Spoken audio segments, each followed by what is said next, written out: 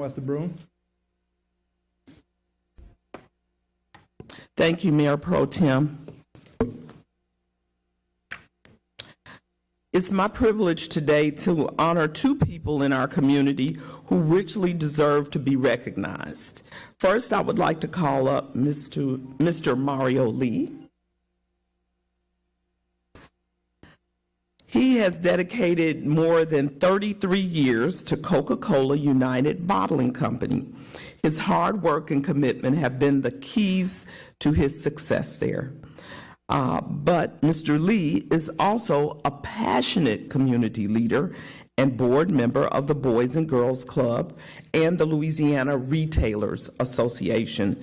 His dedication to serving Baton Rouge has been demonstrated through his involvement with a number of organizations, including 100 Black Men, the Hispanic Chamber, East Baton Rouge Cleanup Projects, 225 Fest, Big Buddy, our local food bank's Red Bag, Book Bag giveaways, among others. And Mr. Mario Lee has led Coke United's Pay It Forward intern program for 8 years. His commitment to his community and his professional excellence make him a valuable presence in both the corporate and civic landscapes of Baton Rouge. I want to thank you, Mr. Lee, for all that you have done and still do for our city and parish. And so we are blessed by all of your work and your dedication, and it gives me great pleasure to present this certificate of commendation for all of the work and service you have done with great gratitude and appreciation.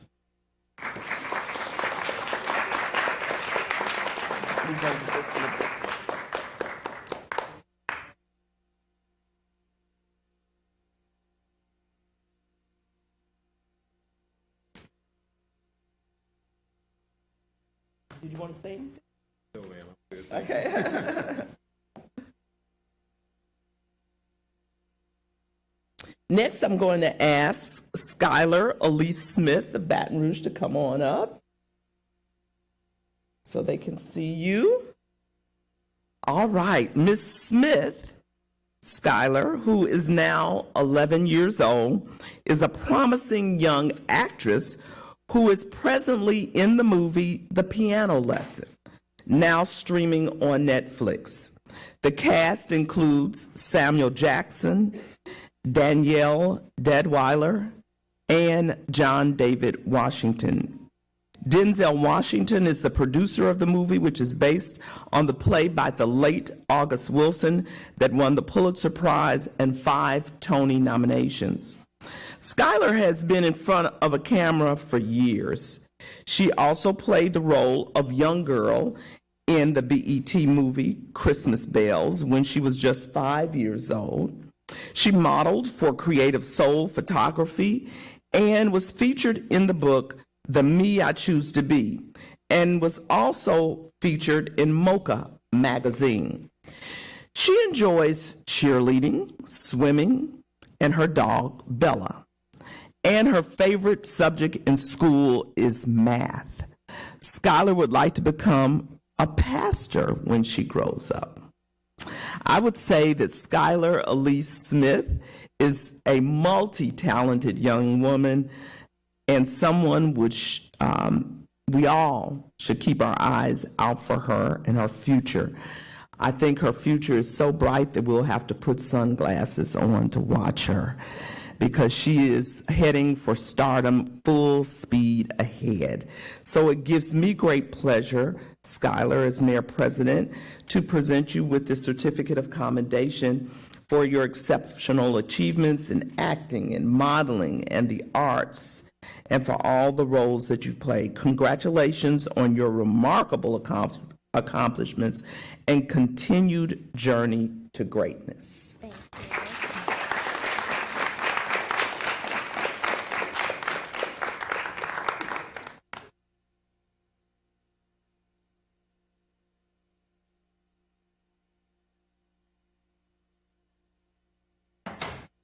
Would you like? Okay. Everybody's speechless today. Okay, she's ready. She here?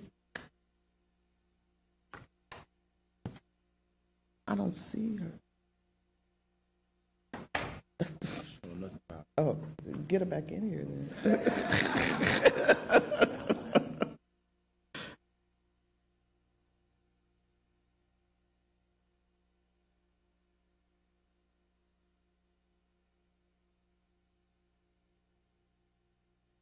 How you doing?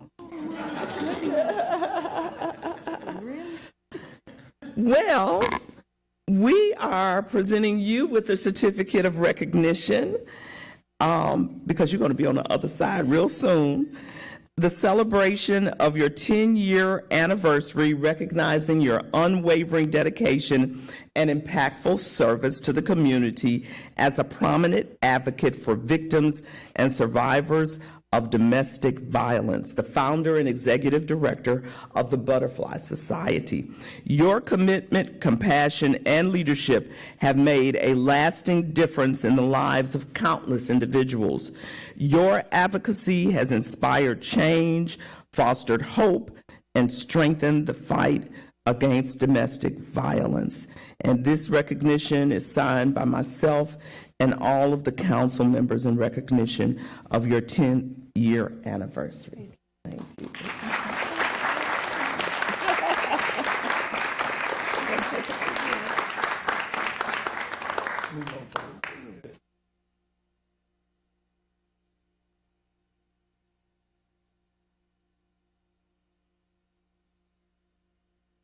You want to say a few words? Nobody wants to say a few words. Mr. Pro Tem, you want to say a few words? Yes. I am really caught off guard, as you can see. Thank you so much to Mayor Sharon Weston Broom for always supporting the Butterfly Society and believing in it from day one.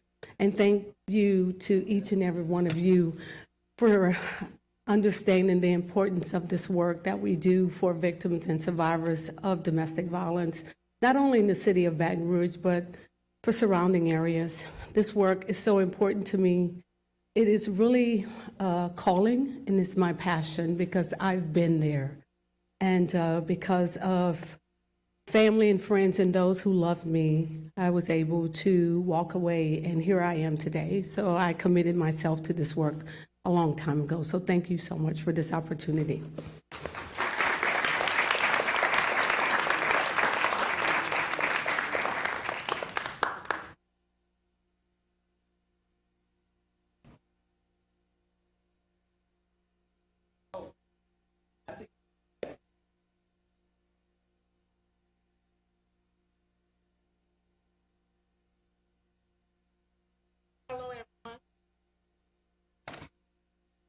World of trouble here with this presentation, but I thank you, Mayor, for cooperating. I'm trying to do too much today, too much. I'd like to say hello to everyone. We wanted to do this presentation to Tawana because I wanted to do it back in October, but she didn't want to mix up anything with the, I've been running with the with the election. So I got one on her. We got one on her. And we would just like, we appreciate your work and all that you do. And I especially appreciate all that you've done for me. You made me look good. And we've had a good time doing that. So I'd like to present this to you from Councilwoman Pat Derizette. About 30 more days, 29 seconds, 1 minute, and tell you how I appreciate you and continue the good work. Thank you. You got one on me. Thank you. Thank y'all for your patience. Next, we have a presentation by Councilman Darrell Hurst. Good afternoon, everyone. Today is a special day like we've seen several times in this chamber. And I tell everybody it's two programs that we continually honor because they are amazing in what they do in terms of preparing their kids for battle and then competing on the field or court. And Glen Oaks Park Elementary School has done it again, y'all. Several years in a row, we've invited their sports teams and programs down to ensure that these kids know how important sports is, along with academics, because the intangibles that you get from sports prepares you not just for the working world, for family. It prepares you for life. The thing about sports is that you can plan a play when you're on the field, something changes. And you have to be able to make an audible. Same thing happens in life. You can work all week, and then things that are unexpected happen on game day. And the biggest thing that you learn how to do is take a loss. And being able to accept rejection in life, which is what sports teaches from an intangible standpoint, is something that allows you to bounce back.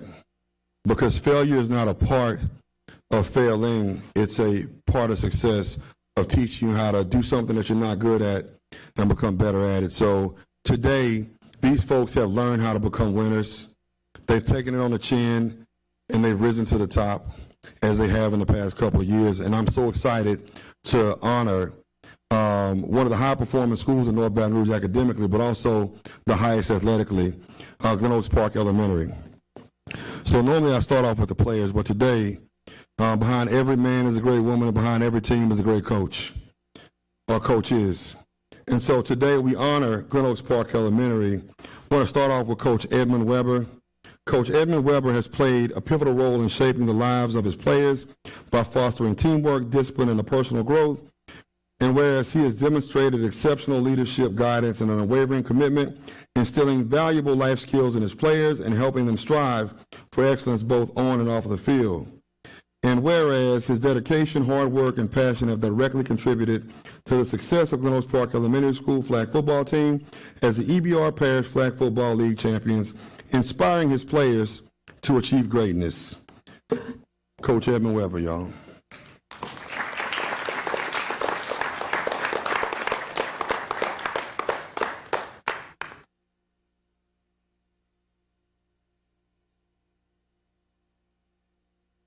Next, we have Coach Daniel Fisher.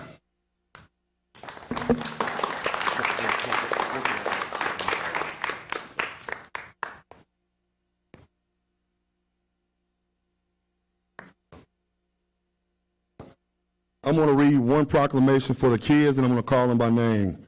This first one goes to Colby Abbott, whereas he has shown remarkable skill, determination, and sportsmanship as a member of the Glen Oaks Park Elementary School flag football team, and whereas he has exemplified the values of hard work, teamwork, and dedication, serving as a role model for his peers and demonstrating excellence both on and off the field, and whereas his individual efforts have been an integral part of the team's success as the EBR flag football team champion, Mr. Colby Abbott, come on inside.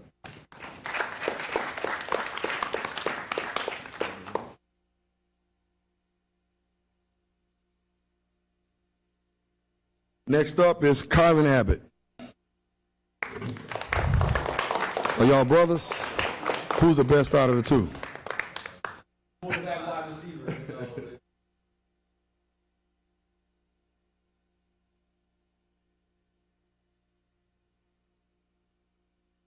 Mr. Layden Brown.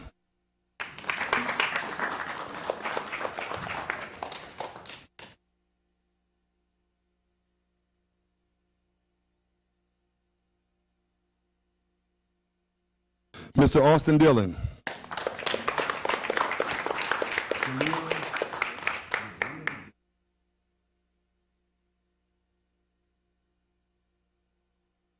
Mr. Tristan Eubanks.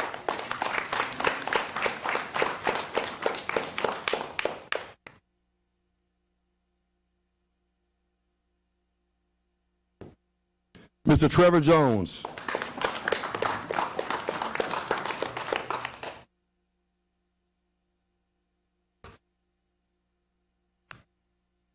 Mr. Braylon Kennison.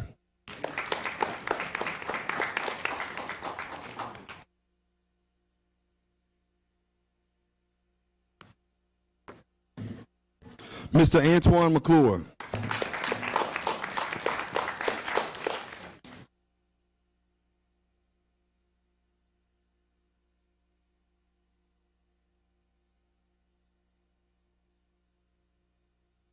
Mr. DeMarcus Moore.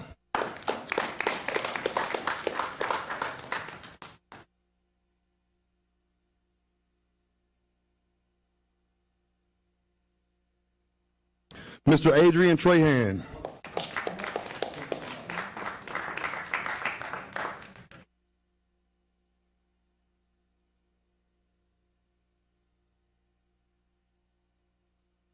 We're going to call him Mr. Smiley. And Mr. Jaden Warner.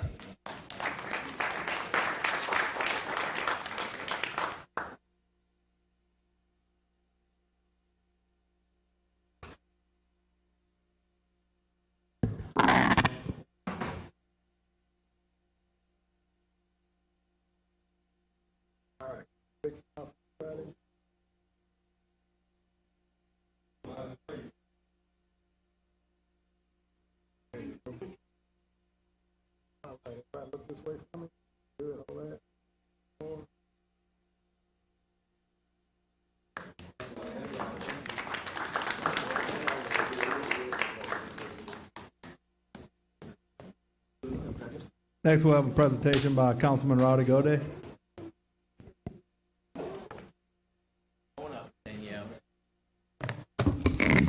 All right, council members, y'all gonna have to forgive me if I show a little emotion today. You hold those. It'll be, it's with mixed emotions that I bring Danielle up because she's retiring at the end of this year, not today, at the end of this year. Council members, I'm going to speak to an audience who knows what a legislative assistant means to us as council members, but more importantly, to the residents of our parish, of our districts and our parishes. Danielle has over 20 years of excellent service to this city parish. And I will say very selfishly, one of the smartest moves I made when I first got elected was to beg her to stay and continue to help the residents of District 3. And I got many compliments on that decision from the residents of District 3. Not only does she run the office with excellence and professionalism, not only does she handle the calls that come in, the emails that come in with efficiency and with compassion. Most importantly, she facilitates and strengthens the connections with residents. She helps residents to get an understanding of this local government. She helps residents to get answers within this local government. And that goes a very long way when someone reaches out to a council member's office. And so I have very mixed emotions about the end of this year, but I am thrilled for her personally.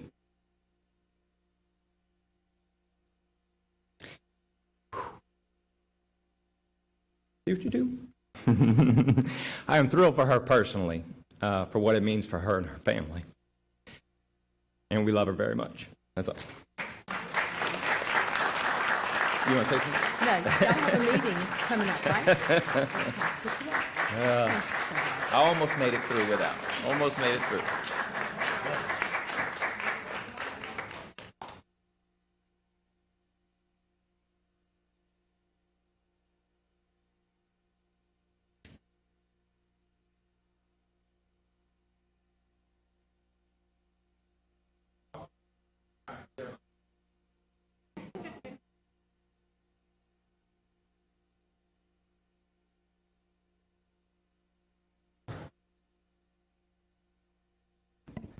Next, we'll have presentations by Councilwoman Shauna Banks.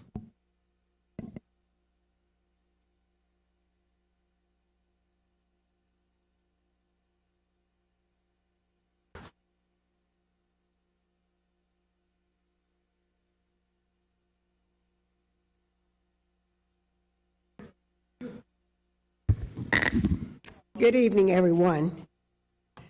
Today, I want to make a special presentation to two young ladies that for the last 12 weeks have thoroughly impacted my life as it relates to my transition into the world of nonprofit organizations and what have you. The first person that I'd like to acknowledge is Jill Rosto. If you will come up, Jill. Jill is Executive Director of the Louisiana Alliance for Nonprofits. And I have met with her every Wednesday along with, was it 20 other?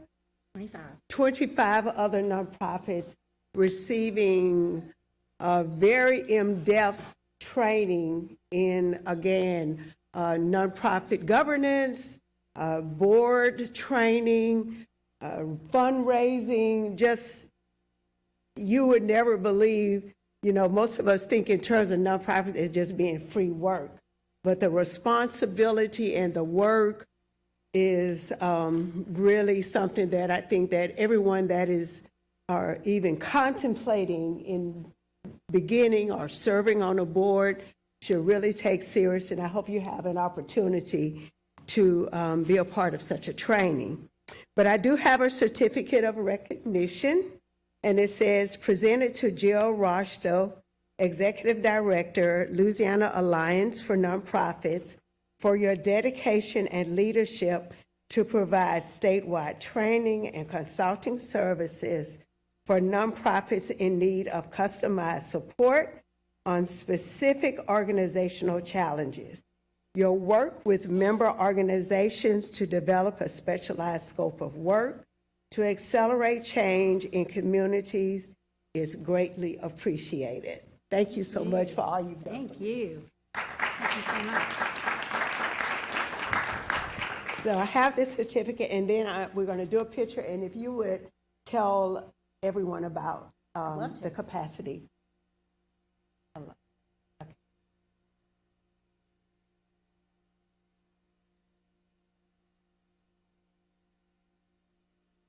Okay. Thank you so much. This is an honor to be here. We are very proud of our program, a capacity building program that we do. As Councilwoman Banks said, put 25 organizations through every fall. They have one or two attendees from their organization come, and it's really a capacity building program. She's doing great work with the Scotlandville Community Foundation.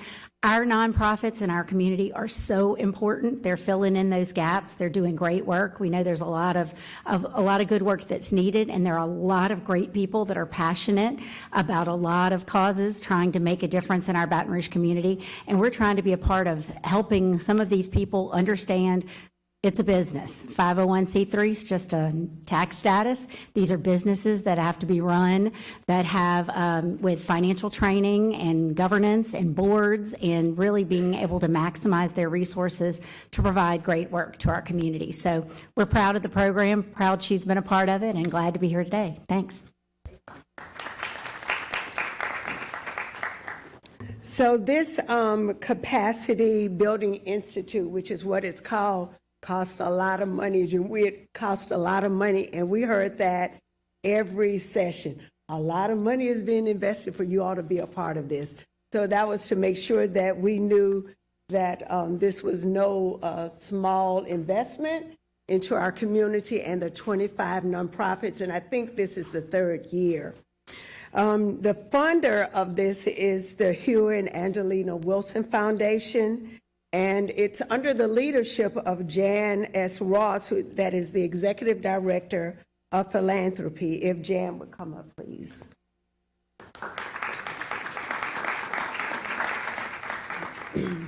Thank you. And so I have a certificate of appreciation presented to Jan S. Ross, Executive Vice President of Philanthropy, Huey and Angelina Wilson Foundation, for providing funding for the Capacity Building Institute, where nonprofit organizations in Greater Baton Rouge gain extensive knowledge, tools, and connections to become effective in communities and to help organizations grow. Thank you so much, Jan. Allow me to be a part of it.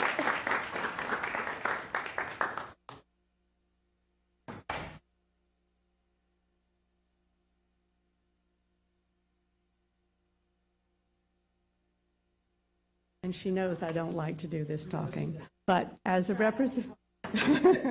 As a representative of the Wilson Foundation, of the Wilson family, our purpose is to invest in our community, to really uplift those that are disadvantaged. And so we work along with you all as the City Council in really investing in the community. And for the foundation, we recognize that without strong nonprofits, we wouldn't be able to do the work that we do.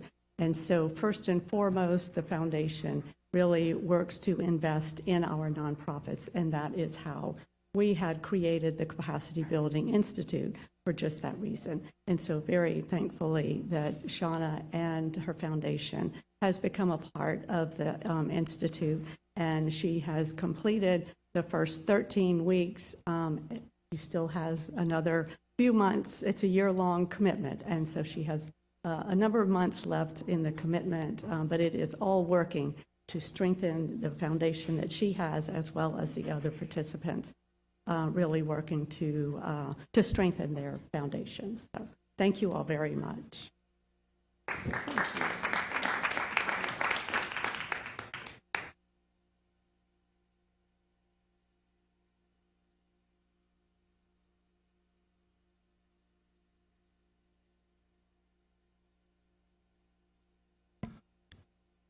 Next, we'll have presentations by Councilman Cleve Dunn Jr.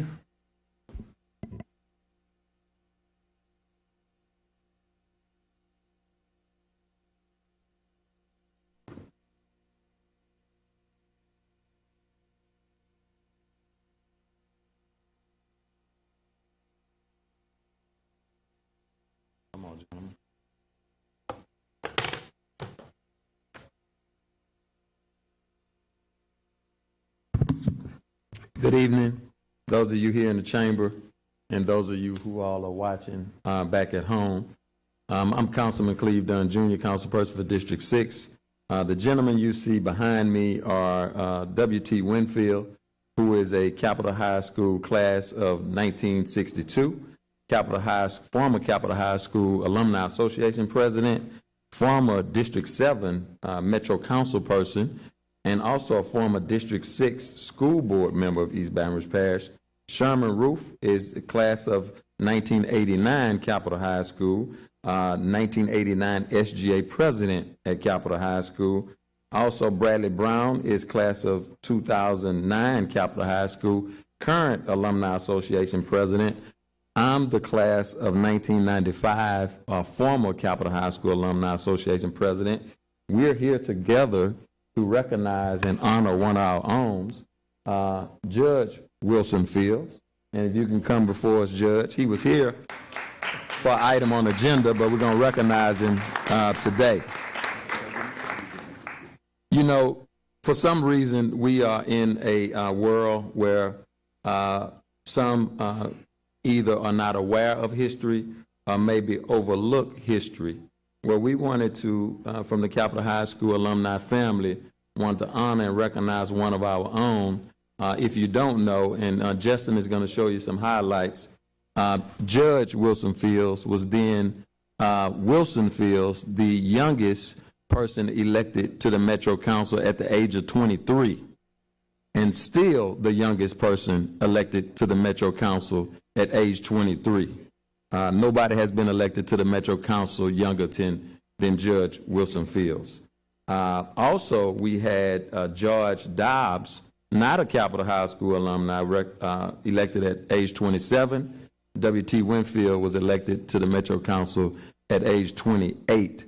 Just wanted to put that history out there for the record books. You can see some of the images of Judge Fields and as he entered into the chamber and worked with the mayor at the time, Mr. McHugh, and others. But we wanted to honor and recognize him for his service, not only in this capacity, but Judge Fields went on to serve after being District 5 council person, also a senator in the state legislature in District 15, and he now serves in the 19 JDC. So we want to honor and recognize him and give him an opportunity to speak. I have a proclamation here for him, which I will not read in the sake of time, but I want to give him an opportunity, and we want to give him his flowers while he's here.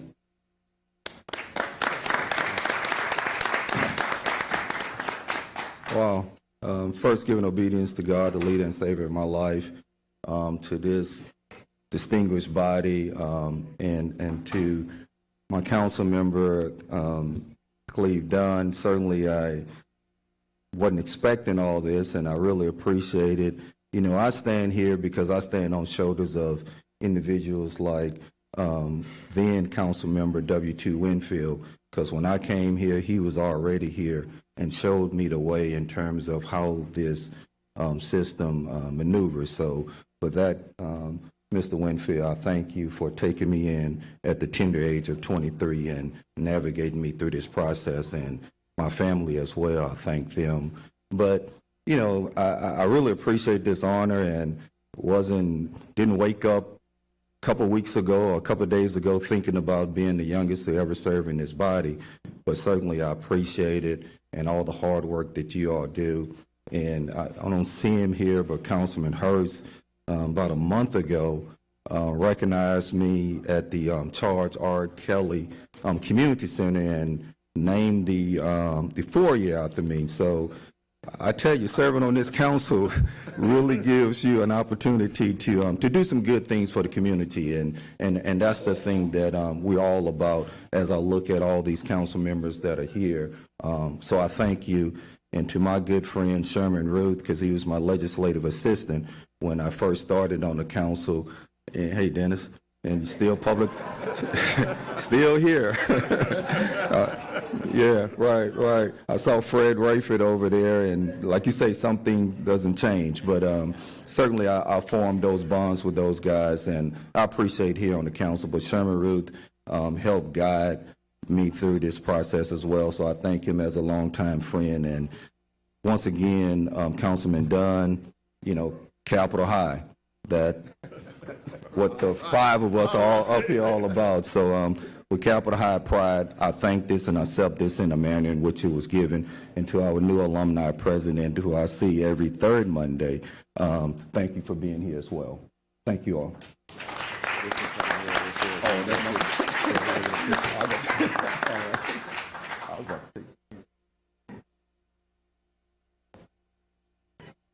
All right. Get a big smile from everybody. All right, good. Look straight this way. All right, big smiles, hold that. Good. 3, 2, 1. All right, couple more like that. All right, gotcha.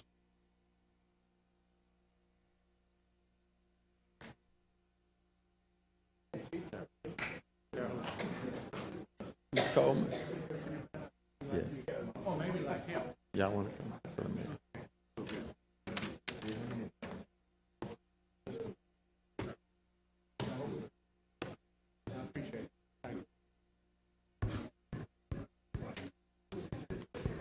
I'm going to ask all my council colleagues that want to join me down here for this one. Councilwoman Coleman is here. Oh, yeah, get that. I'm sorry.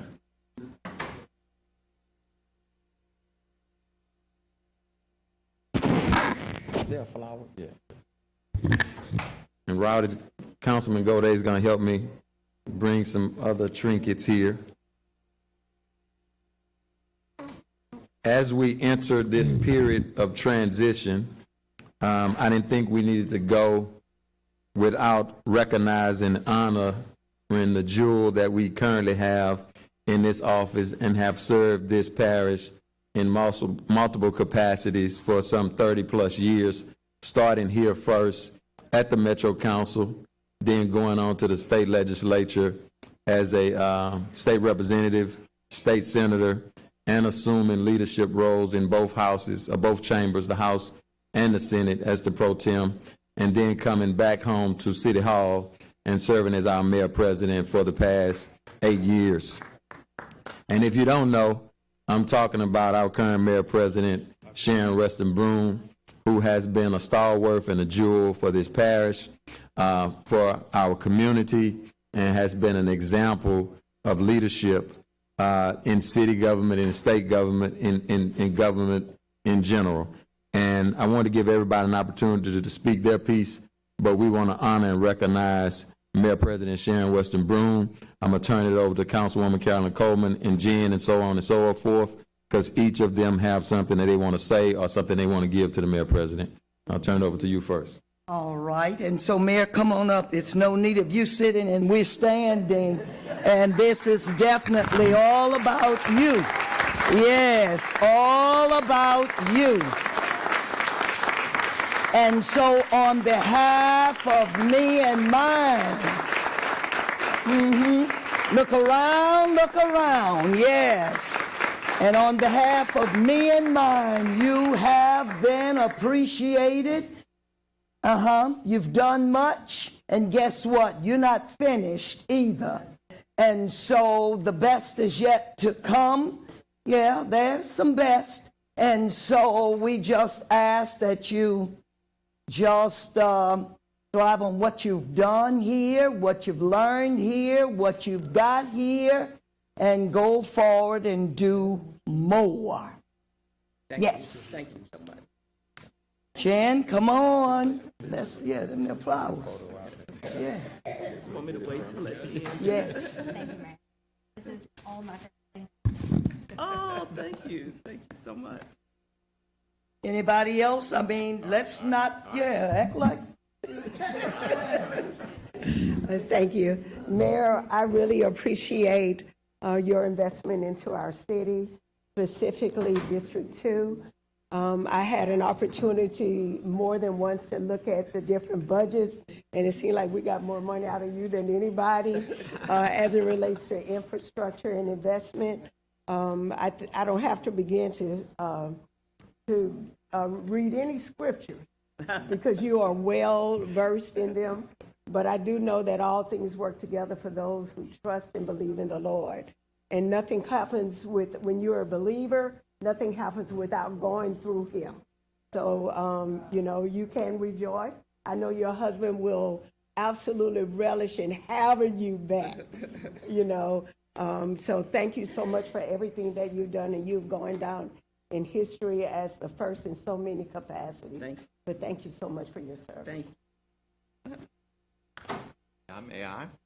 Well, I would be remiss, I'm going to face you, I would be remiss if I did not acknowledge that nearly 3 years of working working with, and working alongside the leadership demonstrated by Mayor President Broom played a significant role in the path that I'm currently on.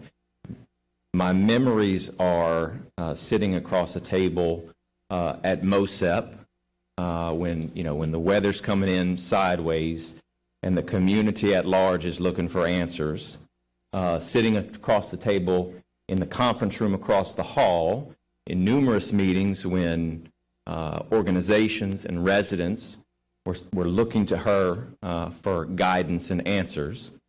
And one particular memory sitting across a breakfast table when I asked her thoughts on leaving her office. Boy, this is twice in a day. Leaving her office and pursuing public office, and the encouragement that she gave me that day. So I am eternally grateful for this Mayor President and what she means to this community. Thank you.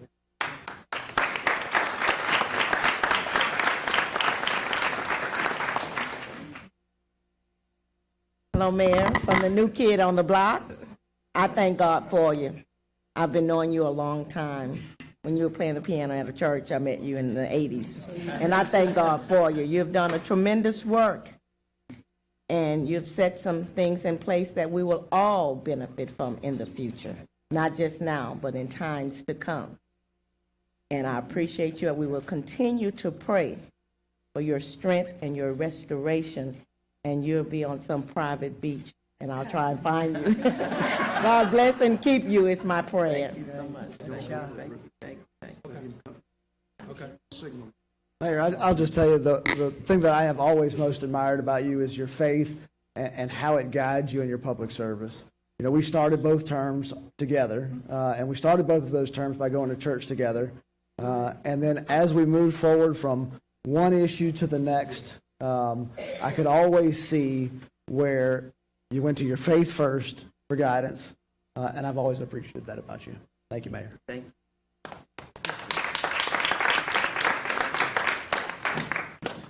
Well, Mayor, I first met you as a young councilman in Zachary when I came to came to the Capitol for the first time and had lunch with you and some of my colleagues.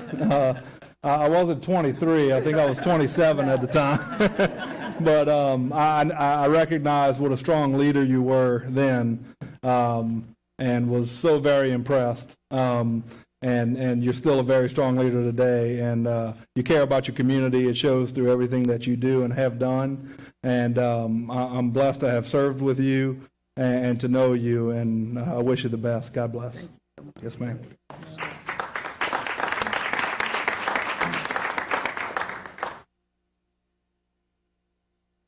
Mayor Broom,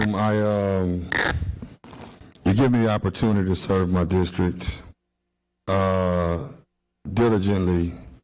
I came to you with one idea that turned into 1,000 ideas and 1,000 more. And through long conversations, sometimes short, you always acknowledge the idea, but at some point down the road, you found a way to help my vision come to fruition. My district is better because of you. My North Baton Rouge as a whole has developed under your leadership, especially Plank Road. A lot of people just publicly say, hey, why don't we get it done? I was like, because we didn't own it. But you fought diligently until we did against the powers that be to start a strategic change that will make a long legacy for you. And then move EBR. When we look at great cities in around the country, it's all about infrastructure and education. And while we are not the education folks, minus Head Start, from what you could do from an infrastructure standpoint, you set us off in the right direction. So we definitely thank you for your leadership, what you do, and your impact will last a long time. Thank you.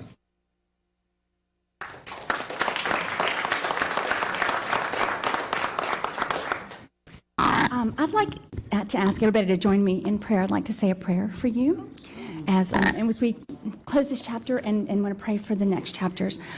Lord, thank you. Thank you, Father, that you allow us, you call us to participate in your work. You call us to fellowship, to friendship, and to service with one another. And so, Lord, I thank you that you called Mayor Broom, that you called Sharon to your service, Lord. And I think she has many times said, speak, Lord, your servant is listening. And so, Father, we lift her up today. We thank you for the gift of her service. We thank you for the gift of her heart for this community, and for the residents, for the future of our city parish, Lord. And we ask that you would continue to guide her. You would continue to bless her. You would continue, when she offers you her hands and her feet, that you would continue to send her down your path on your mission, and that you would bless the work of her hands. And thank you for the gift of all of us being able to work alongside of her. And Lord, we just, we know that more is good to come, Father, because our hope is in you. And Lord, you have never once disappointed us. So in Jesus' name, we ask all of this. Amen. Amen. Amen. Thank you so much.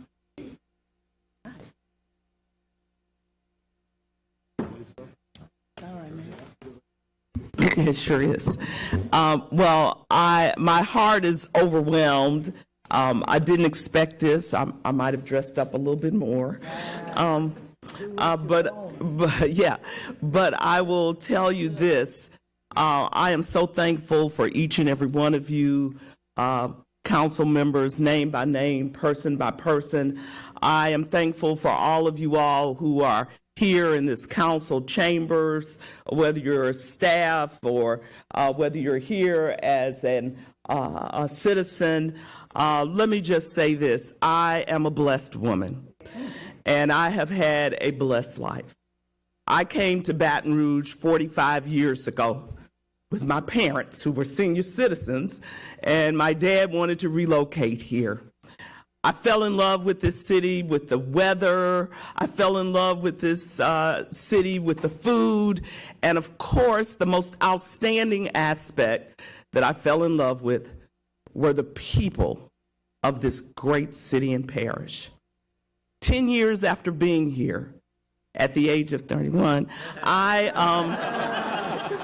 I ran for the Metro Council. You'll see a young picture of me over there on the wall. And I had no idea that God had a long path for me in public service. And you've heard that path. I believe, and I've lived by this, that my life is in God's hands. And so my goal now is to be still, to listen, and see what the next assignment and journey will be. But in the meantime, I want nothing but the best for the mayor-elect, Sid Edwards, for you all as council members, and for this great city and parish. I will continue to work hard in whatever capacity that he leads me in, but please know that I love each and every one of you, and I love this city with all of my heart. And I wish nothing but the best moving forward for this great city of Baton Rouge and parish of East Baton Rouge. God bless you.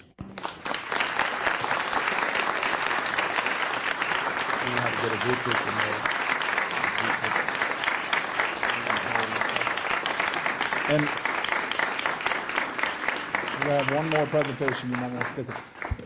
Dennis, do we have anybody else who's wishing to speak or do a presentation? We have somebody? Okay. I thought we might. I think we have one more. We do have one more. Yeah. Okay.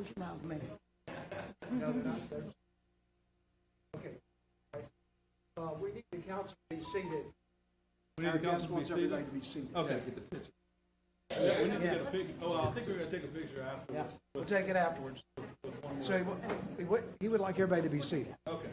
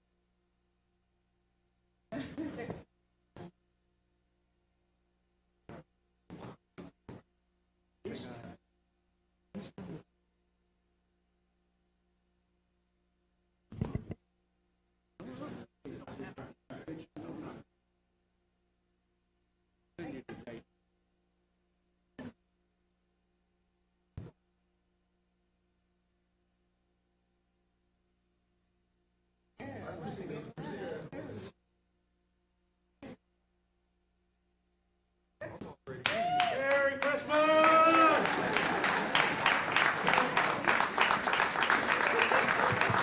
Merry Christmas, everyone. Good afternoon, Metro Council members. I don't know how it's going for y'all today, but I pulled up here. I've got all these reindeer trying to find a place to park. There's some guy in an RV out front, emptying it. I don't know what was going on. I feel like Cousin Eddie was here earlier. But anyway, Merry Christmas to each and every one of y'all. I hope it has been a wonderful year watching each and every one of you. I know what you did. I know what each and every one of y'all did, trust me.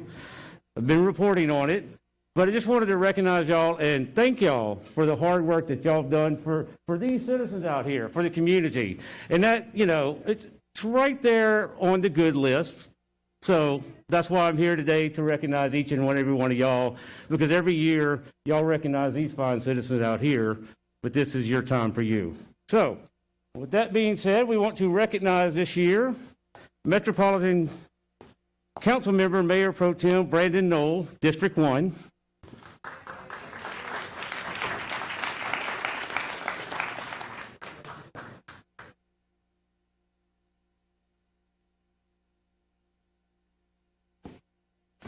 Metropolitan Council Member, District 2, Shauna Banks.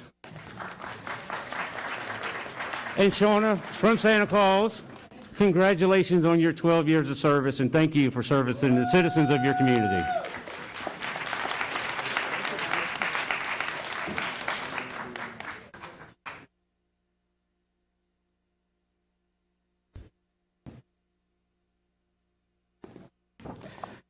Merry Christmas to District 3, Councilman Rowdy Goday.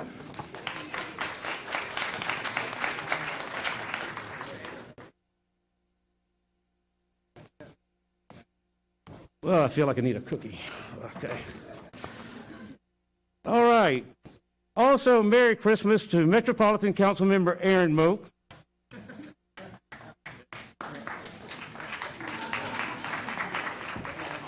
Does he ever show up for anything? Not on time.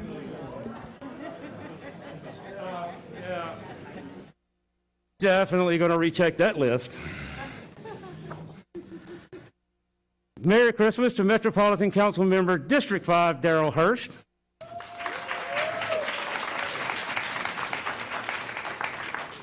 I'm just glad I had enough certificates to print them all.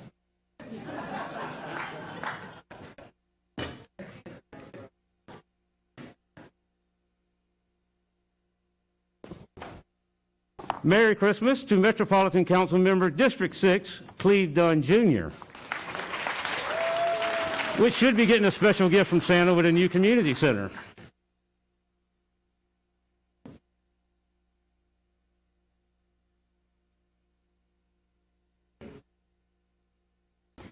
Well, there's a lot of y'all. We're only up to number 7. Merry Christmas to Metropolitan Council Member Patricia Derzan.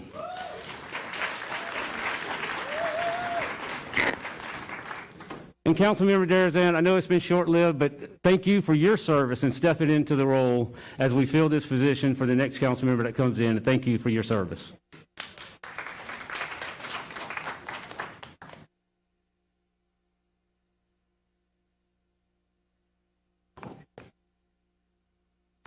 Merry Christmas to Metropolitan Council Member District 8, Ms. Denise Amoroso.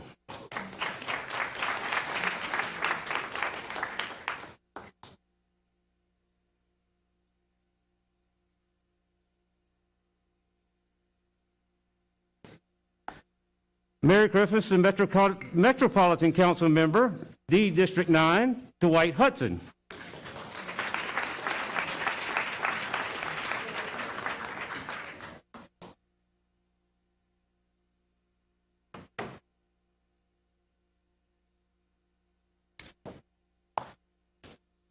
Oh, wait, I'm sorry. It wasn't D District 9. Merry Christmas to the Metropolitan Council Member for the District 10, the Carolyn Coleman.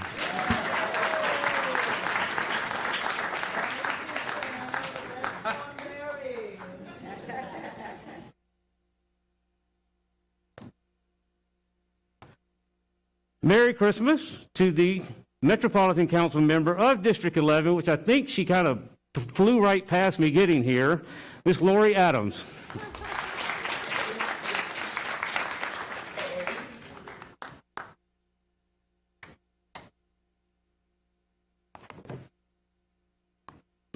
Yeah. Congratulations. Merry Christmas to Metropolitan Council Member, District 12, Miss Jen Rocca. Rocca.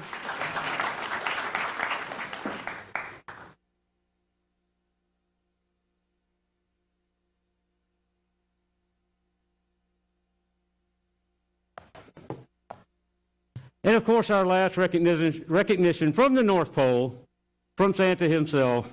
We want to wish a very Merry Christmas to our Mayor President, Ms. Sharon Weston Broom. Merry Christmas and Happy Holidays. And Mayor Broom, over all these years, Santa watches anyone and everyone. I just want to tell you, you have done a wonderful and amazing job. And thank you so much for your service to East Baton Rouge Parish and all the kids. Merry Christmas from Santa.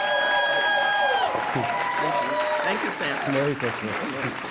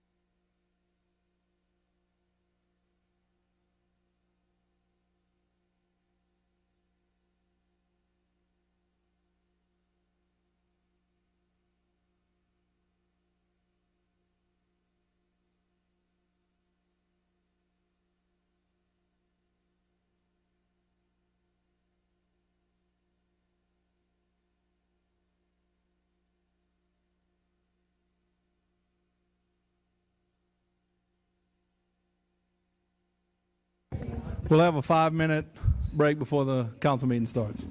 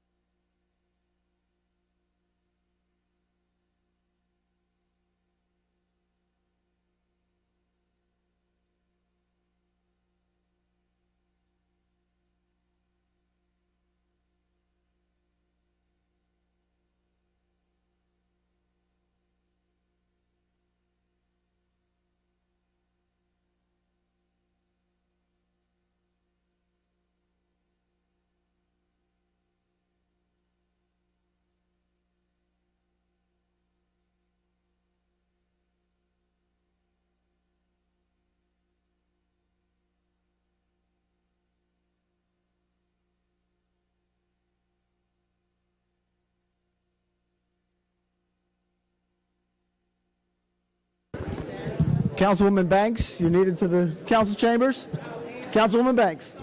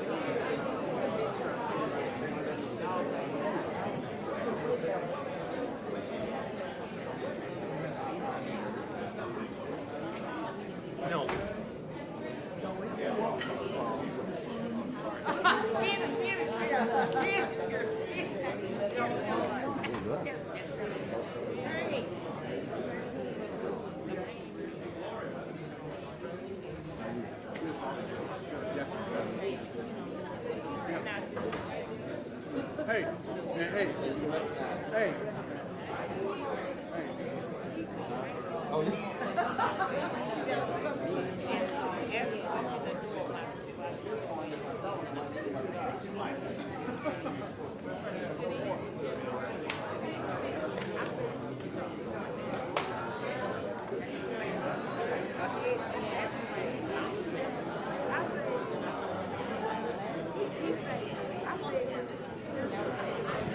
You start banging that gavel.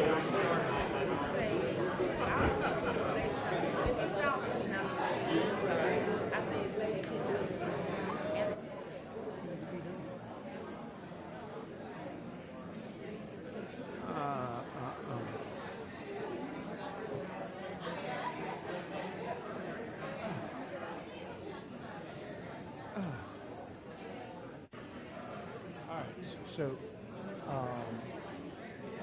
you're coming over tonight for a drink, huh? We're never gonna finish Just finish it up. Finish. Okay, let's get started then. Yeah, sit down once you start. Well, I just hit it about 5 times and just. You ready? I'm ready at any time. Bop it. Hello, everybody. Welcome to the Council Chamber of East Baton Rouge Parish, to our festive Council Chamber. Thanks to Miss Martha in DPW. Merry Christmas to all of you. It's December the 11th, 2024, and believe it or not, just 2 weeks before Christmas Day. Great to have you with us. Thanks for watching all year. At this time, here is the Mayor President Pro Tem of East Baton Rouge Parish, Councilman Brandon Noel. Thank you, Dennis. Welcome, everybody, to the Metropolitan Council meeting this Wednesday, December 11th, 2024. We're going to call the meeting to order. Ashley, do we have a quorum? We have a quorum. Okay, we're going to have an invocation and pledge by the Pelicans, who are going to be escorted by Councilwoman Jen Rocca.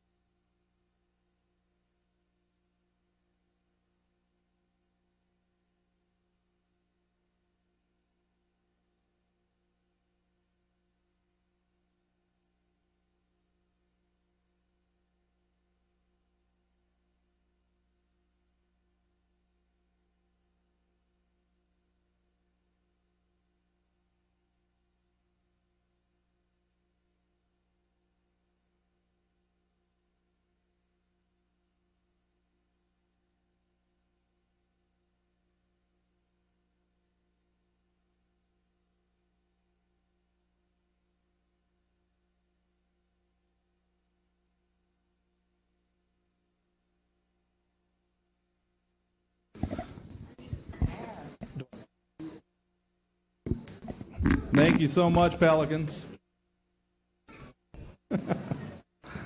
Okay, next we're going to have a point of personal privilege by Councilman Dwight Hudson. Council members, if you would, please join me at the front podium for a special recognition of our esteemed outgoing colleagues, Councilwoman Shauna Banks and Councilwoman Pat Darazan.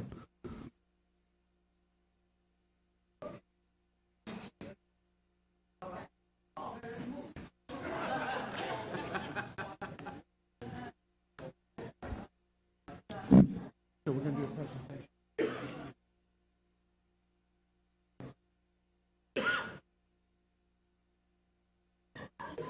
Got a mic, Coach? Yeah.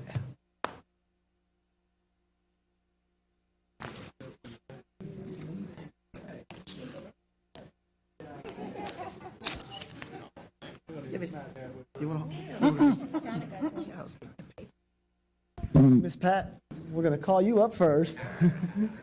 I know that our time with you has been short-lived. You had big shoes to fill in the shoes of Councilman Lamont Cole, but you did it with great esteem. You represented your district well.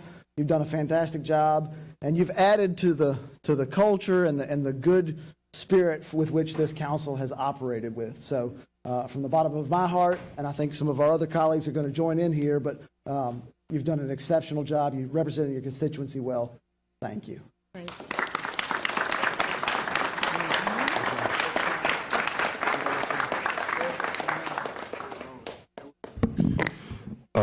Let me tell y'all something. She is not going to stop because she wasn't sitting still before she got here. If you go anywhere in the country where people are making a difference, she shows up. And she's always involved and active. And she spends her time at the best community center in the best district in East Baton Rouge Parish, the Charles R. Keller Community Center. So I look forward to seeing her in the near future along with her sister as they spend time in the best district. Thank you, Ms. Pat, for all that you do. We've enjoyed serving with you, and we know your service won't stop here. Be blessed.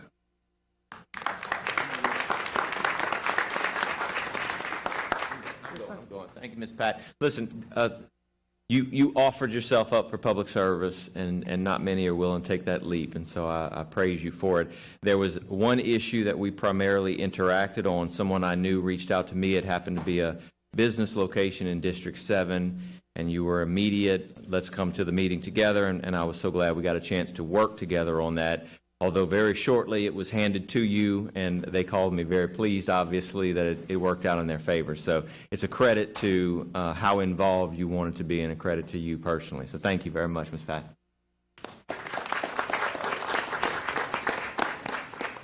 So Shauna, if you would join us. Thank you, Ms. Carroll. I'm having some trouble here. Thank you, Ms. Carroll. Ooh, that's pretty. Shauna, Theodore Roosevelt once gave a speech called The Man in the Arena. I'm going to modify this a little bit for you, but it is not the critic who counts, not the man who points out how strong the woman stumbles or where the doer of deeds could have done better. The credit belongs to the woman who is actually in the arena, whose face is marred by dust and sweat and blood, who strives valiantly, who errs, who comes up short again and again, but there is no effort without error and shortcoming, but who does actually strive to do the deeds, who knows great enthusiasms, the great devotions, who spends herself in a worthy cause, who at the best knows in the end the triumph of high achievement, and you have achieved high achievement, and who at the worst, if she fails, at least fails while daring greatly, so that her place shall never be with those cold and timid souls who neither know victory nor defeat. Oh, wow. Shauna Banks, you know victory. Yes, thank You know victory. Thank you for your service. You've done an extremely good job, and as a council, we appreciate you. Thank you so much.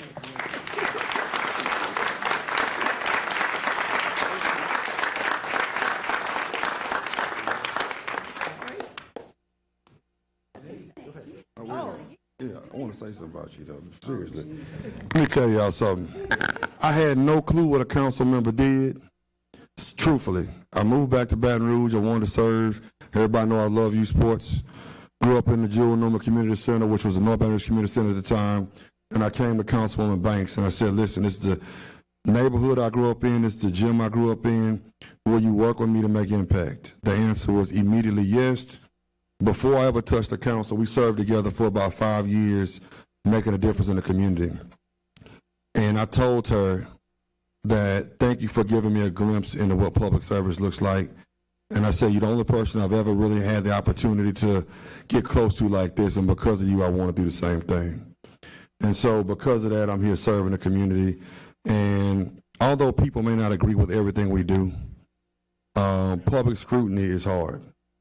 It is extremely hard, you know, and you have done it with grace.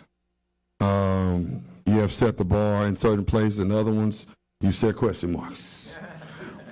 But the bottom line is you served, and we thank you for your service. I thank you for showing me the way, and I pray that God lights your path in the future. Thank you.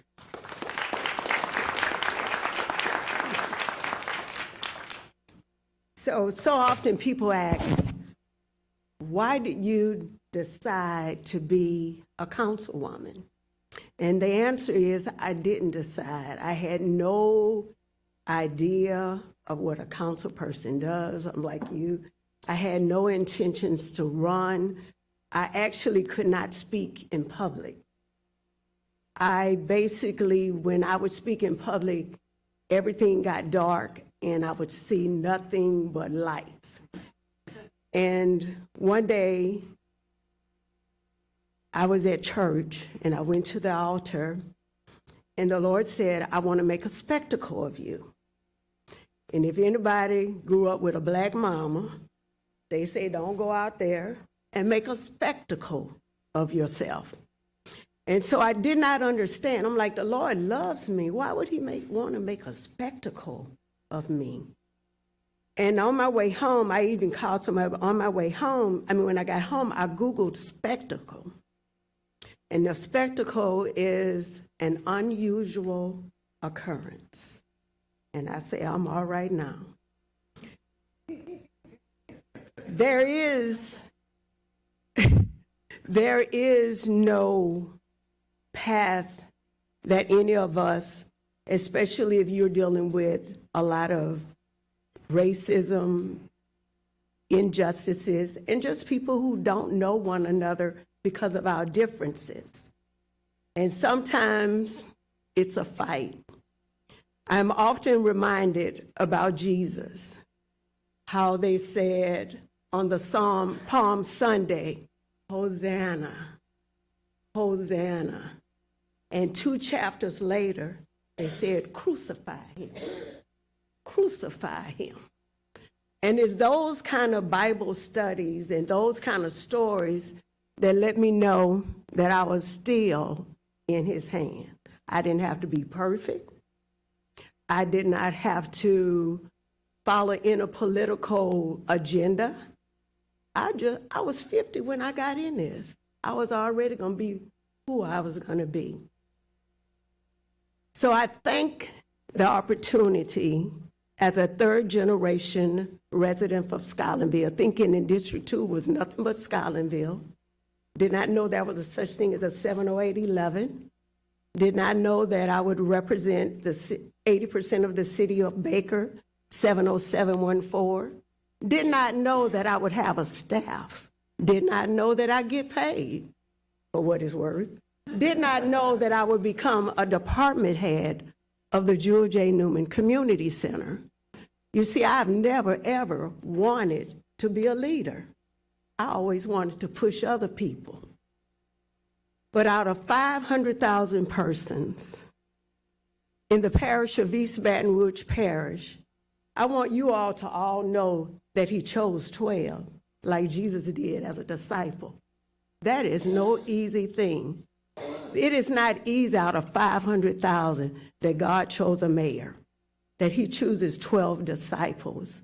So don't take this for granted. And when people say you think you are that, you are, because you were chosen and you decided to serve. I want to thank each one of you all. We fuss and fight, and I know I probably text everybody something ugly, and I call people at 4 in the morning. Am I lying? 2 in the morning. 2 in the morning, 4. Even Lamont said, Lamont said, no more 4 a.m. But when I wait, when I go to bed and I pray and I wake up, whatever is on me, that's what I got to talk about. I got to get it out. But I want to say thank you, God. Thank you for everyone who allowed me in District 2 to serve in this capacity. It was basically because I, born in 1961, having parents born in 1936 and 36 and 37, and grandparents on both sides born in 1919 and 1920, all living in Scotlandville, and me seeing the change and wanting my son, my only son, who I reared in the community of Scotlandville and graduated in 2007, to choose to want to live here. My work is not done. It does not mean you have to have a title. And I'm a watchman for my community. I've been called to do that. So when I pray, that's what's going to happen. And I thank God for giving me and trusting me with the ability to have vision for my community. And no matter where I am, title don't mean nothing. A calling is a calling. So thank you all. Ashley, I love you. Thank you, Justin. Me travel one day and counsel the next, all that.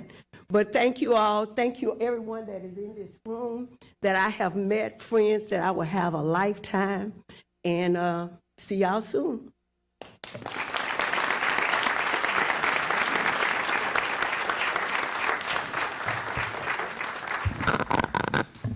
Well, I was supposed to go right before council meeting, but I'll go now since we're here and in this situation here. I would just like to address everyone and tell everyone I thank them from the bottom of my heart, from within all that I have. I'm not going to keep you long, but these things are needed at this time. I was just going about my business one day, going to get me some fuchsia and some orange MAC lipstick. And a call came in. I was at Dillard's. I had just left the dermatologist. I was trying to go get me some lipstick. I was out. I had the empty tubes in my hand, about to get out my car. And the call came. And I said, well, let me tell you what I'm going to do. I'm going to go and do what I was supposed to be doing. And when I come back, I want you to say what you just told me again. And the rest is history. I thank God for that opportunity. I'm not going to hold you long. I just want to be thankful. That little red bag that I gave all the council people and some other folks, that's from me, and a white envelope with some information, some verbiage on it that I want you to take up and read from time to time. I thank God for all things. I thank my parents. I thank my neighborhood, Eden Park. I thank my school. I am very grateful. I never wanted to be into this arena of politics. Never, never, never. I had a career, a good one. I thank my family and my sisters for supporting me. I thank you, Mayor. I thank the council again from the bottom of my heart, letting me come in and be one of your colleagues as if I had been here for many of years. I like the teamwork. Teamwork can make the dream work and come alive for the citizens of this city. I thank the fact finders over there, the hidden figures, the staff, who will bring the facts here to these folks to make the right decisions based on the facts. I thank God for y'all. I thank the staff of each council person for all of their research and the information that they give. And I'm like a preacher, bear with me, this won't take long. Keep smiling, this won't take long. You don't smile, you don't come with me, then it's gonna take me a minute because I'm gonna get nervous, okay? However, I thank everyone. I thank all of the support personnel, the security. I think the people who plan menus, and I just thank everybody. This is a serious business. Yeah. This is no game. We're talking about the lives of our citizens. We're talking about their dreams, their livelihood, their security, their right to thrive, their right to have a life in this city. Teamwork makes the dream come alive. I'm going to cut this short. I had 3 things that just stayed with me during my tenure here. Some items, agenda items. I got some new words and all kinds of stuff. I can talk real intelligent like I know what I'm doing. The council and this legislative body, and everybody's working together, you have a responsibility. When the attorney gave me the oath of office, and I started repeating those, is he here? I started repeating those words back to him and another lady.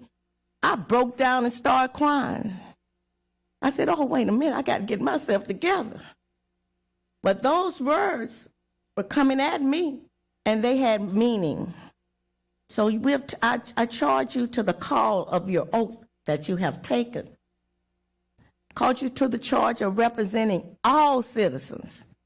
We had an item about the Head Start, or I may not say all of this right, the Head Start, the early childhood and all of that. And we had to find funding and understand funding and get the fact finders, the people that they show up at the end of the year on the Today Show, the people who get all the information. They had to come up, and they came up more than one time. A responsibility to the middle class, or what have you, that middle sector of society, the working class. You got a responsibility to them as well. You got a responsibility to the disabled, the impaired. There's a responsibility. You got a lot on your shoulder. And y'all pray, and we say an allegiance, and we pray. So I don't feel bad, and I don't have to say my views are not the views, like they say on television, not the views of this organization or what have you. But they are, because you pray and you say amen. I watch you. And then we've been praying already. So I don't feel bad anymore. I felt a little bad. And I didn't want to impose anything and be politically correct. So I didn't have to worry about that before August the 14th. But you have for the senior citizens, the Council on Aging had an item, where those are people who have been productive. They have worked. They're retired now. They need some support and service at a different level. You got a responsibility to all those people. So you almost got a responsibility of everybody from the cradle right before the grave. I thought about that this week, right before the grave. And that's just the truth. That's the truth of the matter. I thank God for your citizens and all of the citizens who have come out during this tenure of mine, 5 months, and they have shown concern. They have come up to this mic, not understanding it all, but had the courage to come up and face this body who could help them, or who can try to help them, or defer to the next meeting until we get some more information, then we can help you. I got all kind of new words. I got some stuff on my, okay. But one day, and I'm going to bring it to a close. And I'm from an old Baptist family. My mother was a Baptist minister, and I shared some things with my sister this weekend. So I started acting like my pastor. I'm just going to say this. We are journeying through this land. This is not permanent. This is going to come to an end one day. We have to remain passionate, compassionate, meek, and humble to serve. The greatest among you are the people who serve. That's what Jesus said. Y'all talk about Jesus earlier, so y'all made my way. Y'all opened the door for me. I said, oh, hallelujah. I've been praying about it. But one day there will be no more introductions. There'll be no more adjudications. There'll be no more condemnations. There'll be no more change orders. There'll be no more appointments. There'll be even no more adjoining as we speak. But when we have to give an account and accountability, we want to hear the master say, well done, thou good and faithful servant. So it's no game. It's no play. And it's no play. They don't play. They got some stuff going on up here. They don't play, but it's no game, for a lack of a better word on my end. Come together and serve the people. Continue. I would say continue. And I want to preface that. To serve all of the people. From the infant to right before whatever you have. You want to pretty it up. I couldn't pretty it up. I thought about how you can pretty it up. Right before the grave. Ain't nothing wrong with eternal life. Because this will be over with one day. And we going to give an account. Well, whatever you believe. I saw you say amen, so you believe. I saw it 12. I saw y'all. God bless and keep y'all is my prayer. Kenny.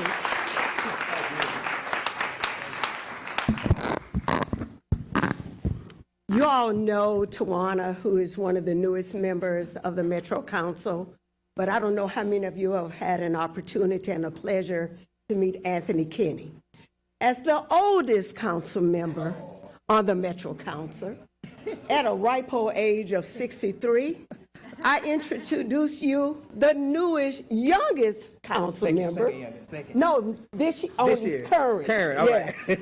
who will serve as the youngest Metro Council for the 25 to 6, 7, 8, 29. Anthony Kenny. You want to say a few words? All right. Okay. All right. First off, I just want to give Councilwoman Shauna Banks her flowers. Let's give her a round of applause. A champion in our community, a champion advocate who has done so many amazing things in our community. Councilwoman Banks, I just want to give you your flowers in front of everybody. Just like Mr. Hurst said, a lot of things you did amazing. A lot of things you may say was a question mark, but everything in District 2, people know you're a champion for this community. And so I want to tell you in front of a public audience that I appreciate your leadership. I always looked at your leadership as something that our community has needed, and we have benefited from your leadership, and I continue and I look forward to continue the initiatives, the projects, and amazing things you champion for District 2. So we move District 2 forward. So thank you so much. Yes, man, I appreciate it. To my future council colleagues, I look forward to working you all January 2nd. It's such an amazing blessing to be voted upon to this very seat. I tell a lot of people, yes, I'm 27 years old, but I do this for every single young person from the time they're eligible at 18 years old to 30 years old, that you can be an elected official in Baton Rouge. You can be a leader and you can get into the fight. Civic engagement does not stop at voting. Civic engagement is an example of running for office in Baton Rouge Parish, and I am excited to say I will not be the last one, and I'm so excited to be a beacon of light for so many young people in this community that they can be a council member, a mayor, a governor, anything that they put their mind to. So thank you so much. Thank you, Councilwoman Banks. I look forward to succeeding you, and I look forward to working with the rest of the council body on January 2nd. So thank you all so much.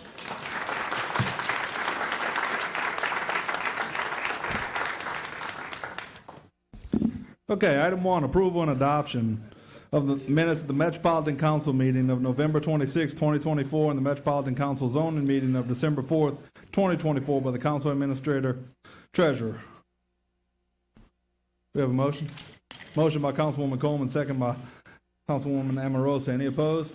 Motion carries. We're going to go to our administrative matters, separate page. We're going to take items A, B, and C together.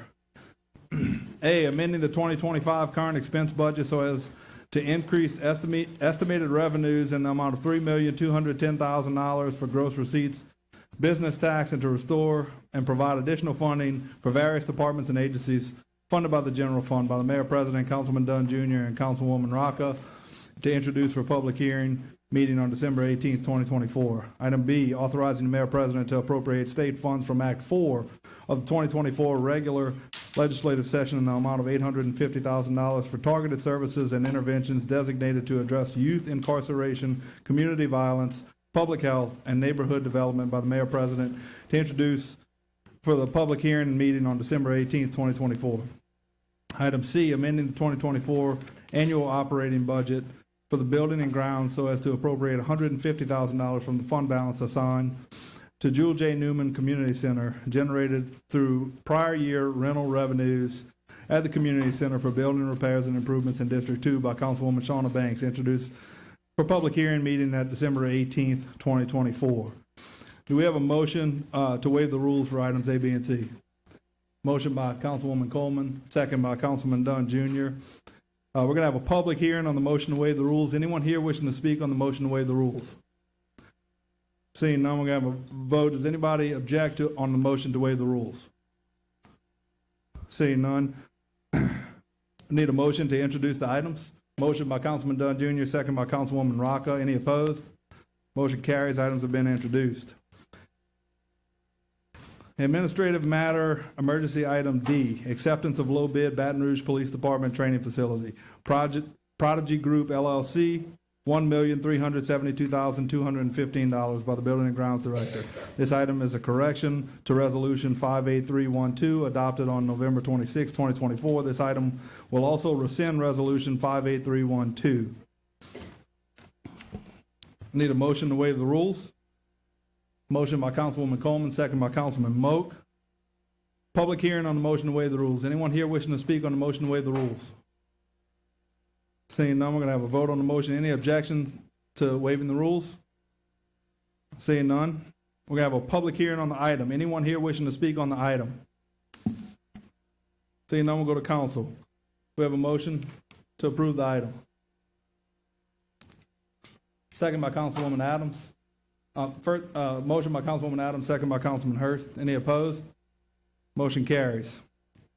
Item E, acceptance of low bid River Center Exhibition Hall electrical feeder, Buffalo Electric, $464,725 by the Building and Grounds Director. We're going to have a motion to waive the rules. Motion by Councilwoman Coleman, second by Councilman Hurst. Anyone wishing to speak on a motion to waive the rules? Seeing none, are there any objections to waiving the rules? No objection. Anyone here wishing to speak on the item?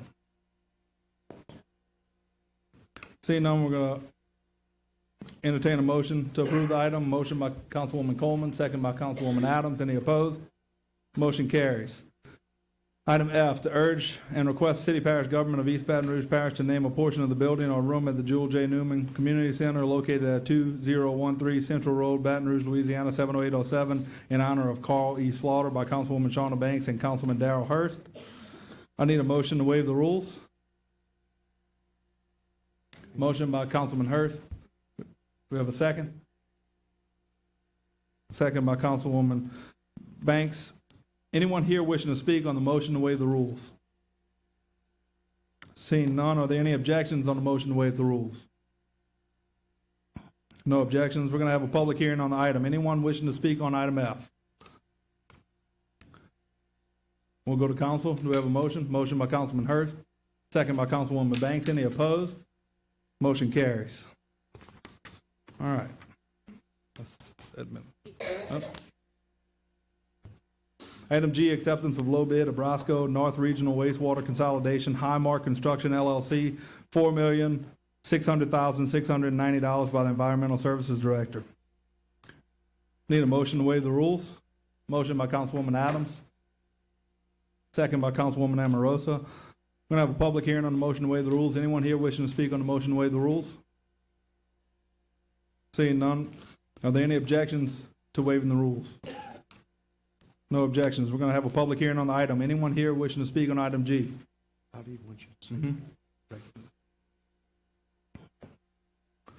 we're going to have a motion on the item. Motion by Councilwoman Coleman, second by Councilwoman Adams. Any opposed? Motion carries. All right. I just want you to say she's here. Did she leave? I think Senator Regina Barrow is with us. Is she still here? Oh. Stepped out with the mayor. Okay. All right, Ashley, can you read introductions, please? Section 2.12, Introductions. Number 2, authorizing settlement of the matter entitled Michael Petrie et al. Versus the City of Baton Rouge in the amount of $70,000 plus court costs in the amount of $402.78 and appropriating $70,402.78 for such purpose by the parish attorney. Number 3, authorizing the mayor president on behalf of the Planning Commission to accept a grant award from the Louisiana Office of Cultural Development in the amount of $33,910 with in-kind contributions of $26,865 for a total amount of $60,775 and to execute all documents in connection therewith by the planning director.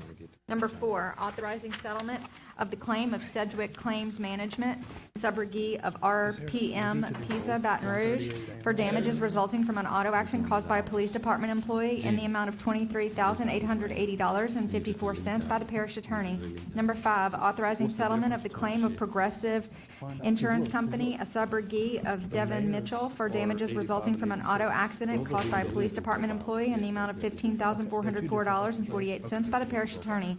Number 6, authorizing settlement of the claim of State Farm Insurance Company on behalf of William and Stephanie Landry for damages resulting from a sewer backup in their residence in the amount of $38,198.69 by the parish attorney. Condemnation introductions. Odessa Dunn, 10551 Bertha Street, Council District 2, Banks. Number 8, Rodall LLC, 8138 Skysale Avenue, Council District 3, Gode. Number 9, Telsmar Aubin, 1036 Rosedale Drive, Council District 6, Dunn Jr. Number 10, Justin Mance, 785 North 25th Street, Council District 7, Darazan. Number 11, DeAndre London, 4611 Fry Street, Council District 7, Darazan. Number 12, Bernadine Wright, 2618 Duke Street, Council District 7, Darazan. Number 13, the estate of Michael Stephen Bryant, 14701 Avalon Avenue, Council District 8, Amorosa. Number 14, the estate of Yvonne Thomas, 1608 Thomas H. Delpit Drive, Council District 10, Coleman. Number 15, Pelican Construction Group, LLC, 1719 Spain Street, Council District 10, Coleman. Number 16, the estate of Moses Wright Sr. and the estate of Bernice Wright, 2642 Erie Street, Council District 10, Coleman. Adjudicated property introductions. Number 17, Lot 35, Part and 36, Square 15, Subdivision Banks, Council District 10, Coleman. Number 18, Lot 13, Square 27, Subdivision Greenville Extension, Council District 7, Darazan. Number 19, Lot 7, Square 51, Subdivision South Baton Rouge, Council District 10, Coleman. Number 20, Lot 8, Subdivision Mamie Ludo Road Track, Council District 1, Knoll. Number 21, Lot 6, Square 4, Subdivision White Plains, Council District 10, Coleman. Number 22, Lot 20A and 20B, Subdivision Bryan Estates, Council District 5, Hurst. Number 23, Lot 23 Plus, Square 49, Subdivision South Baton Rouge, Council District 10, Coleman. Number 24, Lot 16, Subdivision Brookstown, Council District 7, Darazan. Number 25, Lot 19, Square 162, Subdivision South Baton Rouge, Council District 10, Coleman. Number 26, Lot 7, Square 6, Subdivision Northdale, Council District 10, Coleman. Number 27, Lot 4, Square 1, Subdivision Scotlandville, Council District 2, Banks. Number 28, Lot 153, Subdivision East Dayton, Council District 7, Darazan. Number 29, Lot 1, Square 3, Subdivision New Dayton, Council District 7, Darazan. Number 30, Lot 11, Square 9, Subdivision South Baton Rouge, Council District 10, Coleman. Number 31, Lot 316, Subdivision Glen Oaks, Council District 5, Hearst. Number 32, Lot 30, Square East, Subdivision East Glen, Council District 5, Hearst. Number 33, Lot 312, Subdivision Eastgate, Council District 8, Amarosa. Number 34, Lot 2, Square 2, Subdivision Hero Park, Council District 10, Coleman. Number 35, Lot 22, Square 2, Subdivision Hero Park, Council District 10, Coleman. Number 36, Lot 61 and 62, Subdivision Green Ridge, Council District 5, Hearst. All items that require reading have been read, and a motion to introduce all items is in order.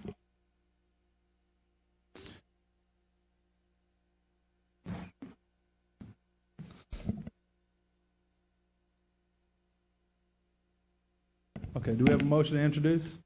Motion by Councilwoman Rocca, second by Councilwoman Amarosa. Any opposed? Motion carries. Okay, we're going to go to our separate sheet for condemnations. DPW recommendations are to proceed with item 58, 60, 61, 63, 64, 66, 67, 68, 69, 70, 71, 74, 76, 77, 78, 79, and 81, to extend 90 days on item 65 and to delete items 59, 62, 72, 73, 75, and 80. Do we have anyone wishing to speak on any of these items? I have Mitchell Connor wishing to speak on item 58. Mitchell.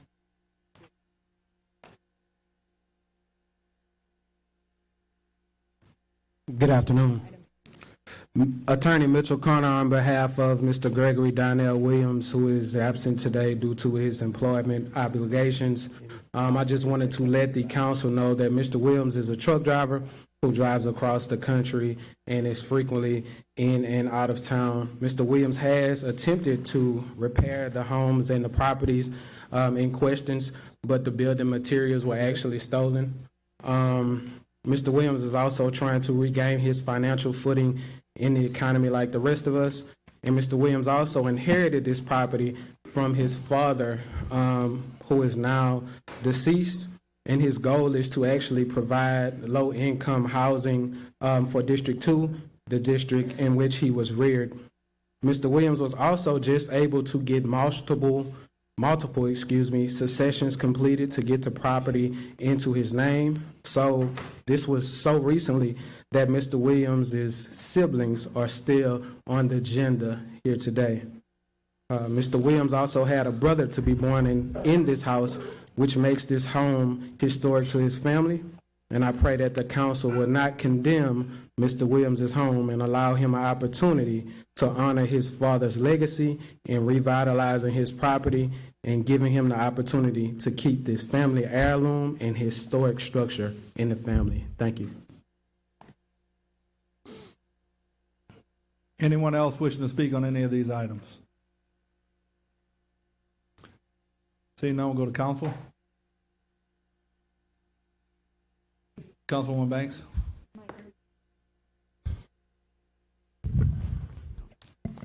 So I know we had deferred it on the 58, and look, I absolutely understand how this go with the succession. After 4 years, my mom's house looks like the day she died inside. But I know, and him working, and him being a truck driver, we did defer from the 25th, so that's October, November. I think we did 90 days. So I'm not sure why it's coming up. No, we did 60 days. I believe it was 90. It was 90? Yes, ma'am. So actually, we deferred it on the 25th. Why it's coming up?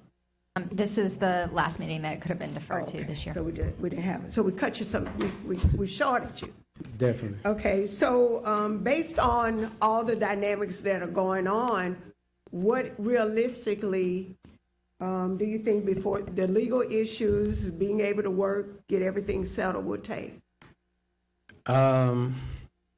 What's the longest you could give? I have to as the, 6 months? no, I can't do that to the incoming council member. Okay. He needs to have an opportunity to engage. Okay.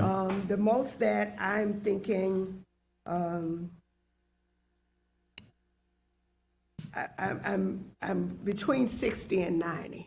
Okay. We can, 90 should be a good start for us. Okay. I'm present more in the Baton Rouge area now going forward, and I would likely be assisting Mr. Williams with the project management on this particular project. So I'm hoping that we'll be able to, move some things along and make the improvements that are needed based on Mr. Williams' financial ability. So does he plan to get a loan for this, or he's trying to do it, a little bit? So as of late, he's been trying to do it himself. As I stated, Mr. Williams did purchase the materials to make the necessary improvements on the home. With him traveling for work and being in and out of town and not being able to be at the home every day, unfortunately, the area that the home is in, It was stolen. It happens all the time. Created an environment. So this is what I'm gonna say. Yes. When this comes up again in 90 days. Yes, ma'am. First of all, I suggest, if you don't have a permit, I suggest you get one. He does have a permit. Okay. Yes, ma'am. And you need to look at how long, the timeline for that. Yes, The ma'am. other thing that, for anybody that's doing work in an area that is suspect, for lack of a better term, if you can't get it all done, at least exterior, you're gonna be rolling around because the windows are gonna get broken, the doors are gonna, I see it all the time. So with you being here, you are gonna have to assist him in trying to do it, but 90 days is what I can give. Definitely. And of course, you'll be getting with the other council member after that. Yes, ma'am. Okay. Thank you, Councilwoman Banks. Thank I you. appreciate it. Thank you, Board. Thank you, C. Motion to defer for 90 days. Any other council members? Councilwoman Darazan, did you have any? 66. 60 days. 66. All right. You want to read those? Councilman Darazan, for you, we have 62 for 30 days. DPW has recommended deleting the item. Somebody else call me. Do you want to go forward with having the item be deleted, or would you like 30 days? 62. You were asking for 30 days, but it was DPW recommended deleting it. You want to keep it as 30 days and keep it on the list? DPW's note says, it just says delete. 30 30 days? days. Okay. Excellent. We got 63 for 30 days, 70 proceed, 75 delete, 76 30 days, 77 30 days, 78 30 days, and 79 30 days. Yes, ma'am. I missed those ones at the end. I got them. 64 delete. 73,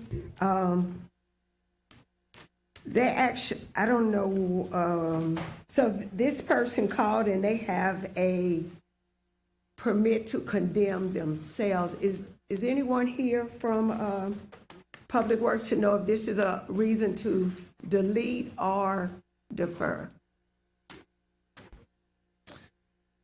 Which item are we talking about? 73. They did present a permit to delete. I mean, a permit to condemn themselves. Is it condemn? So they have a demolition permit, it Demolition. looks like. Yes, Yeah. ma'am. And it's possible that they began, let me see.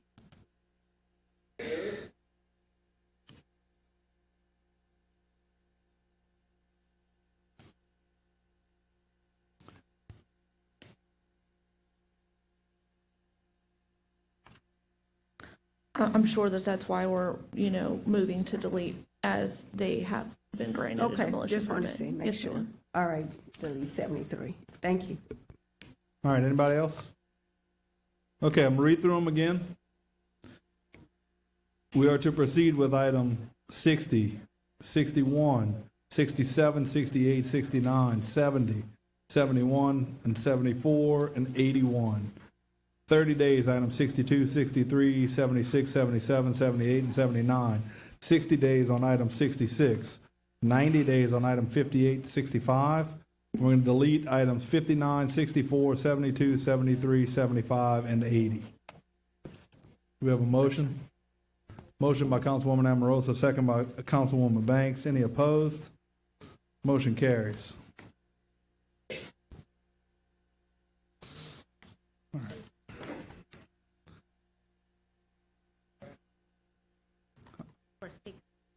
60? Wait a minute, Jeff. Wait a minute.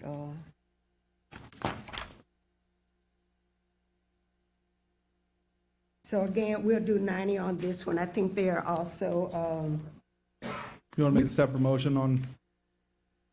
for 60, what did you say about 60? We passed proceeding with 60. You want to make a? So hold 1 minute. Now, have you all gotten a permit yet? No, ma'am. We had the 90 days to correct the issue and clean up the area. Right, that's due today. Yes, ma'am. And we cleaned up the area, and I need to email those photos. Okay. All right. So Shauna, you want to meet with her? We're going to move on and meet with her, and then we can just reconsider the item if y'all want to change it. Let's do that. Ma'am, if you want to have a conversation with the I was going councilwoman. to have her go over the Perfect. Item 82, authorizing the Metropolitan Council to declare lots 48 and 50, Block 12, South Baton Rouge subdivision, municipal addresses 2037 Thomas H. Delpit Drive and 2051 Thomas H. Delpit Drive as surplus property and not needed for a public purpose, and authorizing the sale of the same pursuant to Louisiana Revised Statute 334712 unto 0 Point Southern, Inc. for the sum of $14,400 by the parish attorney. Anyone here wishing to speak on this item? Seeing none, we'll go to council. We have a motion. Motion by Councilman Hurst, second by Councilman Dunn Jr. Any opposed? Motion carries. Item 83, authorizing the parish attorney's office to institute expropriation proceedings and/or to take such other actions as may be required in connection with the acquisition of land necessary for the Move BR Enhancement Project, LA 42 Highland Road at Pico Lane by the parish attorney. Anyone here wishing to speak on this item? Seeing none, we'll go to council. Motion by Councilman Gode. I'm sorry, to defer? For? January 8th.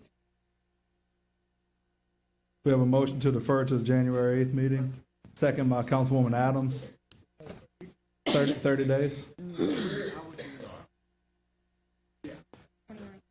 The second meeting in January. Motion by Councilman Gode, second by Councilwoman Adams. Any opposed? Motion carries. Item 84, amending Title I, Chapter 4, Part 3, Division of Purchasing, Section 1701, so as to add subsection J to provide for agreements with qualified group purchasing organizations for purchases and to provide for related matters by Paul Narcisse, Purchasing Director. Anyone here wishing to speak on this item? Seeing none, we'll go to council. We have a motion. Motion by Councilwoman Adams. Councilman Dunn Jr. Yes, Chief, is Chief in? We had a lot of questions and concerns about this item at the last council meeting. I know you had a lot of conversations with us, but I want you to bring some clarity to what this does. Some of the items you purchased, their availability and things of that nature, just to clear things up for the public. Yes, sir. Thank you, Councilman. Appreciate this opportunity. By doing this allows us to reach out to different organizations or different businesses across the country that already have a contract in place to allow us to get some of the equipment that we need within the Baton Rouge Fire Department.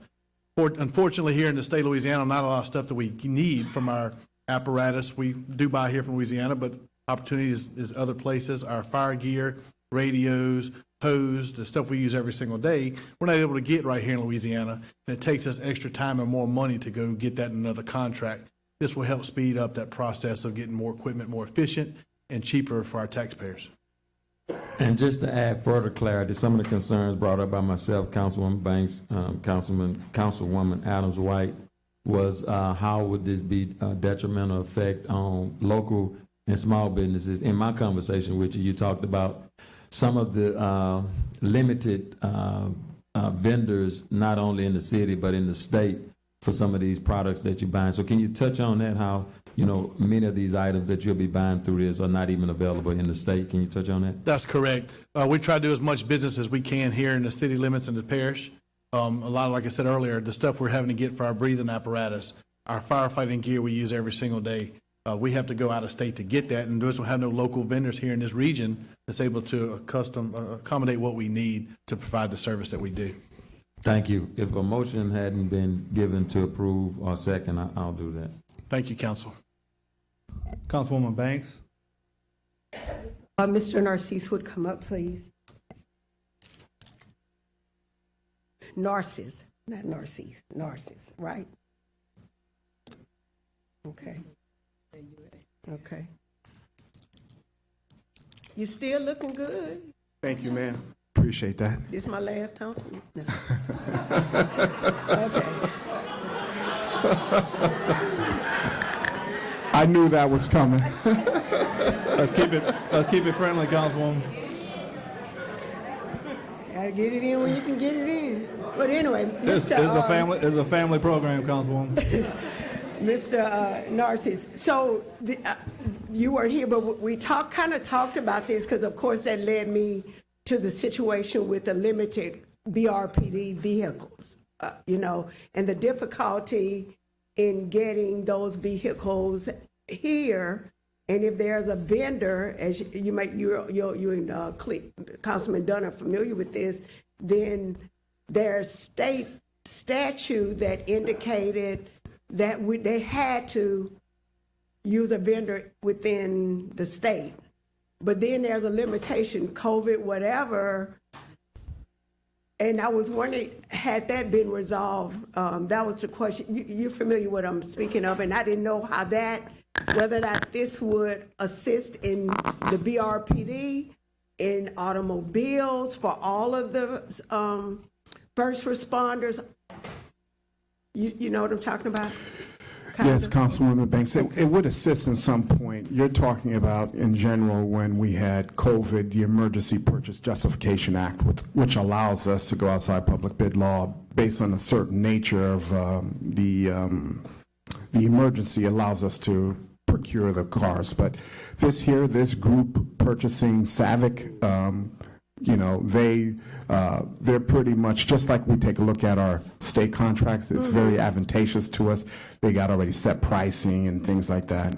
But to allude back to what Mr. Kimball just mentioned, it does give us an opportunity. If there's nothing here, we look here first, then we have a little bit more. We can reach out and procure from there. So is that written in the protocols where you have to, kind of like what they do with DBEs, you satisfy, you show evidence that you've done your due diligence and came up with nothing? Because I'm thinking about the vendor in California who want to get to BRPD, but if I recall at the end, that still was not possible. Is that accurate? Are you talking about in regards to the dealer license or distribution? In selling these cars, they have to have a state license based on the state statute. Is that what vendor? That's correct. Yeah. Yes. So if there is no vendor in Louisiana that can supply the cars, what needs to happen, because they aren't able, the departments aren't able to get what they need? So what we do in general, from a purchasing perspective, we reach out to the Attorney General. We present the case. We allow them to know, hey, listen, based on the state statute, we need this. What can they do to amend it? So has that been done? We've actually sent some notes out to the person I mentioned to you as well. Not yet, to my knowledge. So do you as a department head have to send that to the Attorney General? The administration in general. Yeah, okay, but it just hasn't been done? Not yet. Okay, And is that in any way, can this kind of legislature be, first of all, do you have to get approved by, does it have to go back to the state? Yes, ma'am. That is the answer? That's correct. Or just the Attorney General giving a waiver, for lack of a better term? To my knowledge, it has to go back to the state. Okay. So first they need, so the next step, because it's been a while, you all need to send a letter, Attorney General, get everything, and then find someone to sponsor it. Is that correct? Present our case, correct. Gotcha. All right, thank you so much. You're welcome. Councilman Moak. Thank you. Chief, can you come up? You can stay there for a second also, please. Mr.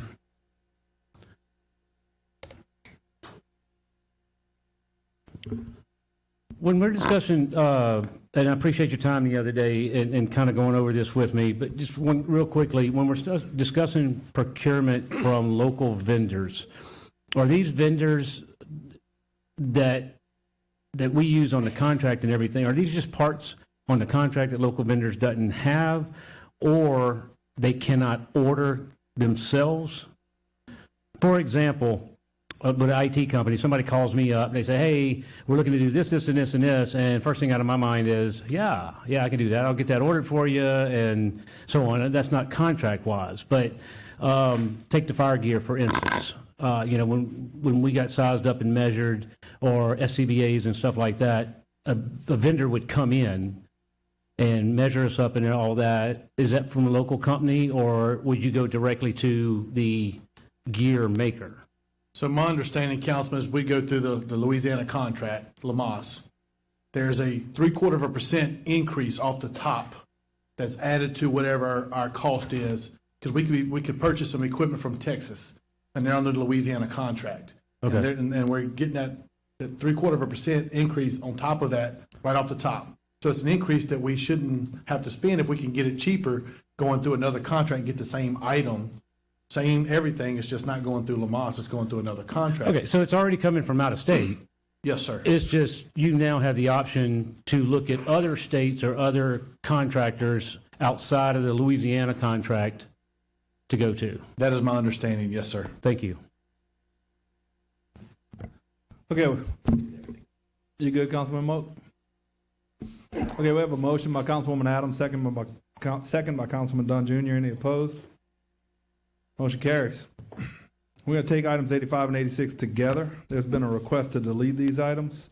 Enacting an ordinance and authorizing the mayor president to execute an agreement granting to Entergy Louisiana LLC the right, privilege, and franchise for a period of 41 years to lay, maintain, and operate mains and pipes in, under, along, and throughout the public streets, avenues, alleys, roads, highways, and other public places of and within the unincorporated areas of East Baton Rouge Parish for the transmission, distribution, and sale of gas, providing regulations and conditions of the exercise of said right, privilege, and franchise, and penalties for violation by office of the mayor president. Item 86, enacting an ordinance and authorizing the mayor president to execute an agreement granting to Entergy Louisiana LLC the right, privilege, and franchise for a period of 18 years to lay, maintain, and operate mains and pipes in, under, along, and through the public streets, avenues, alleys, roads, highways, and other public places of and within the unincorporated areas of East Baton Rouge Parish for the transmission, distribution, and sale of electricity, and providing regulations and conditions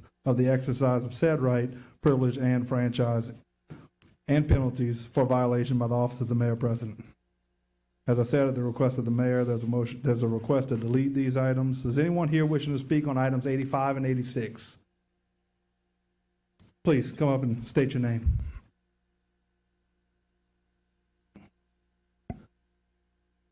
Good evening, Council. My name is Michelle Berg. I serve as the Vice President of Customer Service for Entergy Louisiana.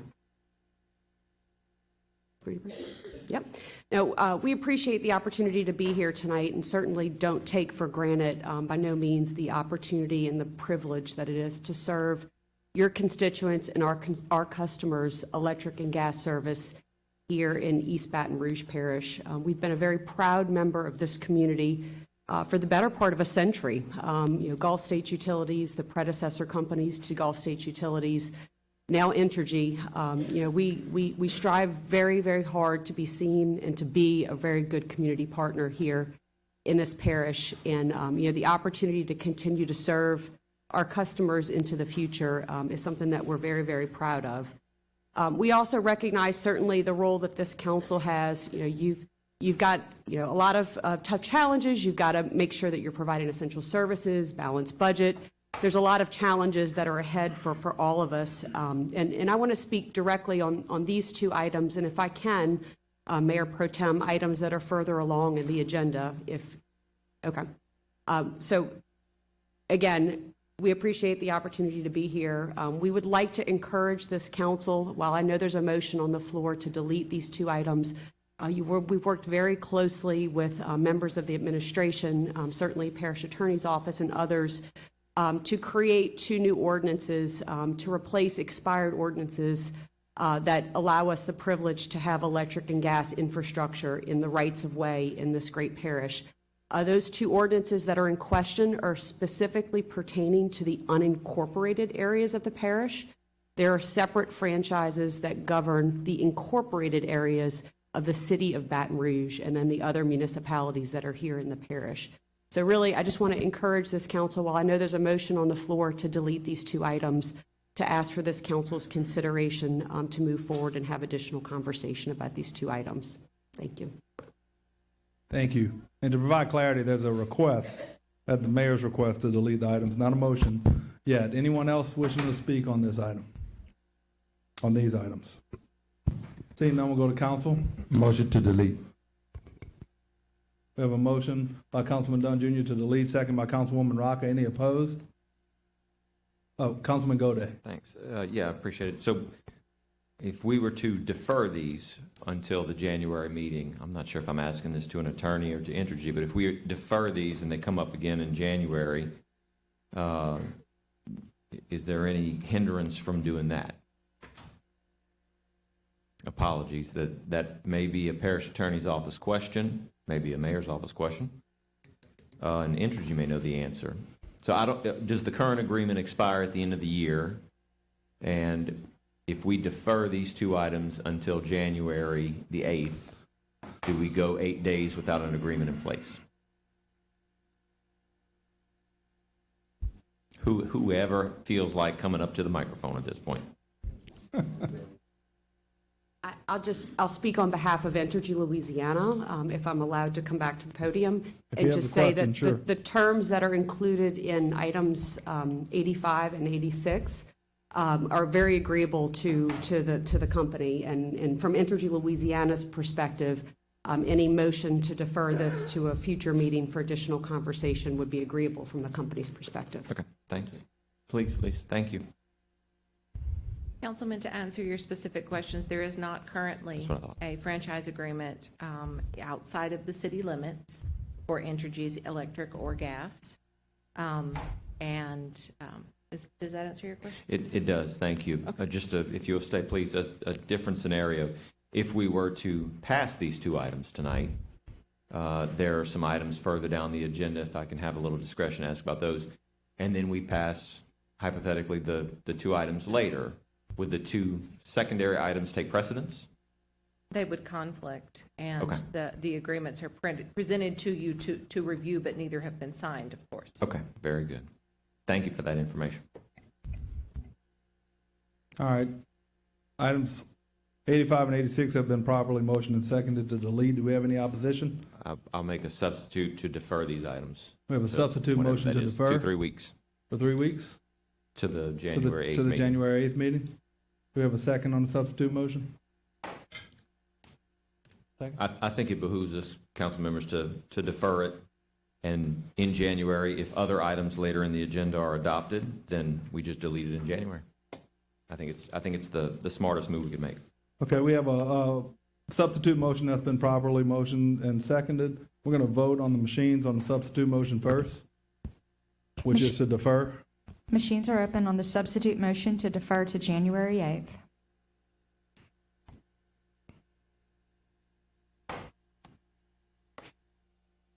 Motion fails. Now we're going to vote on the original motion. We're going to vote on the machines. Machines are open on the motion to delete items 85 and 86.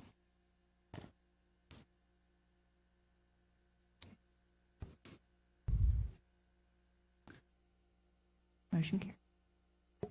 Okay, we're going to jump to items 138 and 139 dealing with the same issue. We're going to take them together. Item 138, enacting an ordinance and authorizing the mayor president to execute an agreement granting to Energy Louisiana LLC the right, privilege, and franchise for a period of 30 years to lay, maintain, and operate mains and pipes in, under, along, and through the public streets, avenues, alleys, roads, highways, and other public places of and within the unincorporated areas of East Baton Rouge Parish for the transmission, distribution, and sale of gas, and providing regulations and conditions of the exercise of said right, privilege, and franchise. Throughout the term of this agreement, Energy Louisiana LLC shall pay to the city parish as compensation for the city parish right-of-way a franchise fee equal to 5% of the gross revenues. Franchise agreement shall be approved by the Office of the Parish Attorney to form and legality by Councilman Cleve Dunn Jr. and Councilwoman Jen Rocca. Item 138, enacting an ordinance and authorizing the mayor president to execute an agreement granting to Energy Louisiana LLC the right, privilege, and franchise for a period of 30 years to lay, maintain, and operate mains and pipes in, under, along, and through the public streets, avenues, alleys, roads, highways, and other public places of and within the unincorporated areas of East Baton Rouge Parish for the transmission, distribution, and sale of electricity, and providing regulations and conditions of the exercise of said right, privilege, and franchise. Throughout the term of this agreement, Energy Louisiana LLC shall pay the city parish as compensation for the use of the city parish right-of-way a franchise fee equal to 5% of the gross revenues. Franchise agreement shall be approved by the Office of the Parish Attorney as to form and legality by Councilman Cleve Dunn Jr. and Councilwoman Jen Rocca. Anyone here wishing to speak on items 138 and 139? Yes, ma'am. Please state your name for the record. Good evening once again. Michelle Berg, Vice President of Customer Service with Energy Louisiana. And again, appreciate the opportunity to be here. All the things I said earlier still stand. We appreciate the opportunity to be a part of this community, a very important part of this community, and the opportunity to serve our electric and gas customers here in East Baton Rouge Parish, both within the incorporated and within the unincorporated limits. You know, the compare and contrast between the earlier agenda items and these agenda items, just for the record, is a 5% franchise fee that does not currently get applied to customers that live and do business, our commercial customers, within the unincorporated limits of East Baton Rouge Parish.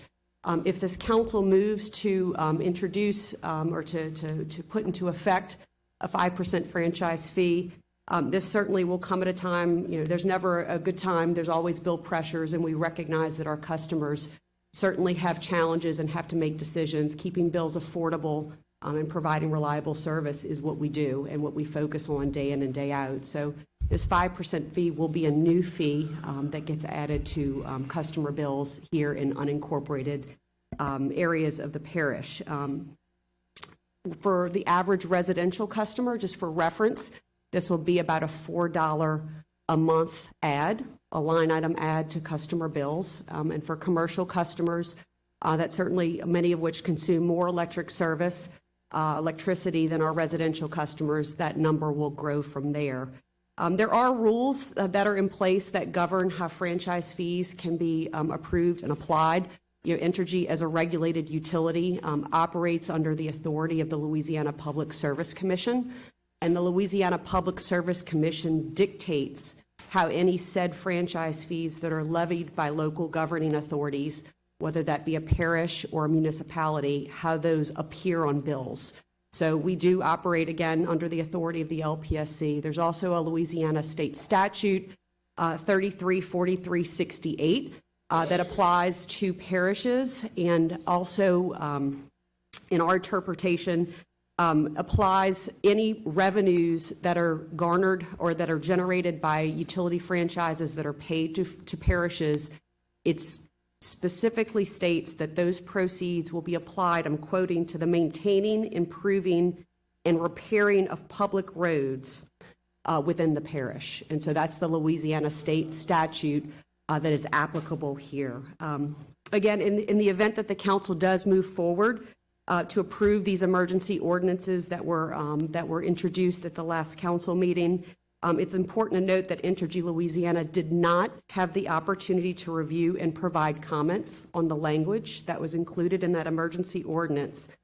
And as written, the ordinance does not include, in Entergy Louisiana's opinion, the necessary language to protect all parties involved, which includes our customers in the unincorporated areas and surrounding areas of the parish, the company, Entergy Louisiana, and the parish itself. Thank you, Ms. Berg. Thank you for the opportunity to provide comments. Anyone else wishing to speak on this item? Seeing none, we'll go to council. Councilman Dunn Jr. Thank you. Let me first start by saying the first item which we deleted, members of the public, did not have the franchise fee on it. This item does have the franchise fee on it. Energy, Michelle, and the representatives on the wall did not want us to put a franchise fee on them. Let me just give you some numbers. In 2021, Entergy revenue was $11 billion. In 2022, their revenues was $13 billion. In 2023, their revenues was $12 billion. At a time that we having budget cuts, breakaways, losing $50 million from St. George and other things, every budget in city parish government and quasi-government agency budget has been cut. Myself and Councilwoman Rocker said, in a current environment like this, we're not going to let a billion and trillion dollar company go away without a franchise fee. This franchise fee is going to generate $3.5 million or so. They can afford that. And we're putting a franchise fee on them, on Entergy. Entergy does not have to pass that fee on to the customer. If they choose to pass the fee on to the customer, that's because they want to do it. We will not sit by while our services are cut, our budgets are cut, and we let billion and trillion dollar companies off the hook. So that's why this franchise fee is here. Thank you. Councilman Goday. Thank you. Lisa, are you handling this matter as well from the parish attorney's office?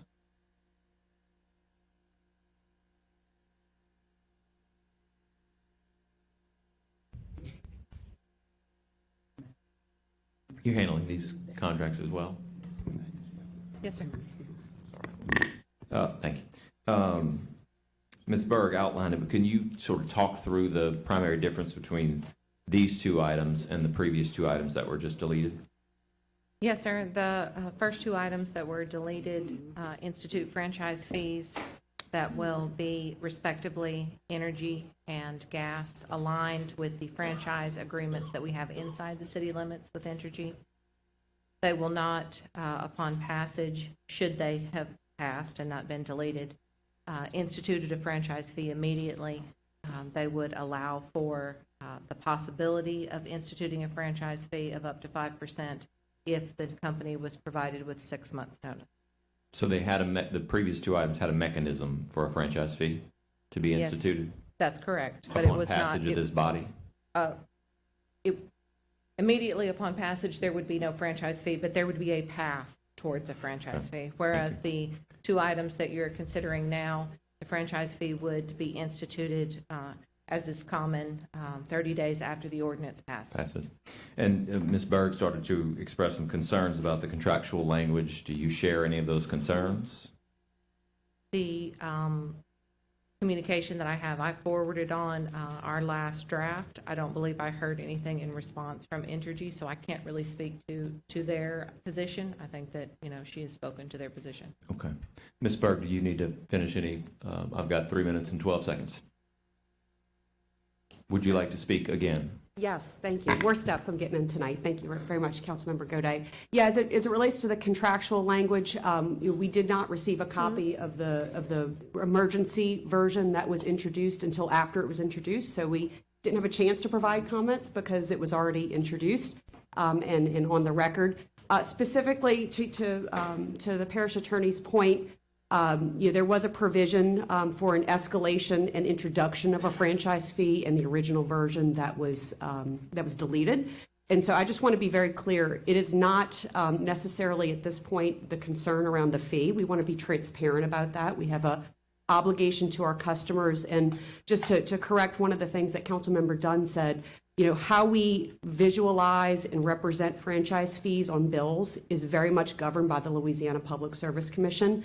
We are a collector of a fee and a remitter of a fee. And that's the way that the compact or the agreement that we have with the Louisiana Public Service Commission is. It's not something we have discretion over. So I just want to be very clear about that. So specifically now, our concern is around the contract language, specifically our ability to be in compliance with this order or this directive in 30 days.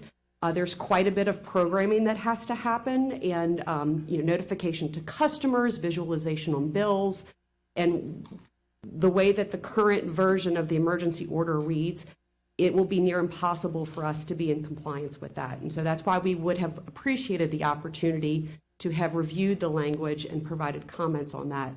The second thing is that in other areas where we have paid franchises, there's some other language that's usually included in these agreements that talks about the partnership between the company and the governing authority around how to visualize and how to understand the boundaries of the area, whether it be unincorporated or incorporated. And for us, we need some guidance and counsel on the current unincorporated boundaries of East Baton Rouge Parish, which, considering some of the conversations that are at play right now, we need some guidance on that. So those are specifically Entergy Louisiana's concerns. Again, we are a collector and a payer of this fee, and so at this point, we just want to make sure all the right language is in place to protect all the parties, including our customers. Thank you. Thanks. Does the definition here of unincorporated include what has been deemed a city of St. George? No, sir. Okay, thank you. Okay. Councilwoman Banks? Yeah. Miss Energy? Yes, ma'am. Miss Entergy, that's a new title for Miss me. Entergy. Tell my boss that. No, I'm just Okay. playing. That'll make you a billionaire. I know. So you mentioned earlier about,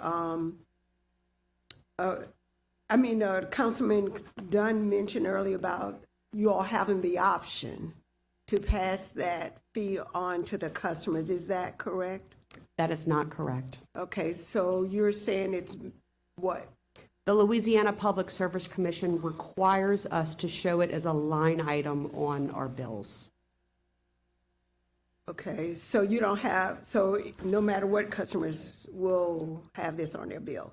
Correct. You also indicated that the 30 days is not enough time for notification for the customers to get the billing automated to include the line item and the other language.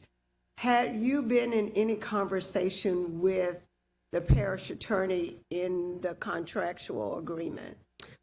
Yes, with respect to the agenda items that were deleted. No, with respect to the two items that are up for discussion right now.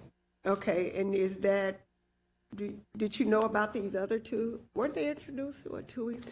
We learned about them the day of introduction, Okay. 2 weeks ago, So Tuesday. Lisa, had you all reached out to them, or have they reached out to you? Because I hate do-overs, and did you share the draft? Councilwoman, we did share the draft. I don't want to, as the city parish attorney, go into the actual negotiations that we have, because that would be inappropriate. But yes, the draft was shared. What day? It is correct that it was the day that it was placed on the agenda. Right. 2 weeks ago. So. So did you respond to the draft for 2 weeks on what changes, like the language that needed to be asked or added? So we were informed that it was placed on the agenda, and I think we had questions, but at that point, it was really too late because it was already introduced. I'm not sure if this didn't, but sometime and you could correct me, sometime the item is on, but the wording is still, I don't know if that's still fluid until the signatures. So what she's saying is that she didn't know that was an opportunity. Typically, anything that is non-substantive on an agreement can be updated prior to coming before this body. So did you, since she doesn't work for us, did you communicate that, or, so when you sent the draft, Again, this is all I'm Councilwoman. asking. When you sent her the draft, did you say, please respond and let me know if this lines up? To be clear, I did not send the draft Oh. to this lady.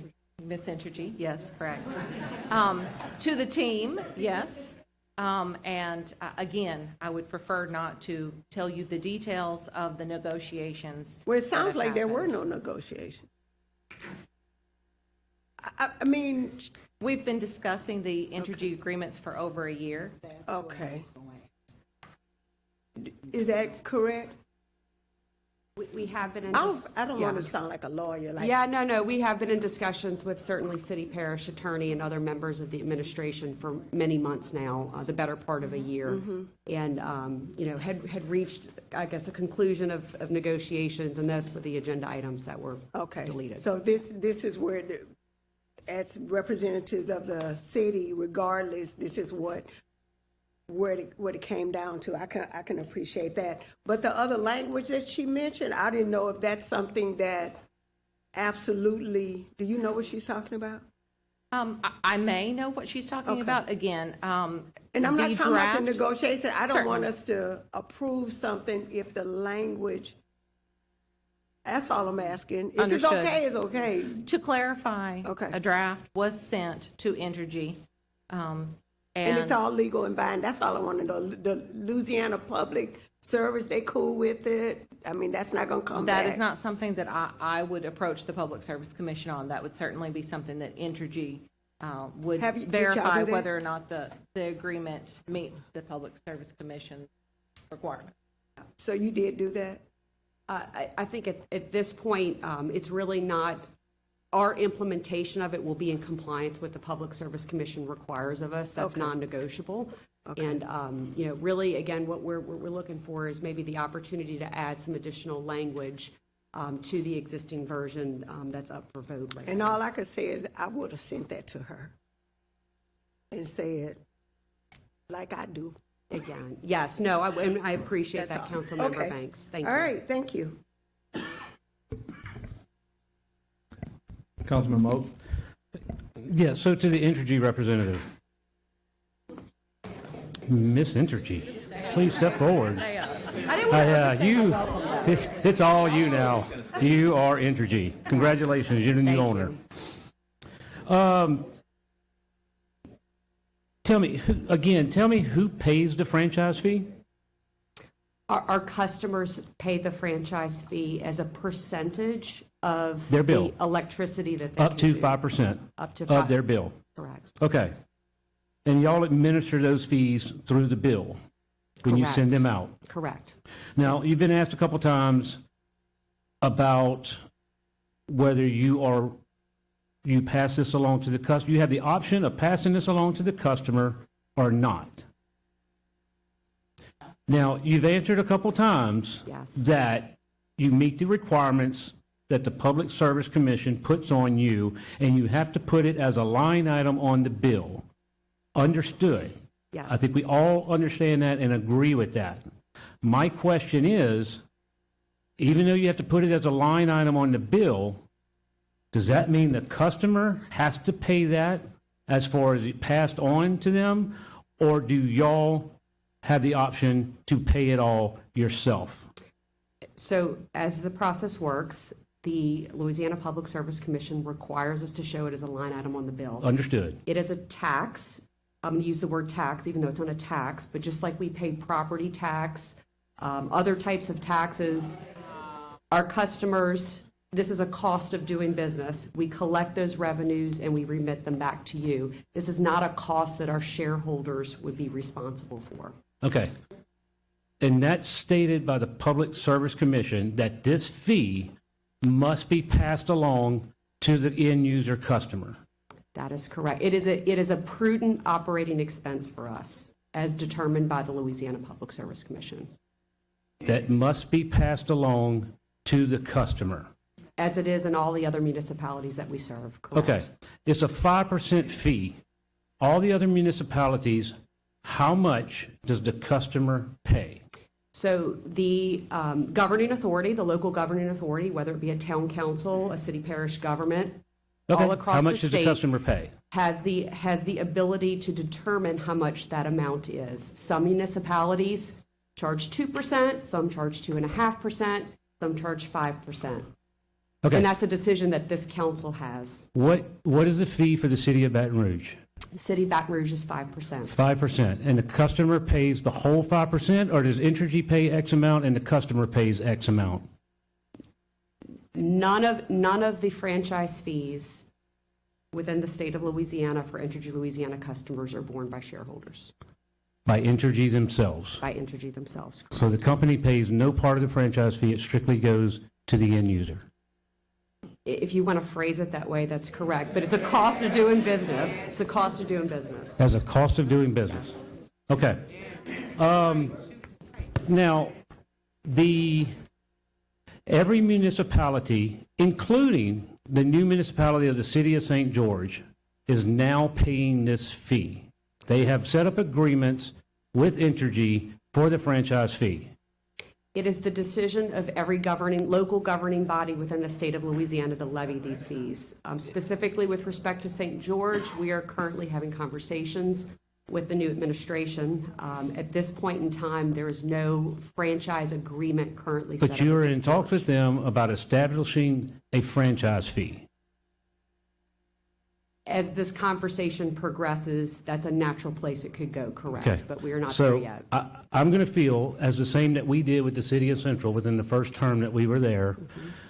St. George will have a franchise fee. I know you can't answer that yes or no, but I'm going to pretty much put it on there. That leaves us just a small portion of East Baton Rouge Parish left that's not footing this bill or not paying their part of the franchise fee. So we have East Baton Rouge Parish with all these areas supporting what's left of the unincorporated areas in not paying their fair share of franchise fees. Again, that's a decision that this body can make. Entergy Louisiana just wants to make sure that the requisite language is included that provides protections for everybody. Okay, so because they live in a municipality, they have to pay a fee. And those who choose to live outside in the unincorporated areas, they just don't have to. Again, that's a decision that every local governing Thank you. authority has to make. Yeah. Councilwoman Coleman? Yes, sir, and yes, ma'am. And my questions is to Entergy of Louisiana. And so, this conversation, you said, has been going on for over a year. Am I correct? The better part of a year, yes. More than several year. months. More No, not than more than a a year. year. Not more than a year, no. The better part of a year. Okay, I'm gonna give you a year. And so, see, and what really irks me is the fact that this has been going on this long as a conversation. I know that at one point that we had some conversations with Entergy about some things that you all weren't adequately doing in our district, specifically 10, because I stayed on you all, and with the lights out and just the bottom line service in our districts. And so my concern here is, and then you are in customer service, and so customer service is an intricate part of anywhere, even here in the city of Baton Rouge. And so being there, having a customer service attitude is of utmost importance, and I don't see that. And so my question here is just the bottom line. That which you said would be a charge. Entergy can absorb that charge and not pass on to us. I'm going to say us as customers. Yes or no? I appreciate the challenge. Again, No challenge, just questions. Going back to what the Louisiana Public Service Commission determines to be prudent operating expenses, and that is one that is deemed a prudent operating expense. So you can. See, that's a lot of talk I want everybody to understand what we're saying. It's either yes or no. So that's all I'm asking. If approved, this additional franchise fee will become a line item on customer bills and unincorporated East Baton Rouge So Parish. the billion-dollar company cannot absorb this money. It cannot. Is that what you're telling me? It will not. It will not. It will not. Okay, so you all will not. All right. Yes, because it's a prudently incurred operating expense. A prudently incurred operating. All that sounds good, but all I want to know is all that money you all make off of us, and you cannot absorb this, and you're going to still pass on to customers. That's all I'm asking. We're following the rules of the Louisiana Okay. Public Service All right, we're Commission. going to follow the Yes. rules too. Yes. Councilman Dunn Jr. Thank you. As we can clearly see, as y'all call her, Miss Energy, Michelle is skating and dancing all around the truth. Let me first start with this. These negotiations have been going on for nearly a year. And specifically, myself, the administration, the parish attorney's office, has not only met with them with the item that we deleted, but this item as well. Either she has been misinformed, not informed, misremembered, or she's sitting here lying. Because her team knows that we have specifically met and talked about this item. Now, I can't speak to her because she was not in those meetings. But those folks on the wall back there, those energy representatives, wave your hand if you represent energy back there. All of them have been in meetings about this item, have talked in detail about this item. Now, as it relates to them receiving an email 2 weeks ago and being notified, and if they reviewed it, we can't speak to if they reviewed it, but in a negotiation, all the partners need to do is submit you the counter offer or the offer. It's up to you to review it. It's not up to us to review it for you. You got it 2 weeks ago, so you had a chance to look at it. I had some conversations not only with the administration, not only with my colleagues, not only with the parish attorney, but I also had some conversations with Public Service Commissioner Devontae Lewis. And what I think she's not telling you is if that fee is passed on or not is a conversation and negotiation with the Public Service Commission and them. But they have already made the decision that they will pass it on. But she will not say at the mic that they do not have to pass it on. They can absorb this, and they should absorb it. They should not pass it on to the customer. I don't need you to speak, Seth. I just need you to raise your hand. You can go back there. Thank you. So I'm going to come to the conclusion that maybe you hadn't been informed by your team. I'm going to give you the benefit of the doubt.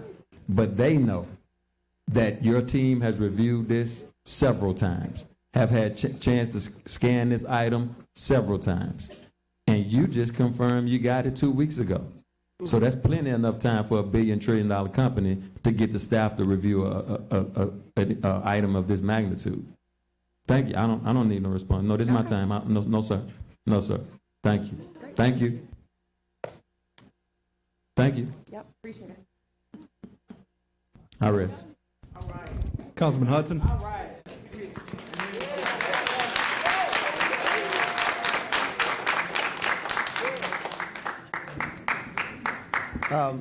If Mr. Rome and Ms. Smith would come. So my question, there's been a lot of discussion tonight around the fee and whether or not it can be passed on. I guess I'm looking for an independent verification here. I mean, we've heard from energy representatives, we've heard from council members. I recognize y'all aren't Public Service Commission lawyers, you're city parish lawyers, but from your perspective, does energy have the right or the ability to absorb the fee? Or are they obligated to pass it on? I don't think that's for us to comment. I mean, that's up to energy. Have y'all I don't not have an answer verified for or you, looked into that No. question at all? She stood up here and told you it was a business expense. I can't. I can't comment on it. Grab the mic, Greg. Oh. I can't comment on whether it's a business expense or not. I can't tell you whether they can pass it on or not. Gotcha. So you're just not that familiar with Public Service Commission law. Oh, I'm not at all.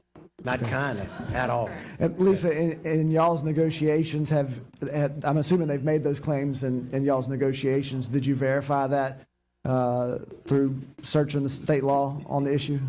I have not researched whether or not the Public Service Commission would allow what is being asked of Entergy this evening. Gotcha. Okay. Thank you. That's the only question I had for y'all. Ms. Borg, and maybe if Seth wants to, and Mr. Schilling wants to answer this as well. You've made mention tonight of some language that may be missing to adequately protect your customers and/or your shareholders. Can you talk to what exact language is missing? My understanding is the difference between the two items really is just the fee, and I was under the impression that otherwise the language was pretty similar. So. Yeah. Thank you for the question, Councilmember Hudson. So the language as presented in the original ordinance, again, included the escalation provision so that this council, again, it is your authority to levy the franchise fee, and it had the opportunity to do that. What it did not include in the original and does not include in this revised version is some boilerplate language that we typically include in franchise agreements where there is a fee levied. That sets forward the timing with which the payments are made, so the start date for those payments, in addition to some language that talks about kind of the shared responsibility that we have to define those municipal, or in this case, unincorporated boundaries. So it's not very complicated language that we would respectfully ask to be included, but it is language that, again, I think protects all of the customers that are involved in the company and certainly the parish as well. And so the language that you're talking about that's missing, would that delay the implementation of the fee or allow to serve y'all notice? Is that basically what it would allow you to do? I think if we can come to terms on what that language should look like, again, I think protecting everybody involved to set forward the timing so that everybody has clear understanding of when those fees would start to be collected, giving us time to notify our customers and to change the bill presentation for them. Okay. Lisa and Greg, if y'all would come back up one more time, and probably just Lisa, actually. Councilman Hudson, if I can just add to Sure. that. The emergency introduced item, again, we received that after it was introduced. When we asked to include or revise and include additional language, we were told, and Lisa, please feel free to explain, we were told that was considered a substantive change and that we could not amend that introduced agreement.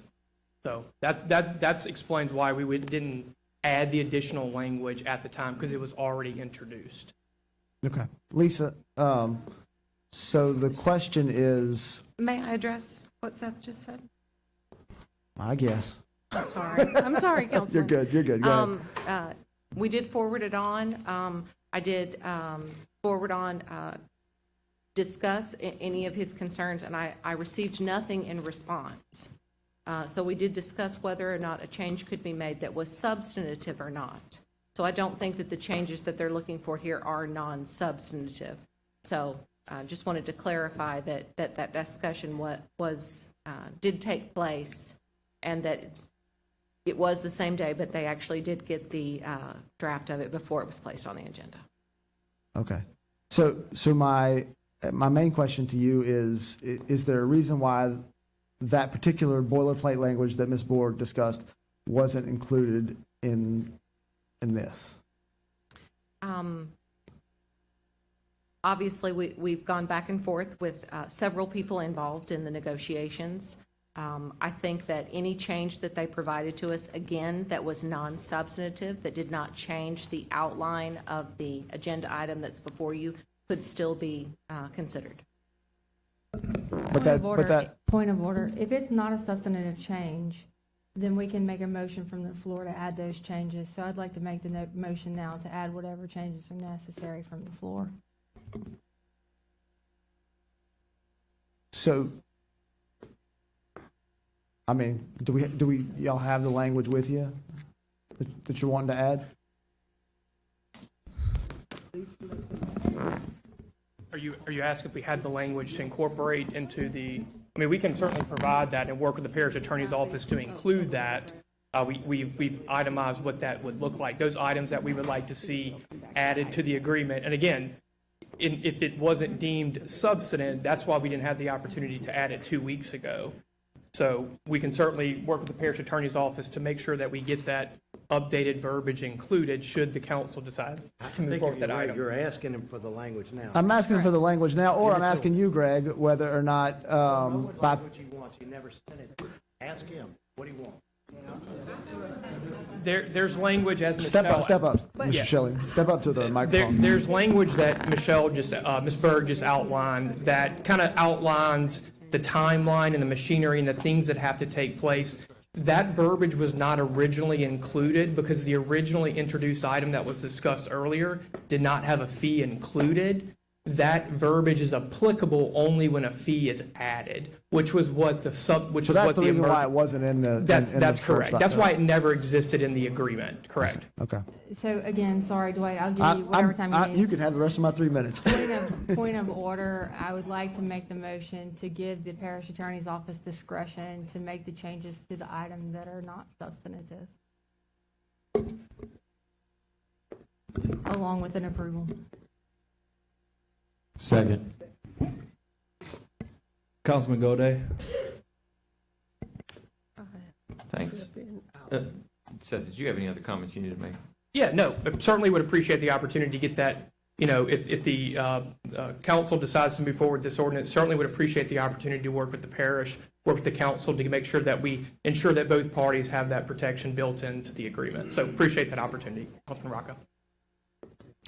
Good. Thank you. My only, I guess, remarks here, thank y'all for providing all of the information. And for clarity, we are talking about unincorporated areas of the parish. I'm failing to see the sense of urgency to get the franchise fee on an immediate basis. The original agreement had language, and if I'm being totally transparent, I would see that a franchise fee is appropriate for unincorporated areas as it's currently implemented within incorporated areas. But if I'm being honest, in District 3 that I represent, the Gardere community is an unincorporated area. And I would be very comfortable saying I think many residents in that neighborhood and area would appreciate some time to absorb a 5% increase on a bill, which I believe under the deleted items could have been implemented over a period of time. I get a shake of the head, yes, instead of an immediate 5% increase. I think I understand the carrot on this, $3.5 million is attractive at a point in time right now to a local government, but I see this as the second knee-jerk reaction for additional dollars by a local government entity. And I caution us from doing that. Our residents will withstand only so much of doing that. And so I will caution this body and other bodies from having a knee-jerk reaction to budget concerns. When I do that with my family, I sure as heck wish additional dollars came in the door immediately. But the reality is we're searching couch cushions or we're cutting back costs. And I think as a government body, we should be responsible and do the same. Thank you. Councilman Hurst. I'm going to switch with Jay and I'll go next. Just, guys, you talk about the immediacy of all of this, and perhaps folks don't understand how long Councilman Dunn and I have been working on this, and it's been weeks. It's not just been the 2 weeks. It's been weeks prior to this going on the agenda item. We've had several meetings, not only with Entergy themselves, and not this lovely lady who's evidently really good at her job, but also with the administration. So this is not a knee-jerk reaction. We've put a lot of work into this. I have to commend my councilperson, my co-councilperson, Cleve Dunn, for getting out there, getting this done, finding the information that we needed to find to get this moving, and for doing great tonight. Lisa with the parish attorney's office, Miss Courtney Humphreys, Greg Rome, thank y'all so very, very much. I know that there were some issues that we had because there was some miscommunication and misrepresentations from some outside agencies where we all had to call a group meeting because we were told that you guys weren't acting in a certain manner, and we found out that actually y'all were, and that there are emails to prove that y'all were. So thank y'all for being transparent in this process. Thank you for your hard work and dedication. Thank you, council members, for listening to us when we talk to you. after we called you, after we met with this company, they began calling you with a different narrative and with some other concerns that they had. And ultimately, what we found out was it was really about an implementation timeline and about really just not wanting to move forward and getting this done in the timeline that we had requested. And when we talk about knee-jerk reactions and we talk about budget and we talk about money being left on the table, the budget is coming. We've known that we were having cuts. That's coming. We know that our departments are getting cut. That's coming. This isn't a knee-jerk reaction. We moved forward. We worked hard on this position, and I'd like to thank everybody that came and helped us do that. So thank you all very, very much. Councilman Hurst? I just want to be clear. A lot of times they say you make decisions for everybody that doesn't affect you. I live in an unincorporated area. So this franchise fee, if it were passed on to the customer, would directly affect me. And so does Brandon, that's right. And I am 110% for it. I believe that the resources that we can gain from this can make an even greater impact in our community and close some of the gaps that we have incurred through St. George. But one thing that, I'm going to tell you, on a day-to-day basis, y'all have been a very good partner in terms of servicing our customers. When we ask you to improve your level of service, you guys met us with a smile, set up several meetings, and you ensured that you followed through, and our customer experience was a lot greater. But today, I've been dealing through my colleagues and parish attorney, kind of taking a backseat on this one just to let them do the work. But as I hear you all talk about the lack of information that was provided to you, and then you come back and explain every detail that was missing in the contract, there's some conflicting information. So either you did get it in time or you didn't get it in time. When you tell me you had no knowledge, but then you break down the entire contract and every detail and what you want to put in there, it tells me that your first statement was not a truth. And so that, at that point, starts to challenge the relationship and a level of transparency that you have from Entergy to your customer base. And so what I urge that you do is, for the rest of this meeting and any of these questions, just answer it in the full truth. Because right now, you're toggling back and you sound like you have two tongues. At one point you didn't get it, and the next point you did. And so based on what I gather from my colleagues and from the parish attorney, who's our employee that we hire to make sure that we're protected, they did their due diligence to make sure that you had the information in time to be able to respond. Yeah. And you guys at that point, I don't know the conversation, thank you. Okay. You guys at that point chose to do whatever your internal process is and not provide the language so that it could be included. And if we can't include it today, that's fine. I do have one question for you though, for the parish attorney, is if it's approved today, which I don't know if it can be, I don't think so, but can we add non-substantive language later? Yes, sir. Later? Non-substantive changes. Okay, all right. I want to make sure, okay. All right, thank you so much. Councilman Moak? Yeah, so quick question to Entergy. By passing this in the unincorporated areas, will this affect any of the rest of the municipalities in the incorporated areas that already have a fee? In no way whatsoever? Nope. Okay. Yep. You want to state that on the mic? Yeah, no, this only impacts, this agreement is only applicable to the unincorporated portions of the parish. So it excludes City of Baton Rouge Incorporated, Zachary, Baker, Central, and what will ultimately be St. George. Okay. Now, am I to understand the total fee, as far as this impact fee, the total fee of this is on a line item in the bill? Or does any of it get incorporated into the regular bill itself? Yes, so it looks very, speaking, we have two parallel agreements. We have electric and gas. It looks different for each. So the general order that Michelle referenced, the general order from the LPSC, which dictates how franchise fees shall be collected and assessed, it dictates how it should be done for electric, which is different than it should be for gas. So for electric, 50% is line itemed. The other 50% is in the base rate. For gas, all of it, 100% is in the base rate. Okay. So it doesn't show up as a fee for gas? That's correct. Currently today, yes, that's correct. Okay, so you're required to pass the fee, according to your statement earlier, you're required to pass the fee along to the customers according to the PCS. But 50% is the fee in the line item. I'm talking about the electric side. 50% is the line item. The rest of it is put into the bill itself.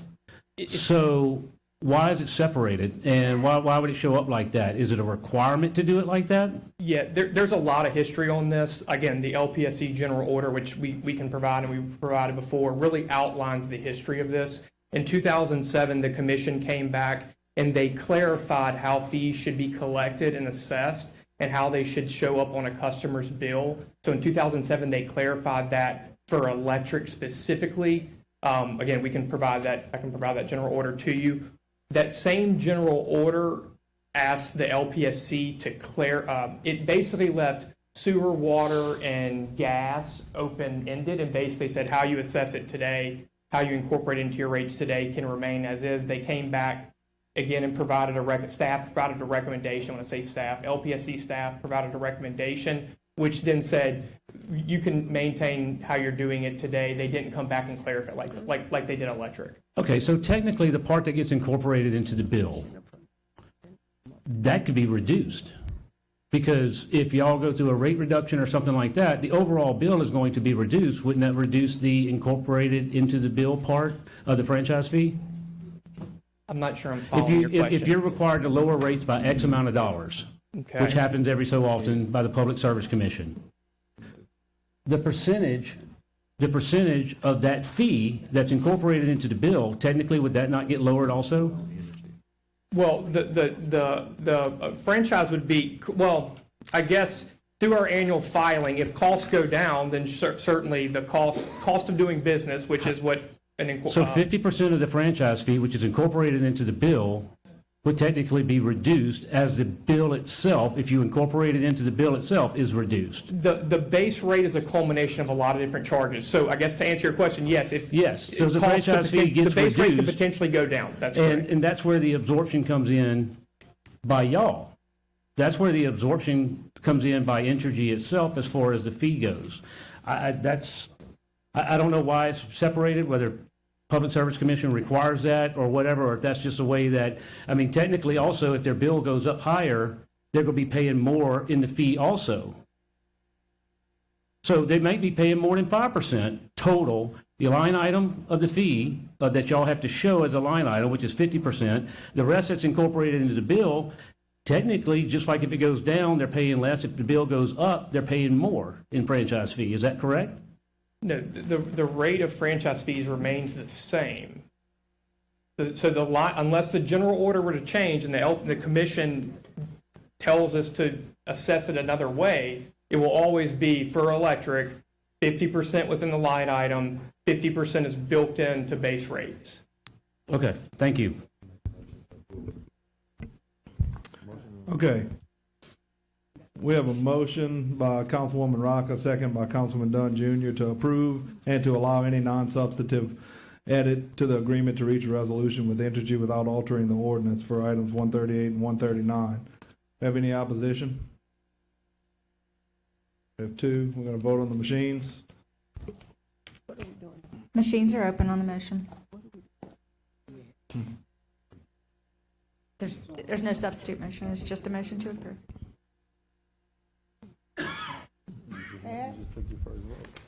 Motion carries. Oh, it passed. Okay. Oh, and see how y'all got me talking. Did you have a yes? And Banks and Darrell's. Y'all are yes? Got it. Motion carries. Okay, we're going to jump around a little bit. We have, thank you, Entergy. We appreciate y'all. We have Senator Barrow with us this evening. Senator Barrow, I apologize. I would have taken you sooner. She is here for one specific item, so we're going to jump to that item. You do such great work as a part of our delegation, and we appreciate you. Item 104, authorizing the mayor president to enter into a cooperative endeavor agreement with the state of Louisiana to provide funding in the amount of $850,000. Funding provided in Act 4 of the 2024 regular legislative session by the mayor's office. Anyone here wishing to speak on this item? We have Riddell Norman? No. Item what item? Is that 100? Okay. No? All right. Council members, you should have received one email comment in opposition to item 104. All right, we'll go to council. Motion to approve. We have a motion by Councilman Dunn Jr., second by Councilwoman Coleman. Any opposition? Motion carries. Point of personal privilege. Everybody has a point of personal privilege for you. Senator Barrow, please. Sure. Senator, please. Good afternoon. From one public servant to my colleagues here, to the great work that you do. I just first of all want to say thank you for the work that you do. And you know, sometimes we are in our own little bubble, and our worlds are pretty similar, but they are not exactly the same. And so I had an opportunity to really witness kind of you guys kind of going through your cycle, and I just want to say again how much I appreciate you. I do want to say that I've had a wonderful working relationship with many of you over the past 8 years, and I just want to thank you for that relationship and what we've been able to do collectively. I think I'm the most blessed senator in the Senate. I have 7 of my council members that I actually work directly with because we actually share some of the same districts. So I've been working very closely with Councilman Hurst and Dunn, and with, let me see, look on my list here, with Banks, Coleman, and Morosa, because we all have you guys have part of my district, and with Aaron Mokes. So I want to thank all of you because I call you at a drop of a dime. You always respond, and I appreciate that. And then I work with the rest of the council because although I represent Senate District 15, I represent this entire parish. And what happened in one part of this parish affect the rest of the parish. And Brandon, how could I miss the President Pro Tem? I certainly work with him a lot. But again, I want to thank each of you as we continue to do great work, to do preventative work, intervention work, to help families, to help our children, to really lift up our communities. I want to thank each of you for working with me to continue that great work. We still have a lot to do. We have made a lot of great traction. There are a lot of great providers that I work with in this crowd who are helping us achieve those goals. And we can't do it by ourselves. We have to continue to work together. And so I just want to thank you for moving this agenda item along. If there's any time that you have a question about what's being done in the area, I welcome you to give me a call, and I welcome you to come out. Many of you do show up to many of the events where we are making a difference. And again, it's my pleasure to serve as your senator and to work along with you as we continue to work to move our citizens and our parish forward. Thank you. Thank you, Senator. Senator Barrow, if you could stay there. Mayor Broom, if you would come up, please. And I just want to acknowledge these 2 women who have a long history that many of us are aware of and know they worked in their own capacity as mayor president and as a senator to identify these resources and put those resources in the community for much of this preventative work.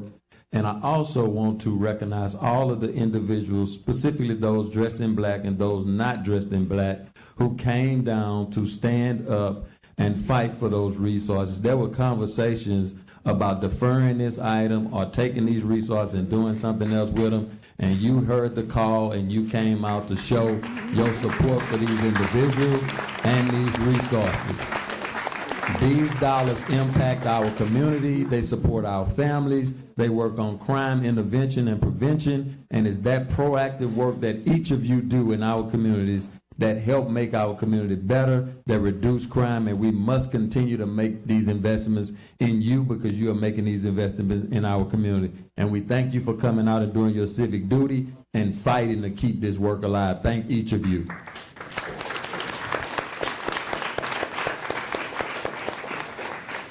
if I just may say, I have to say thank you to our mayor president. I just want to thank you, Mayor, for always being there, always making sure that you make this parish a priority, our citizens a priority, and working with me to get these things done. Thank you. Thank you.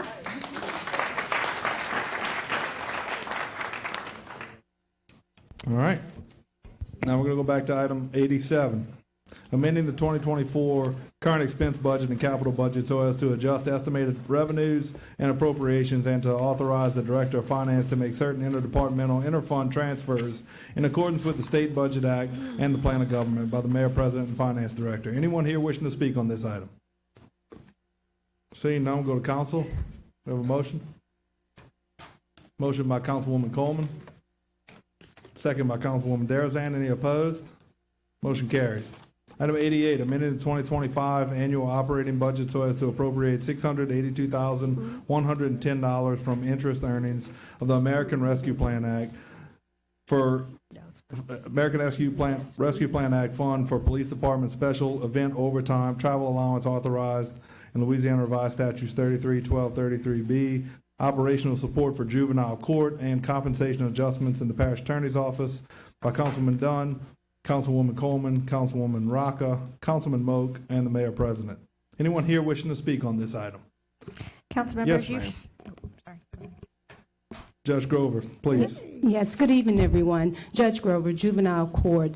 I'm here on behalf of myself and Judge Haney. He was here and had to step away before this item was called.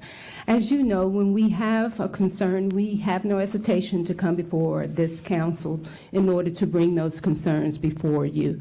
But when someone does something that they don't have to do, especially, then the appropriate response is to come and to say thank you.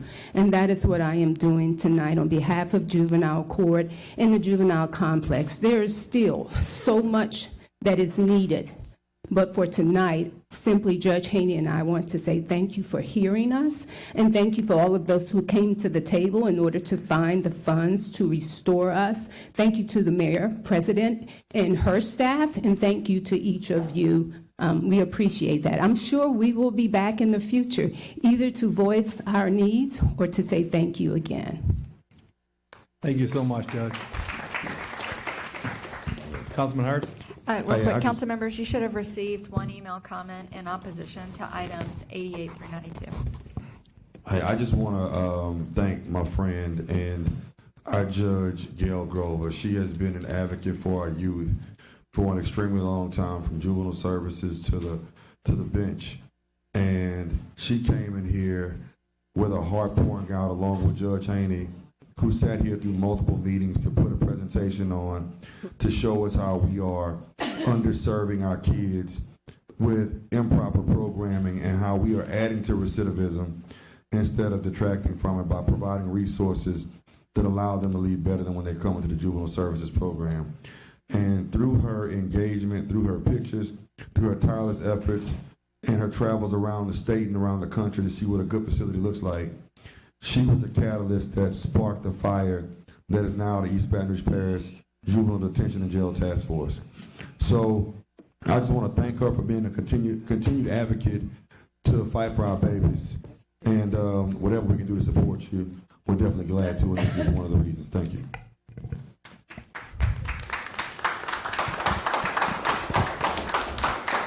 Councilwoman Derazan? I would also like to thank the judge. I was here on the last time when she came before the council for all of the hard work that she and different members of her staff and of this program will do. And one day I had a vision of and I want to leave this with the council, a champagne glass with the stem and the base. And when the judge was talking at the last meeting she was here, I was thinking about filling that cup up with water. And she was talking about identifying the youth, giving them these types of programs to help turn them around. And even if they're in that cup, if we don't do something about the flow of the water in a cup, that water will come out of that cup and it will spread. I wanted to do a demo here, just filling it up. And if we don't control what's in that champagne cup, then when it begins to spread, it spreads all over. It's out of control, and it hits other places that you wouldn't think it would hit, but it concerns all of us. So that is good, and I remember Councilman Hudson was trying to say and ask the finance people, the hidden figures over there, where could we find it? So we're excited about things like that. That gets us excited. Thank you.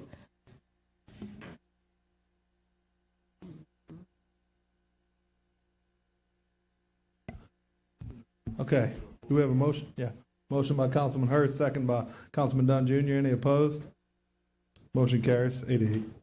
Item 89, authorizing Mayor President to accept and execute the fiscal year 2024 lead hazard control capacity building grant funded through the U.S. Department of Housing and Urban Development in the amount $1,500,000 to enhance the city's infrastructure and capacity to identify and address lead-based paint hazards by the Mayor's Office of Community Development. Anyone here wishing to speak on this item? Seeing none, we'll go to council. We have a motion. Motion by Councilwoman Adams, second by Councilwoman Coleman. Any opposed? Motion carries. Item 90, authorizing the Mayor President to execute a supplemental agreement number 1 to the contract with Grace EBR Curtis LLC for additional design services in connection with their contract for the Juvenile Detention Center upgrades in an amount not to exceed $154,110 by the Building and Grounds Director. Anyone here wishing to speak on this item? Seeing none, we'll go to council. Do we have a motion? Motion by Councilwoman Coleman, second by the chair. Any opposed? Motion carries. Item 91, authorizing Mayor President to execute an agreement with MS Benbow and Associates Engineering Corporation for architectural design services in connection with the East Baton Rouge Parish Sheriff Office Glen Oak Substation in an amount not to exceed $68,850 by the Building and Grounds Director. Anyone here wishing to speak on this item? Seeing none, we'll go to council. Do we have a motion?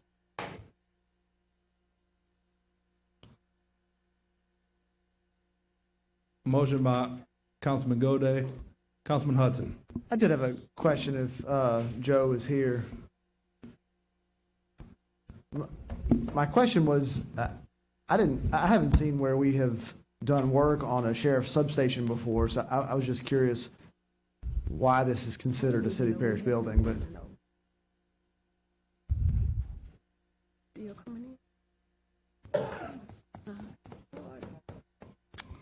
I'll withdraw my question. Oh, that's Jessica was here for that.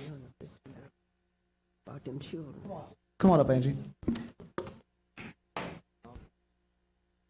We're required by statute to provide their building. Okay, so similar to the arrangement with the jail. Yes, sir. We do the substations. Yes. Okay, all right, thank you. We have a motion by Councilman Goday. We have a second. Second by Councilman Hudson. Any opposed? Motion carries. Item 92, authorizing Mayor President on behalf of the Department of Buildings and Grounds to execute a cooperative endeavor agreement with Skylerville Area Foundation granting the use and occupancy of city parish and movable property known as the Old Fire Station number 16 on or about the 1200 block of Rosenwald by the Department of Building and Grounds. Anyone here wishing to speak on this item?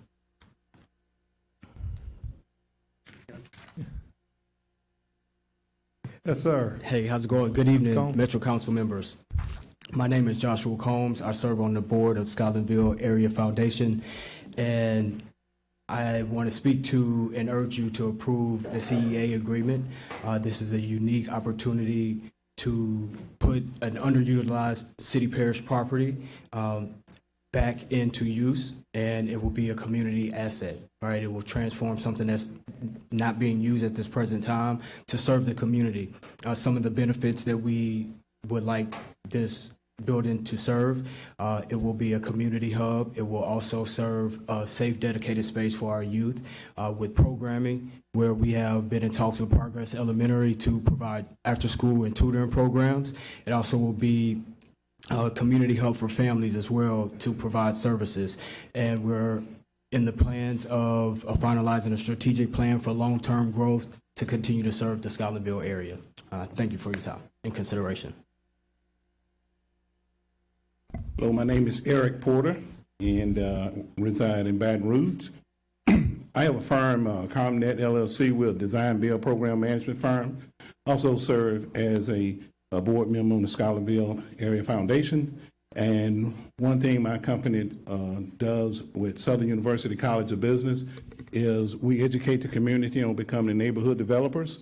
We would like to immediately impose or add this particular program through the foundation, as well as this particular unit over in Schuylerville, to expose the youth and the community to acquiring properties in their neighborhood, obtaining information on how to get funding and how to actually build. And we would be mentors to them, as well as providing all type of services hands-on.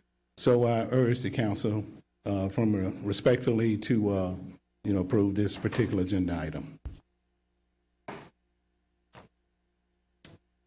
Good evening. How you doing? My name is Vicki. I'm with Rosebud Healthcare and Training. Rosebud Healthcare and Training plans to partner with Schuylerville Area Foundation. What my company does is we have a CNA school. We are a CPR training site. I train CPR instructors, as well as we train large facilities. We also have a mentoring program. We partner with the Big Buddy program, as well as we've had a Baton Rouge area health literacy program, and we graduated 20 students from that with that grant. And we also partner with Employ BR, and we will continue to train, and we will use the site to train CPR healthcare persons. Thank you. Thank you. Anyone else wishing to speak on this item? Hang on.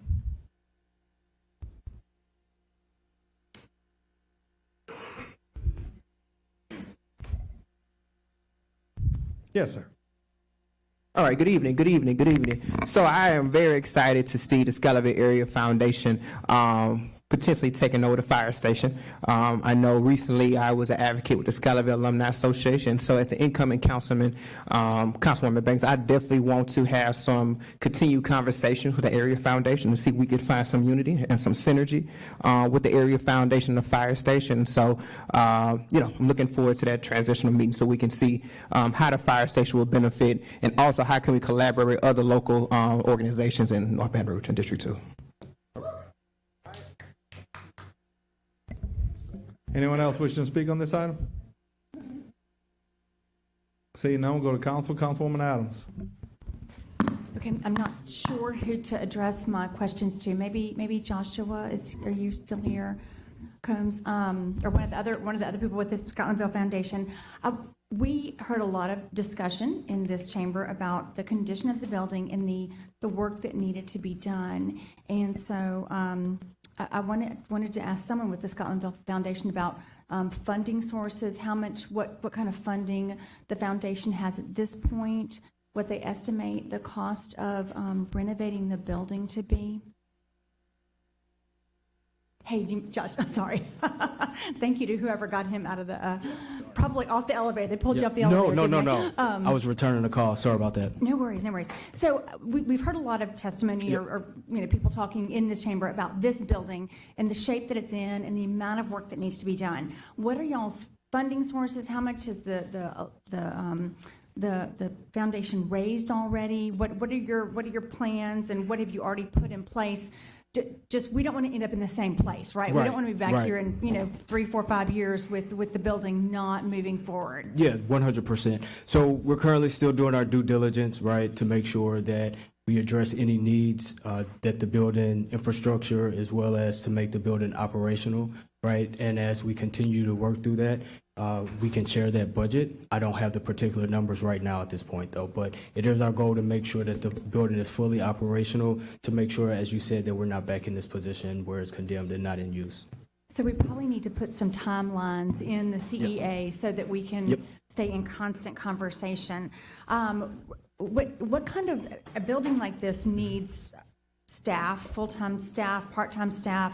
What are the plans for staffing the building? Yeah, so we plan on not only through our board and the people that work with our foundation, but also community partners, right? So I mentioned Progress Elementary. They have agreed to have some volunteer teachers to have after-school programs, and as we continue to build out the strategic plan that I mentioned, we'll continue to identify our partnerships to make sure that we have a staff to fulfill the programs that we want to run there. And so what else is the Scotlandville Foundation involved in? Are there any other projects that y'all have done recently? Well, so we're in our inaugural year, right? So we're identifying, a few of the areas that we want to address in Scotlandville, right? If you're familiar with the area, when I moved to Baton Rouge, I moved to the Scotlandville area. I still get my haircut there in Scotlandville. There's a lot of need, right? So I mentioned youth services, as well as we want to address blight. So we also have some potential building opportunities for housing as well. And so I mentioned the strategic plan. All of this will be identified in there. And I think Eric also wants to speak to this as well. So as I said, I serve on the board. I don't have all the answers, but if he wants to speak to it, I'll definitely yield to him as well. Right. Thank you, Eric. Yeah. We also would partner with Southern University College of Business in terms of educating individuals. You mentioned the word blight. Sort of model a project they had in Monroe where the individuals pick up all the paper in the neighborhood. Litter is pretty big. We will use those type of programs, partner with certain entities that would provide the funding and the volunteers to do those type of activities. Have y'all secured any funding at this time? We're looking at the funding right now, particularly on being a contractor now, on the repairs for the for that particular building. Roofing has a concern. Right. But once I think we address that, everything else will be easy to address. So you have any gut feelings about what the cost in the building is going to be? When I do municipalities, I use one figure, $150,000. Yeah. Okay, but I would say at this point in time, we have to do our due diligence in terms of doing a full inspection of the scope of work and provide the cost to that particular scope. Okay. Another question, and either one of y'all can answer this. So as y'all know, of course, the Scotlandville Alumni Association, had an agreement with this building for 10 years. And having worked in the nonprofit world, one of the things that I think I was told over the years that made things more attractive for funding and grantors was collaborations. Have y'all reached out to the Scotlandville Alumni Association? Is there an opportunity there for collaboration? It sounds to me like y'all's plans are still Councilwoman, forming. you want to extra time? Please. It sounds to me like your plans are still forming and that there might be a real good opportunity for some synergy and to have various partners and collaborators and have the Scotlandville Alumni Association be able to come in as a partner and use the building, which really sounds like it was going to be in many ways overlapping. I mean, you're talking about teachers, doing tutoring in the afternoon. They were talking about an arts program. I mean, there's great synergy there for children in the afternoon. So have y'all started those conversations? Yes, there has been some preliminary conversations. As you mentioned, they did have the building for 10 years. So what we're trying to do is move the ideas to actual action, right? So we will continue to collaborate with the community partners. As Eric mentioned, Southern University is also on board as well. So as we continue to build that out, they're definitely one of the contacts that we will stay abreast and keep them informed and see what synergistic opportunities exist. Sure. And so you said Southern and Scotlandville Alumni Association. What other? Progress Elementary as well. Progress Elementary. Yep. And we're also going to reach out to Scotlandville High School as well, and also some of the community businesses as well, right? So once you are able to put a building back in commerce, there's some potential, well, not commerce, but back into use and occupancy. There are opportunities for other businesses to get involved and donate their time and resources as well. Okay, thank you. We want to be an anchor in the community. Thank you. Yep. Thank you very much. Councilman Moat. Thank you. Look, I hope this is totally successful. I hope, and I wish y'all the best of luck. This is not necessarily with y'all, but I would like somebody who had some dealings with this CEA in writing it up. Can come forward, past attorney's office or grounds.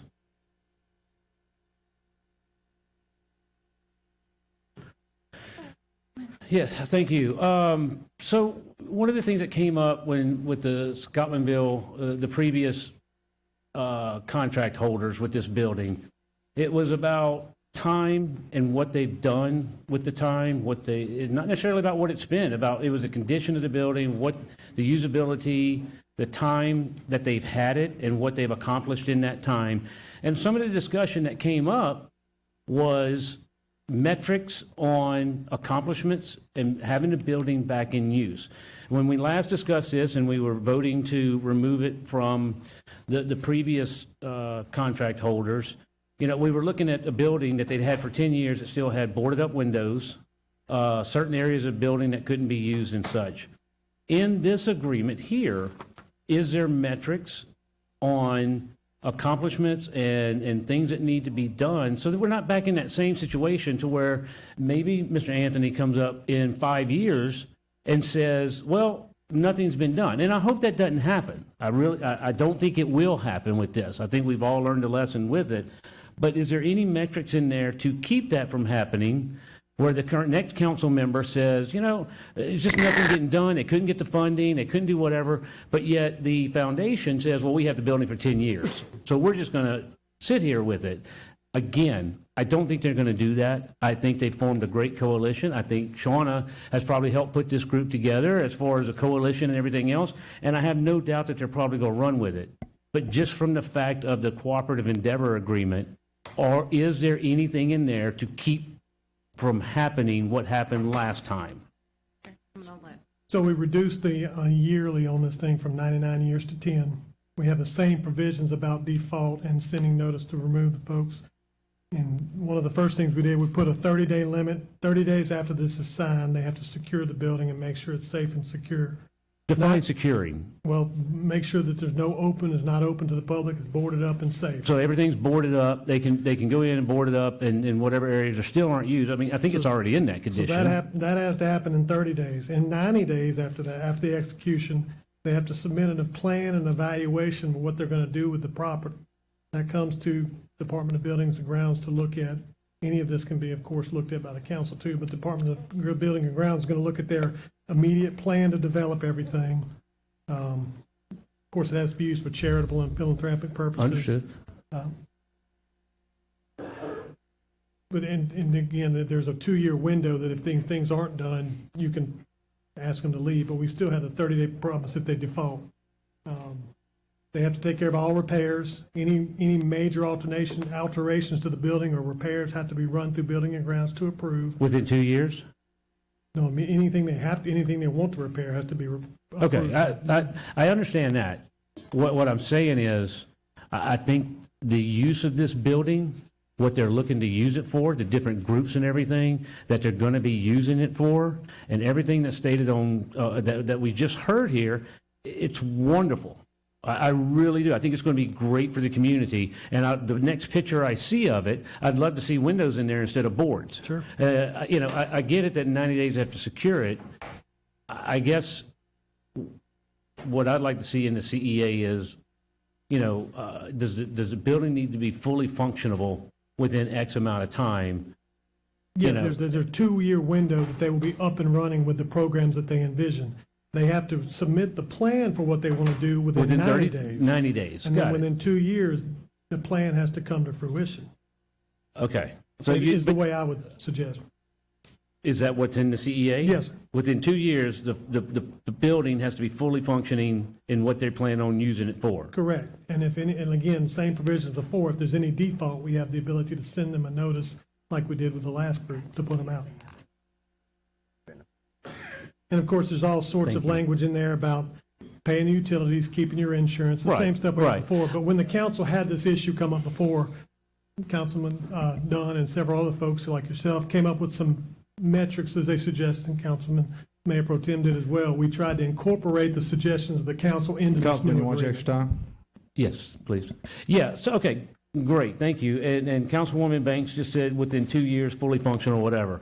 But when we say fully functional, we're not talking about just secured, but still boarded up window stuff. We're talking fully functioning. Correct. Here's our building. It's ready to go. Every usage of it that can be used is ready. Now, that's my interpretation for sure. And that's in the CEA. Yes, sir. Thank you very much. Be more than happy if it hadn't already been done. Motion to approve. Councilwoman Banks? Mike. Mike. So, thank you so much. I'm glad, Councilman-elect, Anthony Kenny is here, because one of the things that made this really important to dedicate as a space for our youth is when we first, acquired the Jewel J. Newman Community Center. As you know, the namesake that we just approved for Carl Slaughter was known, you heard, is the summer camp that all of our kids in Scotlandville went to. And basically, as more after school and summer programs were being provided by the YWCA and BREC, and after school programs within the schools, because our schools weren't doing well. And even Big Buddy, then our ability to acquire revenue through the Jewel J. Newman Community Center became almost non-existent. And so since then, of course, we still had to build revenue. So we have the EBR Council on Aging there, and our rentals. I mean, because there are so few places to rent in the Scotlandville community, we are booked just about every weekend. In addition to that, we partner with Southern University basketball team, Helix. Before they moved, they did not have a location. So our gymnasium basically is serving Scotlandville High School. If this is there between rain and football season, then they may need another place. When Helix was at some place, they didn't have a gym. We rented our gym out for that. My whole point is we limited the number of opportunities for our youth to be able to utilize the center. So what made this attractive to the Scotlandville area foundation is just looking at the progress of the schools that we were serving that are within 10 miles, with the 3 elementary schools, Crestworth, Progress, and Ryan. Progress is the attendance school in our community, and there's also an EBR housing authority right next door. We've talked to the housing authority about not only offering first-time home buyers, but offering those wraparound services. At Scotlandville High School, Ryan Elementary, and all of those things, we are basically around 50% or less as it relates to the average percentile. So being able to offer services to our students year-round. In addition, we have some arrangements with the food bank, which is expanding their services. They took over Catholic Charities. We just see this as a great opportunity to serve our youth. And I see it as a partnership with the councilman, so that we have, just as Councilman Derazan said, whether we're dealing with seniors that are 99 or babies that are 9 months, we have facilities in place to serve multi-generational, and that's something that every community doesn't have. And so this is an excellent opportunity to provide that, and I would appreciate the council approving. I don't know, I know a motion, I don't know if I second what. No. I'm done?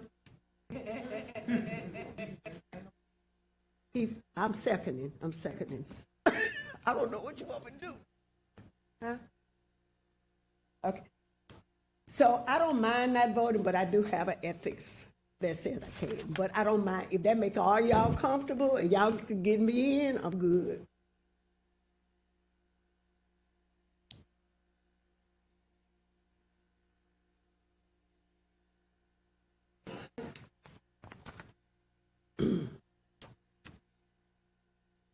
We have a motion from Councilman Moat. We have a second? I wanted to also mention Councilwoman Adams. You mentioned the... Hang on, Shauna. What okay. are we doing? None of y'all? Nobody? You want your second time? No. Oh. I don't know what we're doing. Well, you started talking. You want your second time? I thought, I don't know. Are we second or no? We're going to have a second, Okay. I'm sure. Well, I would just want, Councilwoman Adams had a very good, when she talked about the association. So one of the things, and collaborations, I think Councilman Moak indicated. And we did do a survey where we sent out to all local, our nonprofits in the area to collaborate with us, including the Skylerville Area Foundation, the Skylerville Alumni. And so all of the programming that you've heard is as a result of that. We did not specifically hear from the Skylerville alumni person, I guess the management, but I'm sure with Councilman-elect Anthony Kinney being an alumni, we'll definitely have his representation in whatever he would like to add. So we're good. But thank you. Just wanted to let you know we open to that.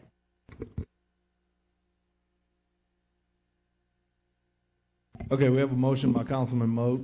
Do we have a second to approve the item?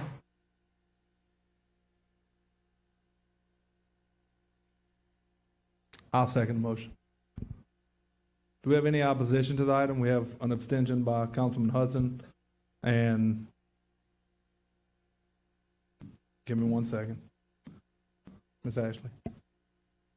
I think we're going to need, Councilwoman Banks, according to the opinion we have from the Parish Attorney's Office, we need, because you participated in the discussion on the item, you just need to disclose the nature of your involvement with this organization.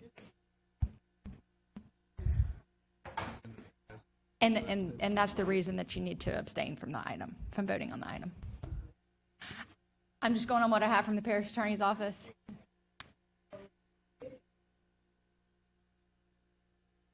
But even if I was, this is a letter that I received, an advisory opinion from the Board of Ethics, so I can go.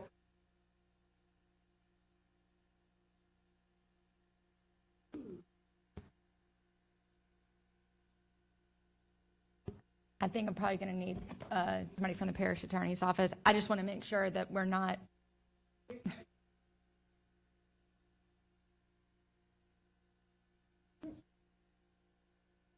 Well, I think if we have a second from you, if Ms. Banks is willing to say that she's abstaining from the item and the nature of her. Which wasn't provided to our office, so I don't know what it says. It wasn't provided to our office.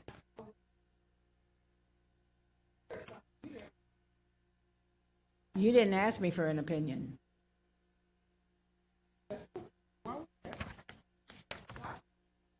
I didn't know that you had that because no one shared it with me. I'll be more than happy to read it and see if it's different from my opinion, but no one shared that with me.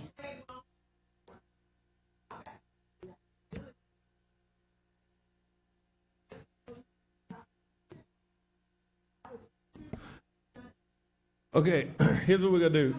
Shauna, we're gonna come back to the item. Y'all, how about they review this and y'all discuss it, see how you need to.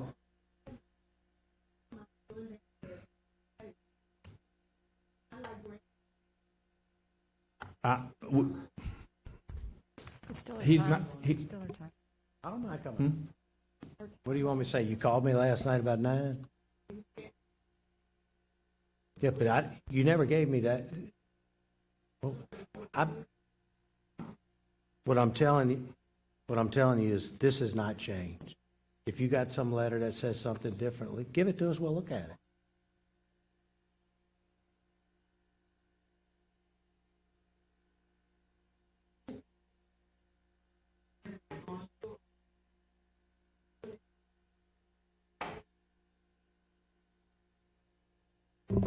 Can you turn your mic on, please? That's what it's about. I That's all it's about. That's all it's about. I agree with that. I work a full-time job dealing with adjudicated youth that have issues every day. So that's what I did from 6:45 to 2:45 this morning. Okay. You're getting a full-time job just like I am, and I took care of children today that need these kind of services. That do what? That need these kind of services. Okay. Because some of them have never been to the Mall of Louisiana. Some of them have never gone to a movie.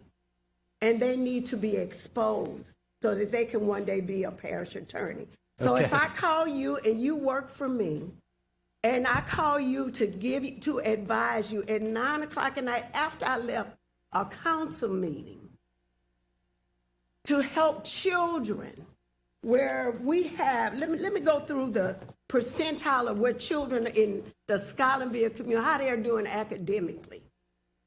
At Scotlandville High, the student progress is in the 9th percentile. That means 91% of the students are in this entire state are doing better than the children at Scotlandville High School. That's who I'm trying to help. Testing, 49 percentile. That means 51 percentile of children at Scotlandville Magnet of other areas are doing better than the children at Scotlandville Magnet High School. Shauna, are we talking about the foundation, this item? I'm talking about how this was so important to the children. Then let's move it forward. It's just I understand. So here, look, if you're comfortable with the ethics opinion you have, it'll only be on you regardless. So you can give them time to review it, or we can move forward. I know, but I hate when people are incompetent. I understand. And that just bothers me. No, same here. Okay, Councilman Hurst. Okay, so we have a motion by Councilman Moog, second by the chair. Anyone opposed to the item? We have Councilman Hudson abstaining. Is anyone opposed? Not this item. Okay. Councilman Banks, are you voting in favor, or are you abstaining? I'm voting. Okay, you're voting in favor. Okay, we have one abstention. Motion carries. Item 93, authorize the mayor president on behalf of Buildings and Grounds to execute a contract agreement with A1 Elevator LLC for the City Hall elevator modification and upgrade RFP in the amount of $385,400 by the Building and Grounds Director. Anyone here wishing to speak on this item? Seeing none, we'll go to council. Do we have a motion? Motion by Councilwoman Adams, second by the chair. Any opposed? Motion carries. Item 94, authorization for the mayor, president, and/or chairman of the airport commission to execute a professional services contract with Star Services, Inc. to provide HVAC system and EMS maintenance in an amount not to exceed $288,504 by the aviation director. Anyone here wishing to speak on this item? Seeing none, we'll go to council. Do we have a motion? Motion by Councilwoman Adams, second by Councilman Hurst. Any opposed? Motion carries. Item 95, authorization for the mayor, president, and/or chairman of the airport commission to execute a professional services contract with Meriplex Solutions LLC in an amount not to exceed $80,000 by the aviation director. Anyone here wishing to speak on this item? Seeing none, we'll go to council. Do we have a motion? Councilmember received one email comment in opposition to item 95. Motion by Councilwoman Adams. Do we have a second? Second by Councilman Moak. Any opposed? Motion carries. Item 96, authorization for the mayor, president, and/or chairman of the airport commission to execute a professional services contract with MMR Communications, Inc. to provide the closed circuit TV, ACS, and PA systems in an amount not to exceed $180,000 by the aviation director. Anyone here wishing to speak on this item? Seeing none, we'll go to council. Do we have a motion? Motion by Councilwoman Adams, second by Councilman Moak. Any opposed? Motion carries. Item 97, authorization for the mayor, president, and/or chairman of the airport commission to execute supplemental agreement number 2 with Elos Environmental LLC in an amount not to exceed $83,000 by the aviation director. Anyone here wishing to speak on this item? Seeing none, we'll go to council. Do we have a motion? Motion by Councilman Hurst, second by Councilwoman Adams. Any opposed? Motion carries. Item 98, authorizing the mayor, president to execute a cooperative endeavor agreement with South Central Planning and Development Commission to provide environmental inspections and enforcement for the Department of Development in an amount not to exceed $338,000 by the Development Director. Anyone here wishing to speak on this item? Council members, you should have received email comments in opposition to items 98 through 101. Seeing none, we'll go to council. Councilwoman Adams. Rachel, would you mind explaining what this item is and what's taking place? As part of our new submittal for our MS4 permit for the parish, we included ramped and enhanced environmental enforcement and inspection protocols. And this contract will allow us to provide what is required by that new MS4 permit. In layman's terms, what does that mean? What kind of So the enforcement? Department of Development is responsible for the enforcement of construction-related MS4 requirements, AKA like most people would think of like a SWIP or silt fence or just erosion control measures during construction, right, in the permitting process. So we're responsible as the Department of Development as the enforcement of that portion of the MS4 permit. I mean, there are, I think, 12, 15 chapters, right? So that's one of the chapters that the Department of Development is responsible for. And part of the new submittal for the MS4 permit was enhanced inspection services, and this contract will allow us to do that. Okay, well, I'm excited to see that Yes, happen, and thank you for your work on this. Yes, sir. And I'd like to move we approve, please. Okay, we have a motion by Councilwoman Adams, second by Councilman Moak. Any opposed? The motion is to approve contingent on grants and contract review, correct? Any opposed? Motion carries. Item 100, authorizing the mayor president to amend the subrecipient agreement with 100 Black Men of Metro Baton Rouge in an amount of $186,250 for a total not to exceed $507,500 to support the organization in launching high-risk intervention efforts by the mayor's office. This requires a motion contingent on grants and contract review. Nope. I did. I apologize. I'm going to go back to it. Anyone here wishing to speak on this item? We're on 100. We're on 100. We're going to go back to 99. My fault. Yes, sir. This is, I'm sorry. First and foremost, thank you all for allowing us to speak tonight. I'm Darius Lander, speaking on behalf of the 100. This is a simple modification on the contract that we've already been doing with the city of Baton Rouge. This has been a 3-year agreement that we've had. This modification calls for the consolidation for the last 2 years. Also, that we ask that the modification allow us to retroactively be able to receive reimbursements for costs that we haven't been able to receive thus far. All right. Thank you. Anyone else here wishing to speak on this item? Seeing none, we'll go to council. Yeah, we're good. Go ahead. Motion to approve. Councilman Hurst. I want to abstain for the reason I'm a member of the organization. Thank you. All right. I'll go. Show Councilman Darius. Hurst as abstaining. Councilman Goday. You can come up. Yes, sir. Yes, sir. What is the 100 Black Men? 100 Black Men has been in, well, first of all, we are a mentoring organization. We worked with over 10,000 students over the course of the last 32 years across the entire capital region. Worked with about 52 different schools. Currently, right now, inside of our mentoring program, we have 140 to 150 students all across the parish. And we also have 2 divergent programs, one of which is called Not From This House. It's something that we created with our DA, Hilla Moore, as well as our juvenile justice system here. And we also have the second, one of 2 divergent programs that works directly with students to not only get them back inside of their home schools, but we also help to clean their records by expunging their records, as well as get them tutoring and also mentoring, as well as get them mental health counseling. That sounds like a tremendous organization. Do you have a location in Baton Rouge? Yes, sir. We're located right off North Foster Drive, 2050 North Foster Drive, Baton Rouge, Louisiana, 70806. If you need to call us, 225-356-9444. Thank you for that information. That was wonderful. Councilman Dunn Jr. The 100 Black Men prepares youth and young adults who can lead the way to become the next generation of leaders. What is the That's mission supposed to say statement that. of 100? Motion approved. Thank you. We have a motion by Councilman Dunn Jr., second by Councilwoman Coleman. Any opposed? Motion carries. My apologies. We're going to go back to item 99. We're going to go to item 99, but going backwards to it.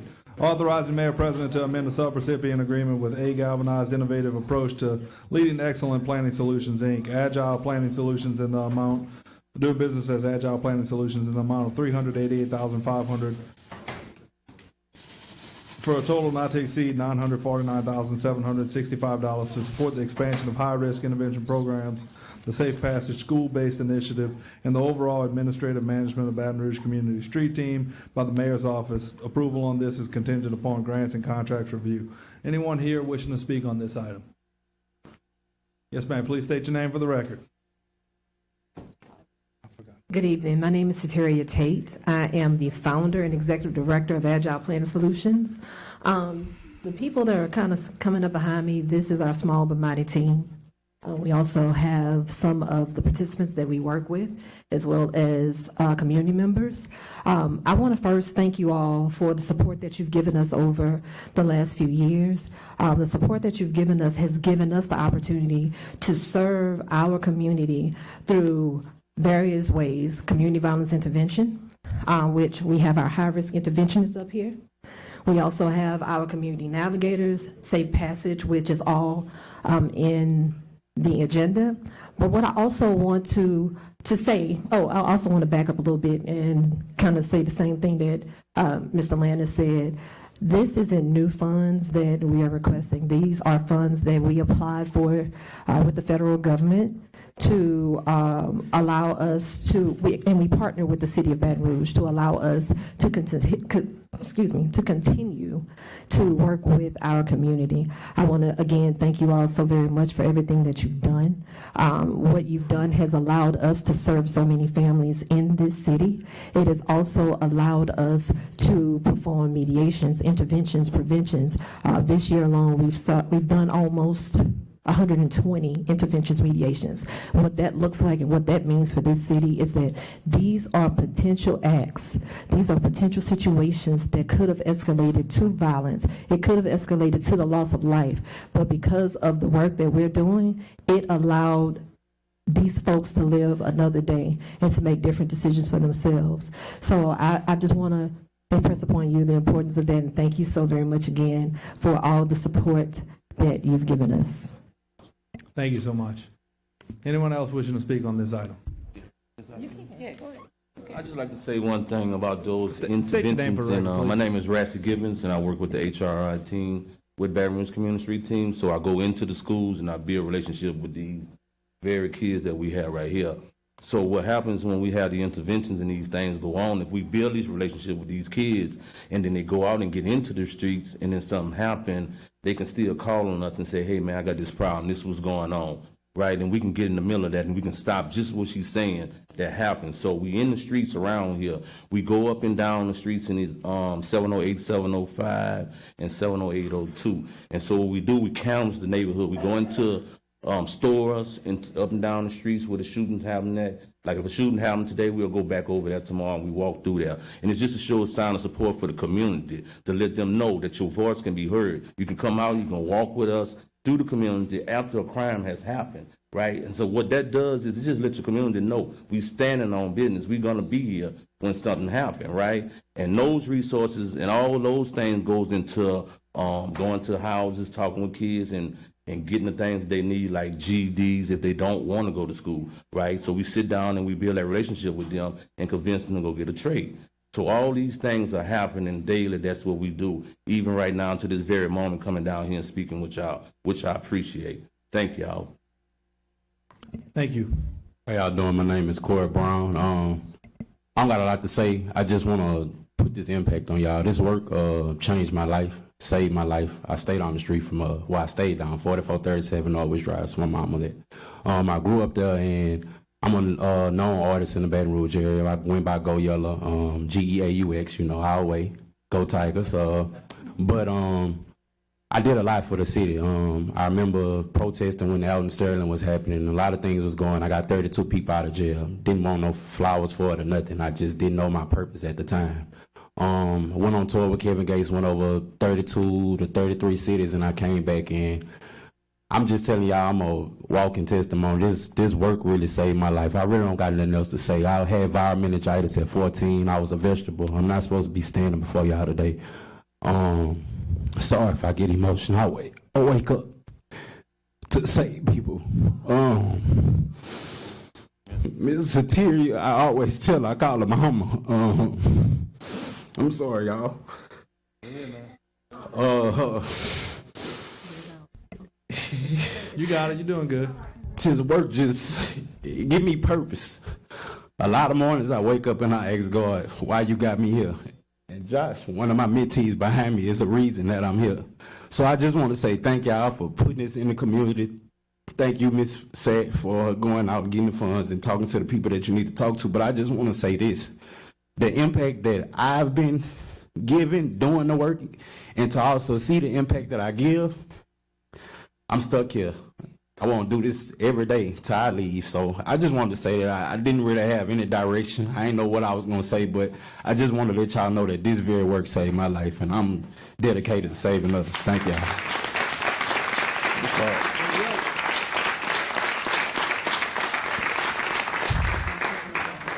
Thank you so much for the great testimony. Anyone Good else wishing to afternoon, speak everyone. on this? My name is Jacqueline Germany. I lost a child 27 years ago to gun violence. So any programs that we can put in the community that would help alleviate that and bring some sense of being, some sense of woman, because as a mother, I wear it every day.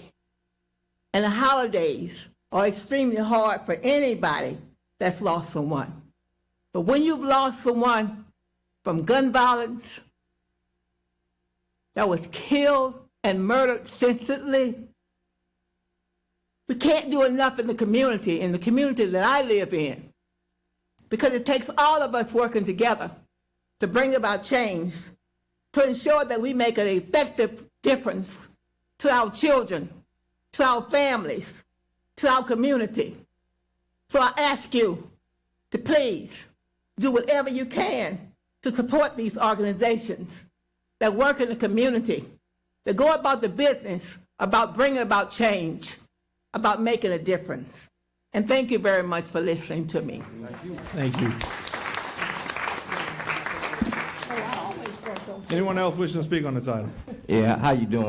My name is Darius Crockett. I'm the community navigator for the Baton Rouge Community Street Team. And to kind of bring y'all into the professional aspect of what we do, we actually got professional training in what we do. So when we go out, we ain't just going out randomly, just going out walking around. No, we got protocols that we follow. Just like the police got protocols they follow, we got similar, we just not the police.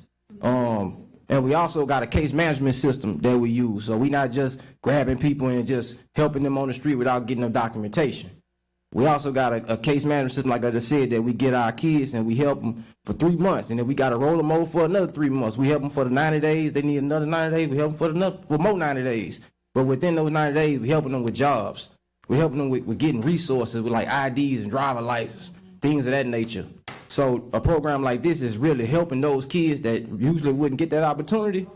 They getting that help. So I would say if y'all could support us, we'll really appreciate it. Thank you. Hey, how y'all doing? My name is Joanna Fillmore. I came to this organization about 4 months ago because my son was murdered December the 30th of 2023. He was the last murder of Baton Rouge. And at a point of time, they were coming out and they were just asking me what me and my family needed. And it was funny because my husband said, oh, she haven't went back to work. She needs a job. And Miss Liz say, I got a job for her. And she brought me onto this team at a point in my life when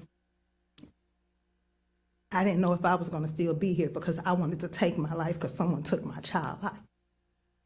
You know, so this organization and this line of work helps a lot of us mothers that have lost our children to violence. So we need this because sometimes we don't know if we're coming out of this. So I think this organization and the money that y'all fund for them, because it helped me be here for my little ones and my grandkids. Because without this, I wanted to take my life. So thank y'all for giving them purpose, to give me purpose, to let people know what's going on in BR. Because this is hard. It's only coming up on a year and my son is not. He's not here to be with me for Christmas. And this team has become my second family. So please continue to fund us so we can continue doing this work. Thank y'all.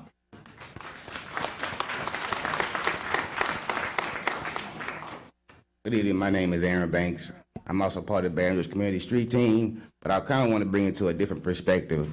A lot of times when we hear a lot of violence that's going on in Baton Rouge, a lot of times we always talk about like, well, there needs to be some type of change. There needs to be some type of resources. We talk about organizations that's part of Baton Rouge that we hear about, but we don't see them doing the work.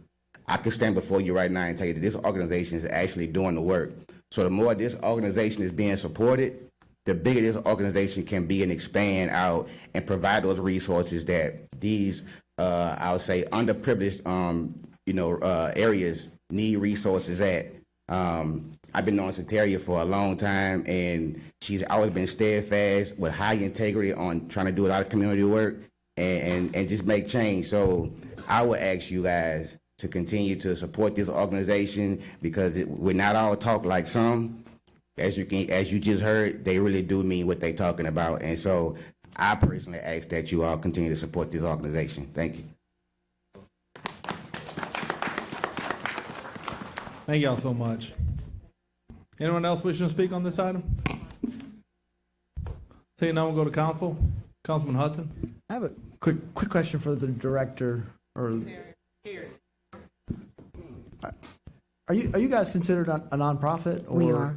You are? Okay. Yes. So, as I see it, are you totally funded by this grant, or do y'all have No, outside funding as well? We absolutely have outside funding. We diversify our funding. Okay. We have national partners. We are part of Cities United.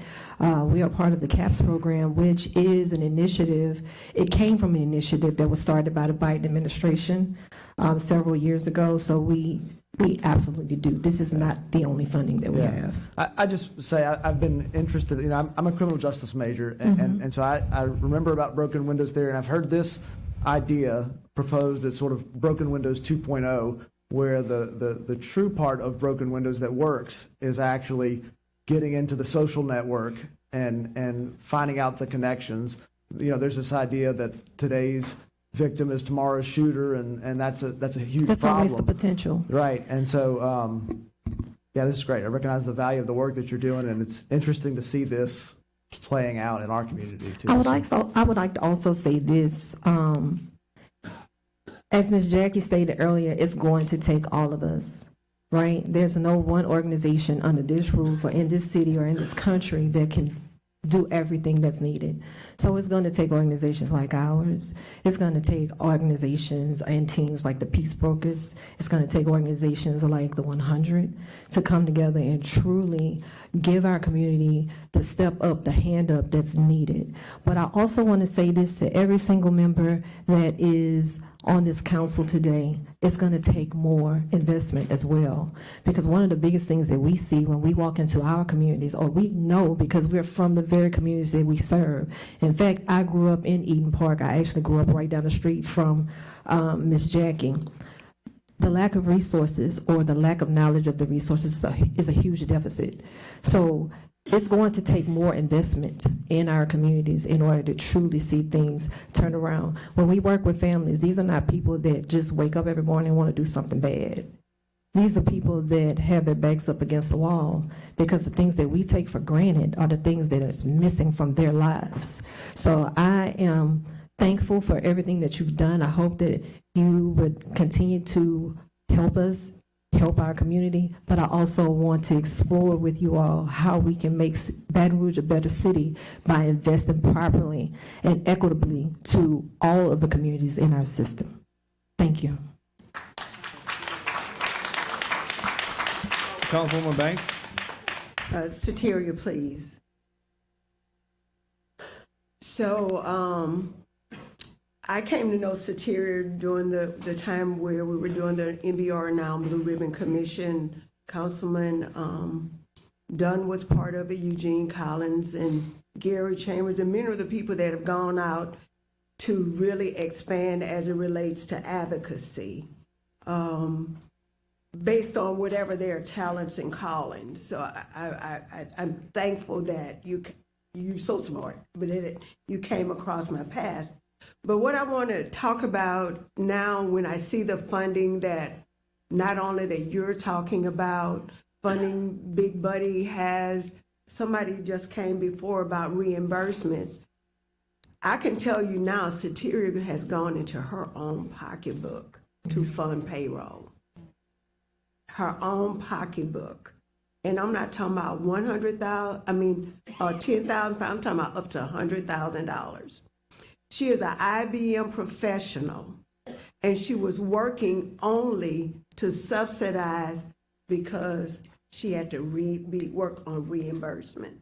And the families that she was working with could not wait. So she would front the money to keep people working. I think you just quit when? April. She just quit in April. You've been working this program how long? This program has been up and operating since 2021. So from 2021 to now, where this has been, she was working at IBM only to subsidize. Not only that, her and her husband had a business. I'm telling all your business. You telling all my business? This real to me. She had a transportation business with a van and a limousine and what else? That's it? Bus. And a bus. But because of the time that it was taking away, because they would take people everywhere, they sold them all. Yeah. Because it took them away from this. So when she's asking for that money, she's not asking just because she made a personal investment. And I always admire people that do personal investment. I could go on and talk about her mama being sick and losing her house. I can go on and talk about the beautiful grandchildren she has. That time is being taken away. And her husband from teenagers, that's how much I know about them. So I don't know if anybody's making a motion to approve, but I'll second it. But I just want you all to know what you're looking at. That this is not a game. We can't play games. We can't get mad at people, walk out, do all that stuff. We are talking about the lives, just like Miss Pat said. We're between life and death every day with these people. So I just want to thank you. Thank you, Miss Liz. Poor Miss Liz just be rolling. But I identified with this because I had a brother murdered by a 16-year-old. And my parents dedicated their whole life to you. So they didn't understand the betrayal of what they thought. They think, I'm so saving children. How did he take my child? So I understand exactly what you know. My mama went bald within 30 days of my brother getting killed. That's mine. From a head full of hair to bald. So thank you so much. I do hope this is approved because it is needed. And I look forward to being able to work with you all. What's it called? An instigator, integrator? What is it? What's that? Interventionist. Interventionist. And what's the other one when you interruption? And what's the other one? Interruptionist? What's the other one? You might have had it right, Councilwoman. I'm ready. I'm ready to walk the streets. Come on. I know about walking the streets. No. Come on, because we're about it. We're about it. Thank you so much, Soteria. Thank you so much. And next time, let me know when you're going to tell my business. Thank you. I'll give you notice. We have a motion by Councilwoman Banks, second by Councilwoman Darazan. Any opposed? Motion carries. Item 101,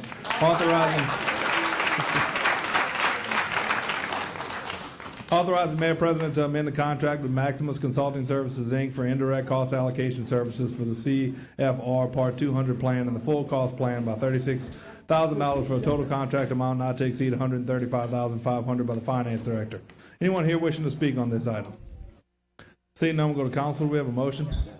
Motion by Councilwoman Adams, second by Councilwoman Coleman. Any opposed? Motion carries. Item 102, authorizing Mayor President to enter into an agreement with Nearmap US Inc. for services to provide aerial imagery in the amount not to exceed $85,000 by Information Services Director. Anyone here wishing to speak on this item? Seeing none, we'll go to council. Motion by Councilman Gode, second by Councilwoman Adams. Any opposed? Motion carries.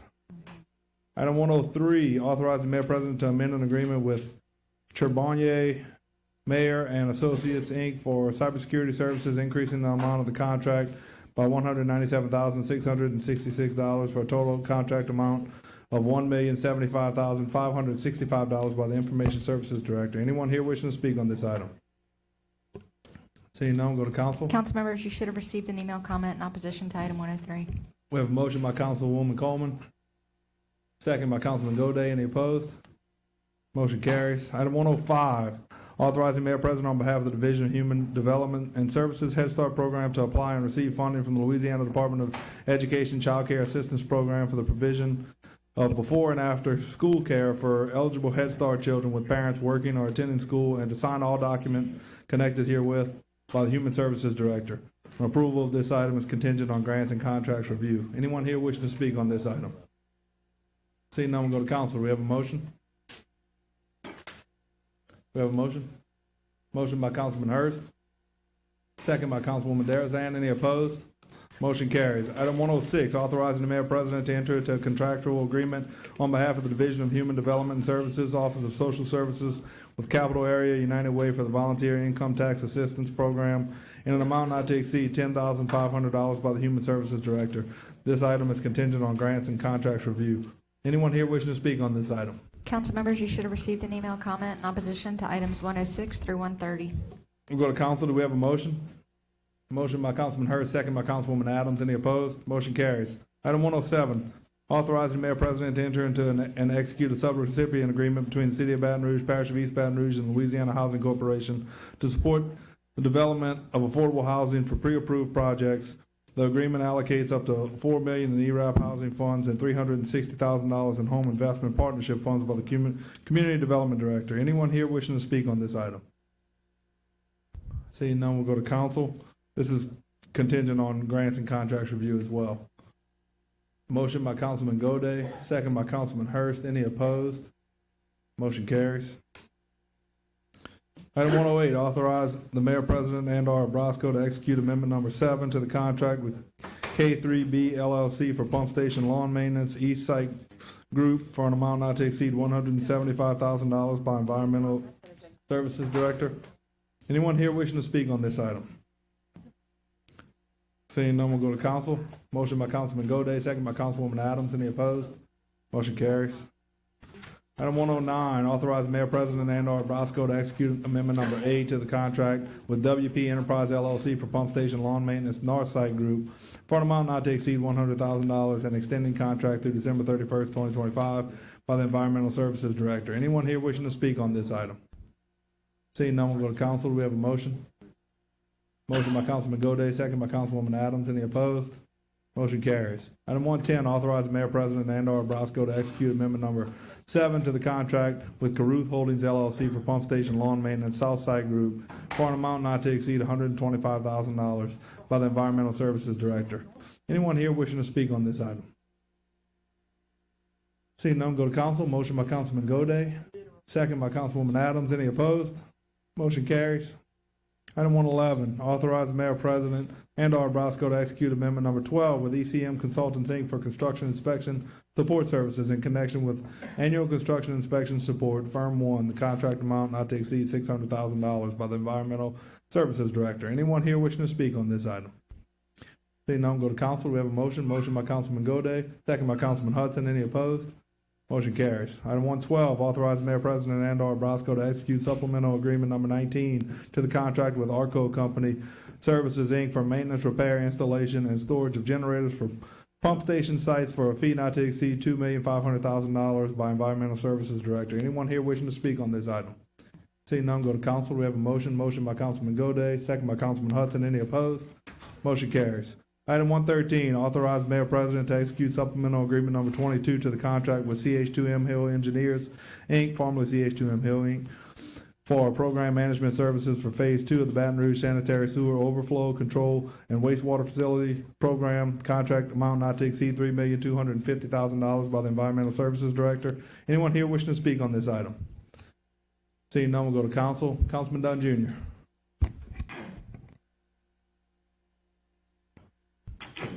Give me some history on this, Adam. This is the contract that was, it's CH2M Hill, it's now Jacobs.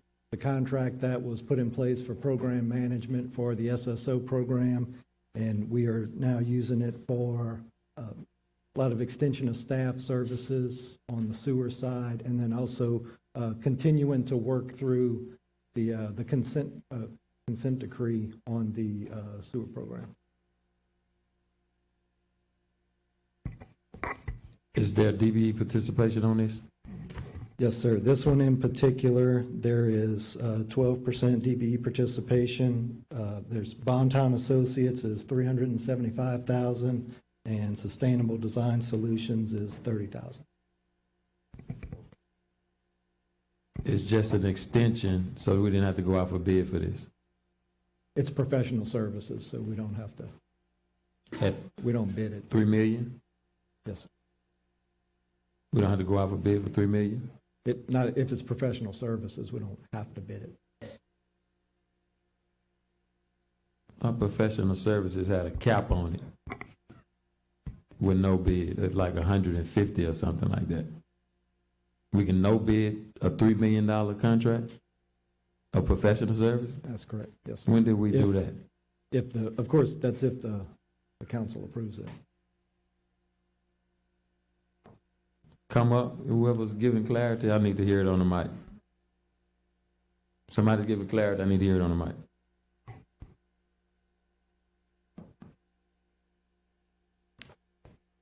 Federal funds have a simplified limited acquisition threshold of $250,000 where you have to procure professional services. The local ordinances for procurement do not require professional service procurement for if at the discretion of the council.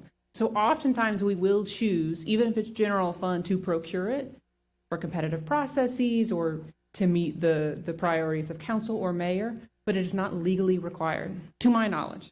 And who made the discretionary decision to not to put it out for bid? Thank you, Marley, for the clarification. No, that was on my end. I think Jacobs is doing a good job. We got a good thing going. We've and across the board, we've got a lot of continuity. So that was. You got something else to add, Marlon? So you said it was council discretion or administration discretion? Well, it's council's discretion to approve the item. I mean, if y'all don't approve it, then it. Yeah, okay. Well, I It doesn't object get to the item extended. because it didn't go out for bid. But, I mean, the council, my colleagues can decide to do what they want to do. We have a motion. Motion by Councilman Hurd, second by Councilwoman Adams. Councilwoman Darazan. I just had a contract. Do you get an RFP? Do you get anything that you grade? Or This one was originally the selected through an RFP process, an RFQ process, but yes, ma'am. request for, okay. Yes, ma'am. Okay, we have a motion and a second. Do we have any opposition? Councilman Dunn Jr.? Opposition. Anybody else? Motion carries. Item 114, authorize the mayor president to accept fiscal year 2024 action plan and enter into and execute a grant agreement with the U.S. Department of Housing and Urban Development for Community Development Block Grant in an amount of $3,316,455. Home investment and partnership in the amount of $1,333,446.47. Housing opportunities for people with AIDS in an amount of $2,268,697, and emergency solutions grant in the amount of $280,646 by the Community Development Director. God bless you. Anyone here wishing to speak on this item? Seeing none, we'll go to council. Motion by Councilman Gode, second by Councilwoman Adams. Any opposed? Motion carries. Item 115, authorizing the mayor president to execute supplemental agreement number 3 to the contract with Jacobs Engineering Group, Inc., formerly CH2M Hill, for Stormwater Division Program Management Services for an additional compensation in an amount not to exceed $400,000 by the Environmental Services Director. Anyone here wishing to speak on this item? Seeing none, we'll go to council. Councilman Dunn Jr. Adam, is this one yours? And Paul, you come up as well. Is this another no bid opportunity for Jacobs Engineer? So this one we did a selection on this one about 2 years ago for the stormwater program management services. So it's a So we continuation did of do the. a competitive bid opportunity on this? It was an RFQ, yes, sir. Okay, what's the DBE percentage on this? 85%. Okay, name them to me. Baton Associates. Okay, all right. Motion to approve. Motion by Councilman Dunn Jr., second by Councilwoman Rocker. Any opposed? Motion carries. Item 116, awarding contract for annual parish-wide sewer cleaning and physical inspection services to the selected vendor Compliance Enviro Systems LLC in an amount not to exceed $6.5 million by Environmental Services Director. Anyone here wishing to speak on this item? Seeing none, we'll go to council. Motion by Councilman Goday, second by Councilwoman Adams. Any opposed? Motion carries. Item 117, awarding contract for annual parish-wide wastewater valve maintenance services to the selected vendor Grady Crawford Construction in an amount not to exceed $500,000 by the Environmental Services Director. Anyone here wishing to speak on this item? Seeing none, we'll go to council. We have a motion. Motion by Councilwoman Adams, second by Councilman Goday. Any opposed? Motion carries. Item 118, authorizing the Mayor President to amend the existing cooperative endeavor agreement for the year 2025 with Big Buddy Program for the summer youth program in an amount of $400,000 by the mayor's office. Anyone here wishing to speak on this item? Yes, ma'am. Good afternoon, everyone. My name is Galen Mack. I am the proud executive director of the Big Buddy Program. We are the operation behind the Mayor's Youth Workforce Experience, where young people spend 8 weeks in an internship program where they have a mentor, they have work experience, and they also have lessons and sessions where they earn industry-recognized certifications. Last year, we were able to serve 488 students completed the program. This was up from the year before. They earned 250 work-based certifications that are used towards their on-time graduation. We added additional partners of Baton Rouge Community College, who wants to be more involved this year, and also River Parish's Community College. Big Buddy does not do this alone, and I heard a question earlier about the funding. Is it the only funding? We are out fundraising for this program as well, so the funds we get from the mayor's office is leveraged with community funding. We work in collaboration with Employ BR as well to make this happen for the students in the city. It's important to, you know how important it is to make sure young people are engaged during the summer and have positive activities, and so we're asking to be able to continue that for the 2025 year. Thank you. Anyone else wishing to speak on this item? Seeing none, we'll go to council. Councilman Hurst. I just want to thank you, Director Mack, for all you do for our youth. I think the only thing that's really going to transform our city from where we are to where we want it to be is education, employment, and entrepreneurship. That raises our household median incomes. It makes Baton Rouge investable for businesses around the country. So thank you for stepping up and taking the charge, not just with city dollars, but go and source other dollars to make our youth and our community better. So I just want to give you a round of applause. Thank you. Yes, and thank you, thank you. Passion, it's passion work. I also wanted to say it wouldn't be possible. This year was the year we all worked really together. The whole ecosystem of Safe, Hopeful, Healthy worked together to make it all happen. So it's not just pockets, it's everybody being on the same page. And I feel like we have a map that we work from and that everybody understands their strengths, their weaknesses, and we operate in our strengths to make it happen for the city of Baton Rouge. So thank you. We have a motion. Ms. Spooner, did you want to say something on my time? You're welcome to the council. Thank you so much. Good evening, everybody. My name is Cheryl Spooner. I'm a local social worker, and most recently I've been doing some work with Big Buddy, and I'm overwhelmed by the need that's in our community for our youth.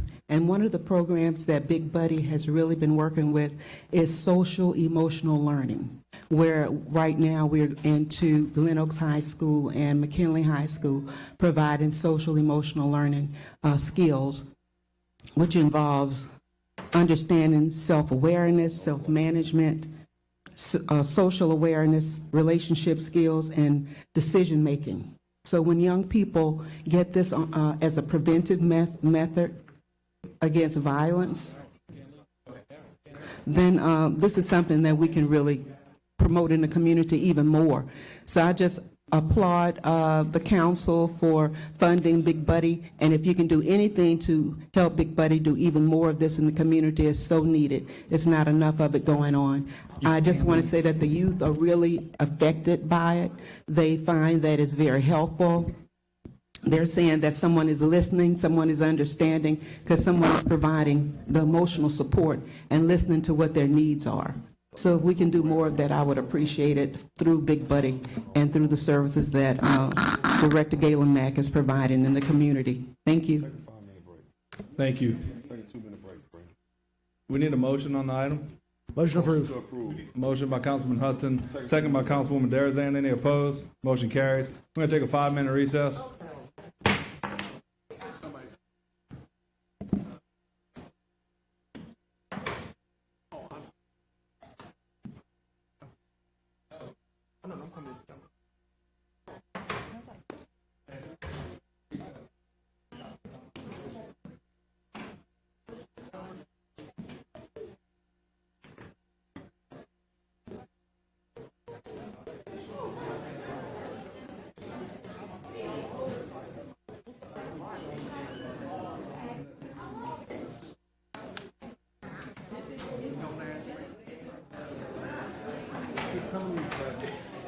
Is this coming?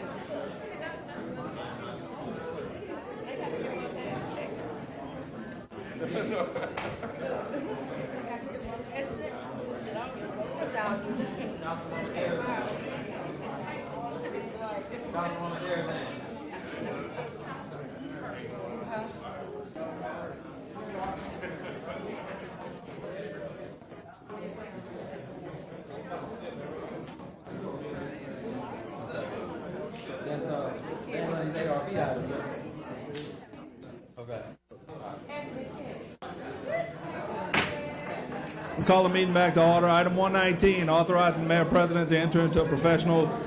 Everybody, let's quiet down. Authorizing the mayor president to enter into a professional service agreement with Jazzy Solutions in an amount of $150,000 to provide grant coordination funded by the Bureau of Justice Assistance, community-based crime reduction grant, the National Public Safety Partnership Capacity Building Grant, and the Community Violence Intervention and Prevention Initiative by the mayor's office. This item is contingent upon grants and contracts review. Anyone here wishing to speak on this item?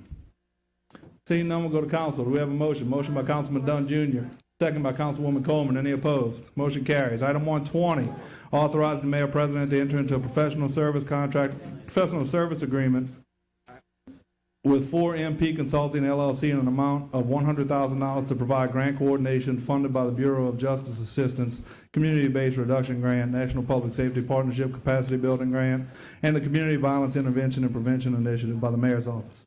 Anyone here wishing to speak on this item? Seeing none, we'll go to council. We have a motion. Motion by Councilman Dunn Jr., second by Councilwoman Coleman. Any opposed? Motion carries.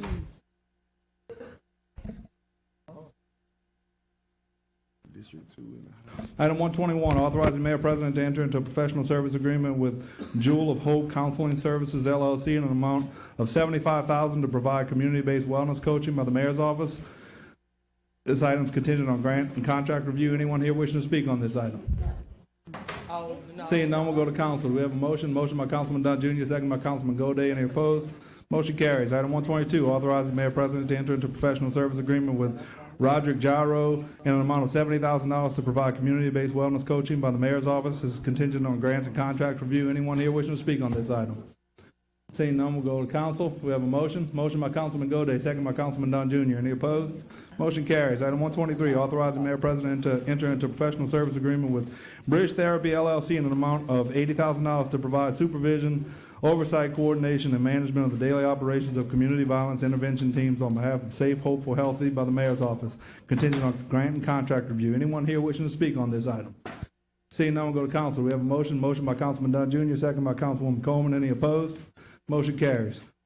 Item 124, authorizing Mayor President to amend the professional service agreement with Vinformatics from $180,000 to not to exceed an amount of $275,000 to fund data analytics support services for the department by the Mayor's Office. This item is contingent on grant and contract review. Anyone here wishing to speak on this item?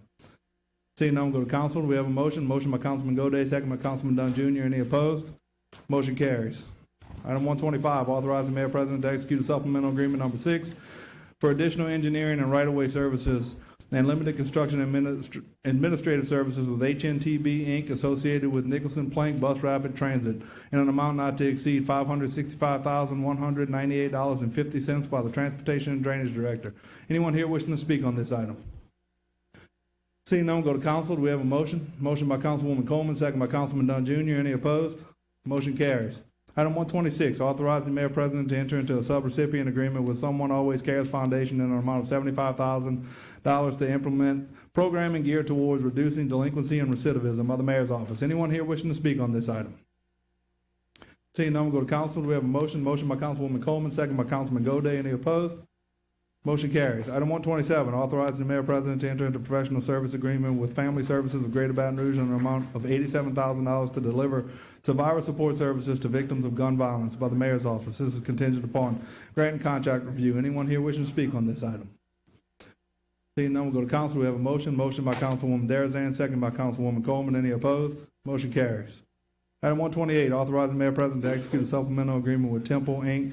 for grant support and connectivity renewal agreement associated with service agreement for the connection of emergency preemption services and vehicle devices in an amount not to exceed $566,022.97 by the Transportation and Drainage Director. Anyone here wishing to speak on this item? Seeing none, we'll go to council. We have a motion. Motion by Councilwoman Coleman, second by Councilman Dunn Jr. Any opposed? Motion carries. Item 129, authorizing Mayor President to enter into a subrecipient agreement with Big Buddy in an amount of $220,000 by way of Safe, Hopeful, Healthy to provide planning, coordination, and implementation of the Mayor's School-Based Outreach Dream Academy by the Mayor's Office. This is contingent on grant and contract review. Anyone here wishing to speak on this item? Seeing none, we'll go to council. Do we have a motion? Motion by Councilman Dunn Jr., second by Councilwoman Coleman. Any opposed? Motion carries. Item 130. Thank you. Item 130, authorizing Mayor President to execute an agreement on behalf of the Department of Mosquito and Rodent Control with Saffron Helicopter Engines USA, Inc. for engine service and maintenance of Mark's Helicopter Aerial 2D engine for a term of 5 years at $50,000 per year and an amount not to exceed $250,000 by the Director, Mosquito Abatement and Rodent Control. Anyone here wishing to speak on this item? Seeing none, we'll go to council. Do we have a motion? Motion by Councilwoman Coleman, second by Councilman Dunn Jr. Any opposed? Motion carries. Item 131, amending resolution number 57959 to correct a typographical error in the Head Start lease contract with M&J Property Management, LLC, contract number 5834 from a total amount not to exceed $62,000 to a total amount not to exceed $62,400 by the Human Services Director. Anyone here wishing to speak on this item? Seeing none, we'll go to council. Do we have a motion? Motion by Councilwoman Adams, second by Councilman Dunn Jr. Any opposed? Motion carries. Item 132, rescinding and directing the clerk of court to cancel the notice to attend recorded January 12, 2024 in the matter of City of Baton Rouge versus Charles Ray Anderson Trust and Glenda Faye Johnson, 1445 Daniel Webster Street, property owner, reason for rescission, property owner has acquired a remodel permit and has begun repairs by Councilwoman Coleman. Anyone here wishing to speak on this item? Seeing none, we'll go to council. We have a motion by Councilwoman Coleman, second by Councilman Moak. Any opposed? Motion carries. Item 133, rescinding and directing the clerk of court to cancel the notice to attend recorded on May 31st, 2024, the matter of City of Baton Rouge versus Leonard A. Brown and Geraldine S. Brown Revocable Living Trust, 569 East Buchanan Street. Reason for rescission, property owner has secured and boarded up the property by Councilwoman Coleman. Anyone here wishing to speak on this item? Seeing none, go to council. We have a motion. Motion by Councilwoman Coleman, second by Councilwoman Adams. Any opposed? Motion carries. Item 134, rescinding and directing clerk of court to cancel a notice to attend recorded on June 10, 2024 in the matter of City of Baton Rouge versus the State Peter Chambers and the Estate of Florence Fisher Chambers, 1900 North 38th Street. Reason for rescission, property was acquired through the adjudicated property auction and the new owner would like some time to rehab the property by Councilwoman Darazan. Anyone here wishing to speak on this item? Seeing none, go to council. We have a motion. Motion by Councilwoman Darazan, second by Councilwoman Adams. Any opposed? Motion carries. Item 135, rescinding and directing the clerk of court to cancel the notice to attend recorded on July 22nd, 2024. Matter of City of Baton Rouge versus Darrell A. Bates. Reason for rescission, property owner is selling the property and the new owner will repair the property by Councilwoman Coleman. Anyone here wishing to speak on this item? Seeing none, go to council. Motion by Councilwoman Coleman, second by Councilwoman Adams. Any opposed? Motion carries. Item 136, rescinding and directing clerk of court to cancel a notice to attend recorded on July 22nd, 2024. Matter of City of Baton Rouge versus PDB Realty and Investments LLC, 9732 Avenue B. Reason for rescission, property owner is repairing the property by Councilwoman Banks. Anyone here wishing to speak on this item? Seeing none, we'll go to council. We have a motion. Motion by Councilwoman Coleman, second by Councilwoman Adams. Any opposed? Motion carries. Item 137, rescinding and directing the clerk of court to cancel a notice to attend recorded on July 2nd, 2024 in the matter of City of Baton Rouge versus Elma Alexander and the estate of Dixie Alexander, 2846 69th Avenue. Reason for rescission, property is being sold and the new owner is repairing the property by Councilwoman Coleman. Anyone here wishing to speak on this item? Seeing none, go to council. Motion by Councilwoman Coleman, second by Councilwoman Adams. Any opposed? Motion carries. All right, item 140, we're gonna go to appointments here. Recreation Park Commission, BRAC, consideration of reappointing or replacing Jason Hughes.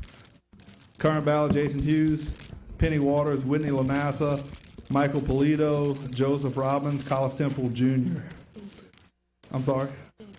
Jenny Peters. Did I skip that? Sorry. Anyone here wishing to speak on this item? Yes, sir. Yes, good evening, council members. I am Arthur Dubriel, go by Art, short for Arthur. I am a 1983 graduate of Central High School, a 1988 graduate of Southern University in Mechanical Engineering Technology. I am a community servant, and I am an advocate for BREC. For approximately the past 10 years, I have served on 2 BREC advisory councils, committees rather, the Zoo Advisory Committee and the Golf Advisory Committee. I currently serve on the state board for March of Dimes. Prior to that, I served on the city Baton Rouge market board for March of Dimes. I currently serve on Charter Schools USA board for South Baton Rouge Charter, and I am here today to offer my service, my experience, and my time as a commissioner for the Parks and Recreation Committee of East Baton Rouge Parish. Thank you, sir. Anyone else wishing to speak on this item? Seeing none, we'll go to council. Councilman Dunn Jr. I'd like to nominate Collis Temple Jr. the third from the floor. The third. For this one or the next one? For this one. Okay. Anyone else? Sorry. Okay, I'd like to, on record, to remove Carlos Temple Jr. From here. I got a call and he is on some motherboards. It's really taken a lot of his time, and so he was asked to be removed. Councilman Hudson? I'd like to nominate Mr. Mike Polito.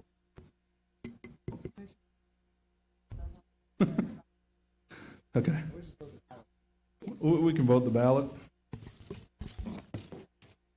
All right, council members, there's no further discussion. I'm going to, the machines are first going to be I didn't open take them. for Jason Hughes. Machines are open. You only need to vote yes if you want to vote for Mr. Hughes. Wait, clarification Hold on, there. yeah, sorry. Apologies. We're taking up item 140. This is item 140, consideration of reappointing or replacing Jason Hughes.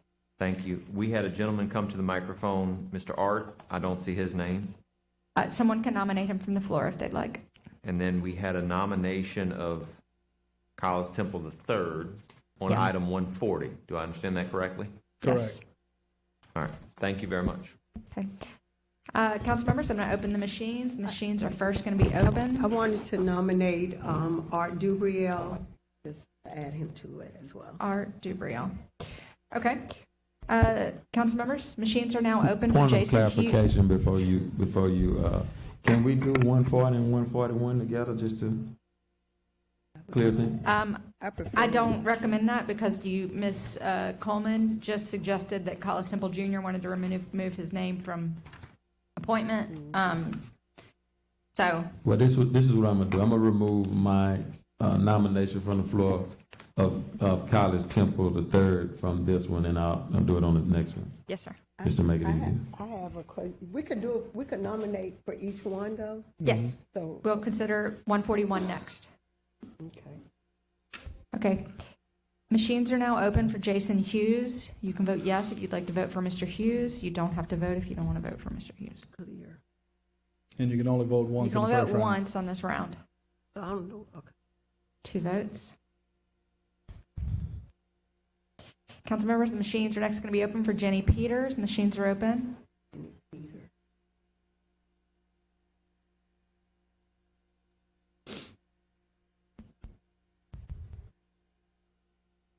No votes. Machines are now open for Whitney Lanassa.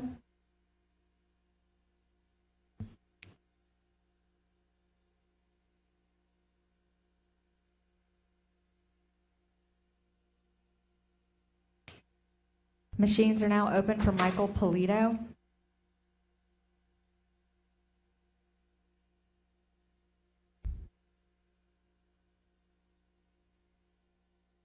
Seven votes. Mr. Polito has been appointed. Congratulations, Mr. Polito. Item 141, Recreation and Park Commission, consideration of reappointing or replacing Carlos Temple Jr.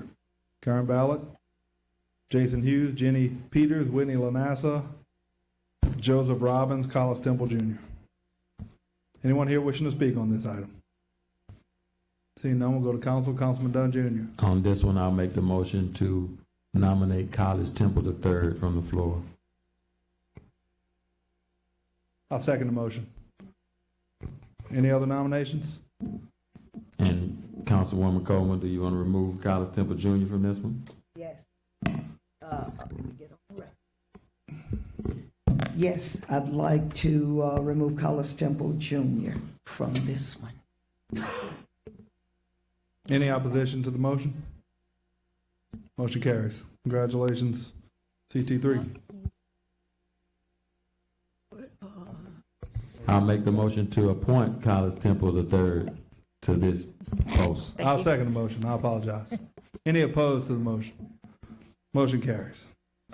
Item 142, Visit Baton Rouge, consideration of appointing Janice DeLerno to replace Scott Michelet. Current ballot, Janice DeLerno, application submitted, see letter for email, Baton Rouge Lodging Association and Visit Baton Rouge. Anyone here wishing to speak on this item? Seeing none, we'll go to council. Motion by Councilman Goday, second by Councilwoman Adams. Any opposed? Congratulations, Ms. DeLerno. Item 143, Visit Baton Rouge, consideration of reappointing Gary Jupiter. Current ballot, Gary Jupiter. Anyone here wishing to speak on this item? Seeing none, we'll go to council. Motion by Councilwoman Coleman, second by Councilman Gode. Any opposed? Congratulations, Mr. Jupiter. We're going to take items 144 and 145 together. Volunteer Fire Department Board of Commissioners, number 5, East Side Fire Department, consideration of reappointing or replacing John Kowalczyk, whose term, I apologize. Okay, congratulations. December 31st, 2024. Current ballot, him and Charles Street. Volunteer Fire Department Board of Commissioners, number 5, East Side Fire Department, consideration of reappointing or replacing Charles Street. Current ballot, John again and Charles Street. Yeah, him. Anyone here wishing to speak on these items? Seeing none, we'll go to council.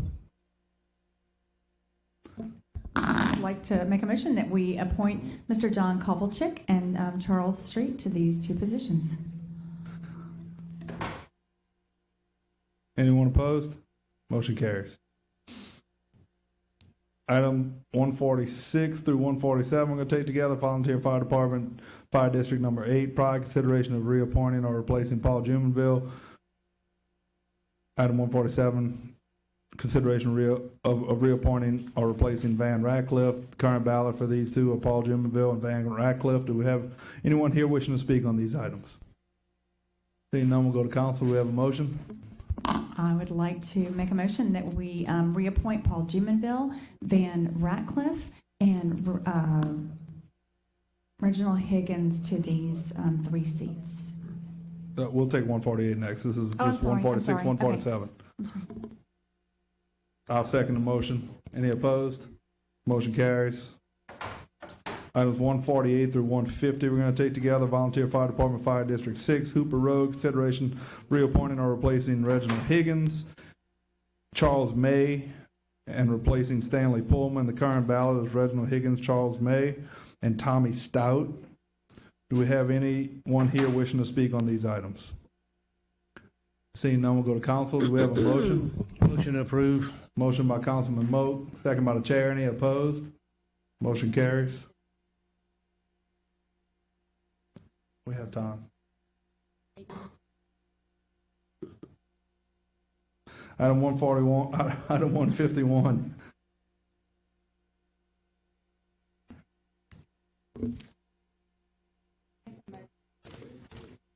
Wait, we have one ARPA. We have one ARPA. Do the ARPA.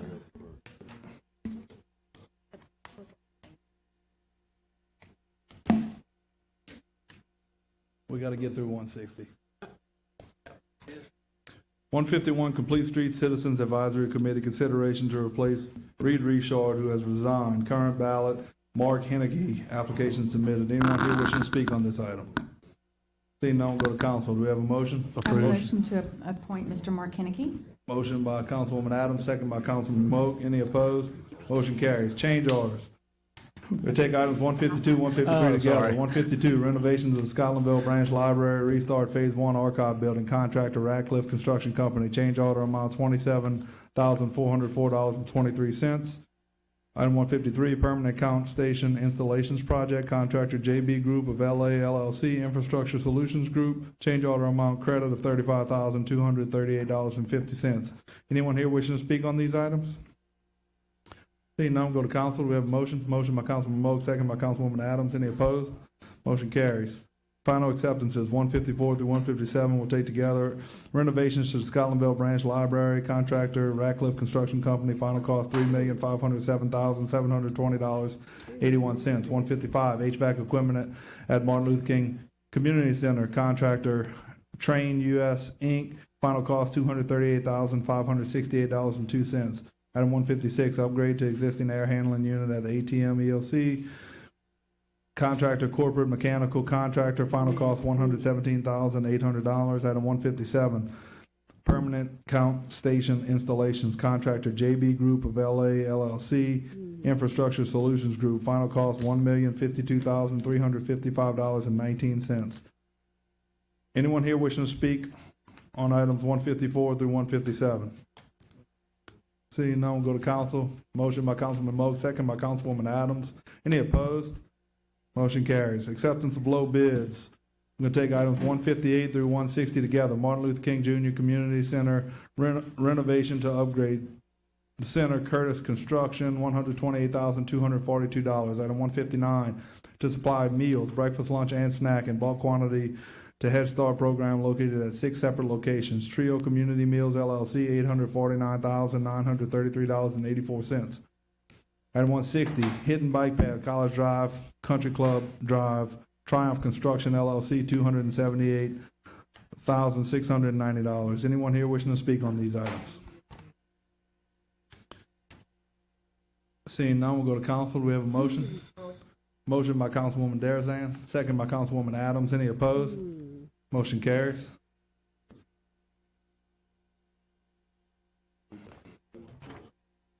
Reconsider item 74. We have a motion to reconsider I need a item motion to 74. reconsider item 74. Thank you. Wait.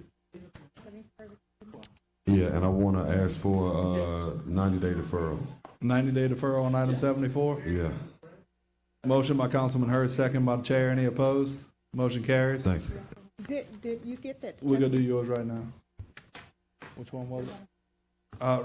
Motion to reconsider item 60 by Councilwoman Banks. Second by the chair. Any opposed? How long are we given? 90. 90 days on, what was the number again? 90 days on item 60 by Councilwoman Banks, second by the chair. Any opposed? Motion carries. We have 90 days on that one. Okay, let's go to the last page, the emergency items. We're going to take items 163 to 167 together. These are EMS. Authorizing Mayor, item 163, authorizing Mayor President to enter into a contract for 2025 between 2025 between Department of Emergency Medical Services and Dr. Dan Godby to serve as the department's medical director, not exceeding $208,000 by the EMS director. Item 164, authorizing Mayor President to execute a contract between the Department EMS and Solutions Group in an amount not to exceed $285,000 by Emergency Services Director. Item 165, authorizing the Mayor President to execute a contract between the Department of Emergency Medical Services and Keaveney and Strieger LLC in an amount not to exceed $50,000 by the Emergency Medical Services Director. Item 166, authorizing the Mayor President to execute a contract between the Department of Emergency Medical Services and Insight Billing Corporation in an amount not to exceed $1 million by the Emergency Medical Services Director. Item 167, authorizing the Mayor President to execute a contract between the Department of Emergency Medical Services and ITG Strategies LLC in an amount not to exceed $200,000 by the Emergency Medical Services Director.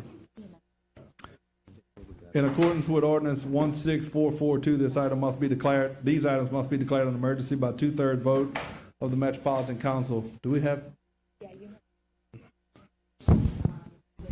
a motion to declare an emergency? Motion by Councilman Moak, second by Councilwoman Adams. Any opposed to declaring an item emergency? Seeing none, we're gonna have a public hearing on the items. Anyone here wishing to speak on these items? Seeing none, we'll go to council. Do we have a motion? Motion by Councilman Moak, second by Councilwoman Adams. Any opposed? Motion carries. Well.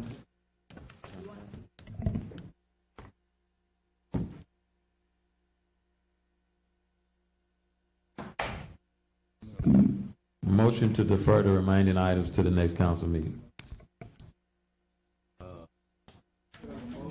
We have a motion by Councilman Dunn Jr., second by Councilman Hudson to defer remaining items till the next meeting.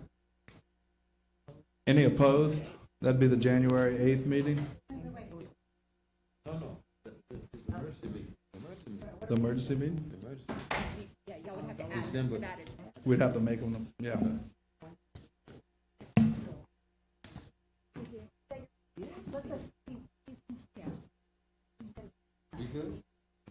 Her person's here to do a report. Come. Yeah.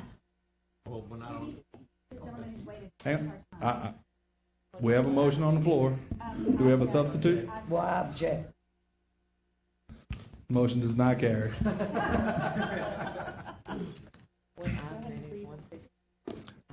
Item 162, receiving a report from David Bryan, a constituent of District 10. Mr. Bryan applied to the HPC to paint his roof white in January 2024 and was denied. He subsequently appealed to the Metro Council, and the council overturned the HPC decision, allowing Mr. Bryan to paint the roof. He will report the results that the painting of the roof had an interior temperature of his home by Councilwoman Carolyn Coleman. We're going to receive the report, and then we'll have a public hearing on the report. And I also provided a PowerPoint. I don't know if that's available or not. I mean, I only say that mostly because there's some graphs on there. Did you get it? Oh, you don't? Oh, you have the hard copy. Okay, that's fine. That's fine. All right. So, yes, thank you, Metro Council members. Thank you for hearing my report. As you said, I am here at the request of Councilwoman Coleman to report on the outcome of our COA.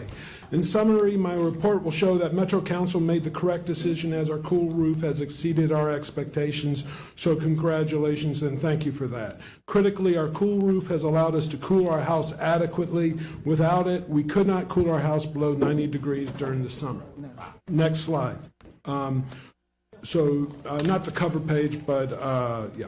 It should be a photo of my thermostat there. That's the next slide. Originally, I imagined that our cool roof would have a gradual effect and that I would notice the air conditioner better able to keep up. I was not prepared for how immediate and dramatic the effect of the cool roof would be. Our roof was painted on a warm, sunny day, March 29th.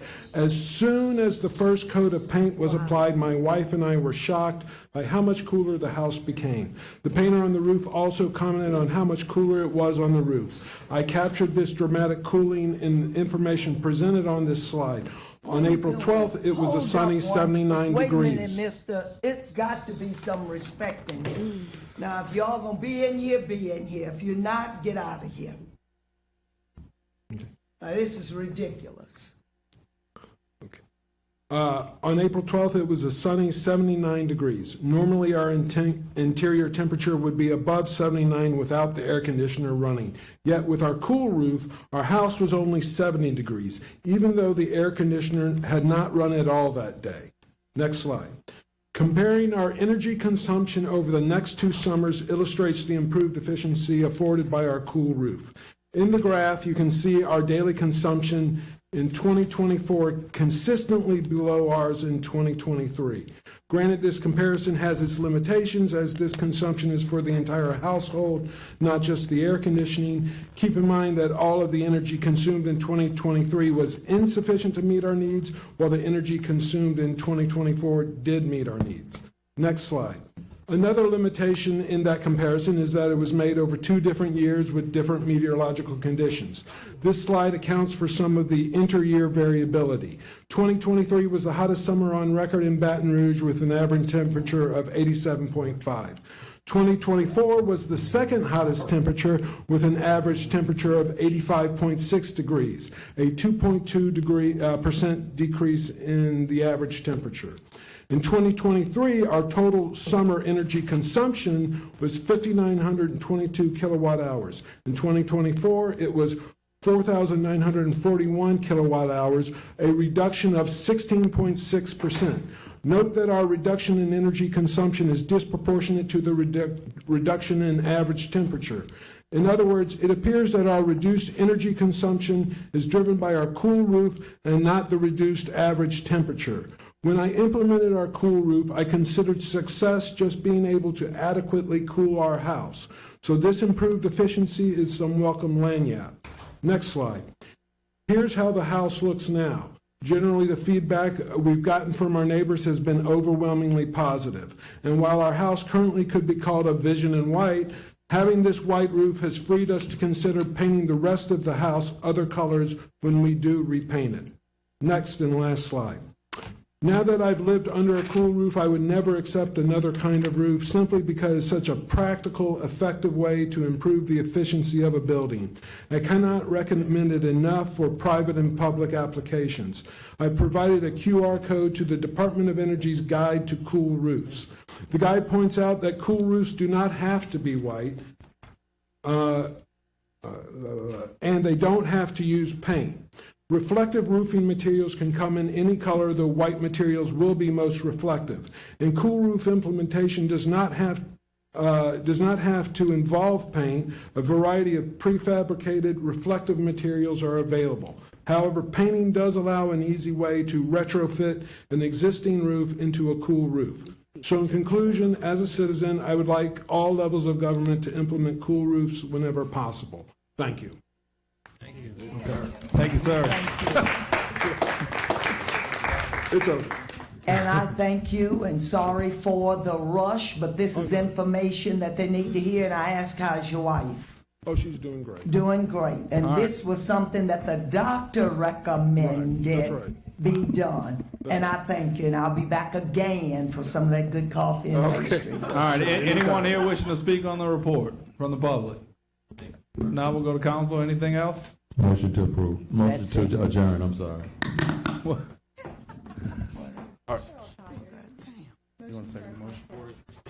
We have a motion by Councilman Dunn Jr., second by Councilman Hudson to adjourn the meeting. Any opposed? Motion. One opposition. Motion carries. Any announcements? Yeah, it's 2 blocks down upstairs. Merry Christmas. All right, everybody, thank you for your continued service. Continue to serve your families, your communities, but first and foremost, serve God. God bless.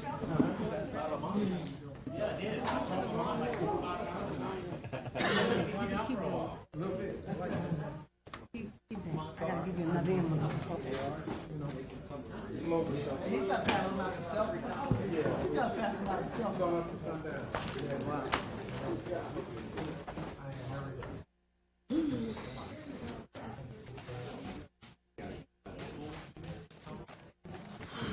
Hey. I know, keep on trying.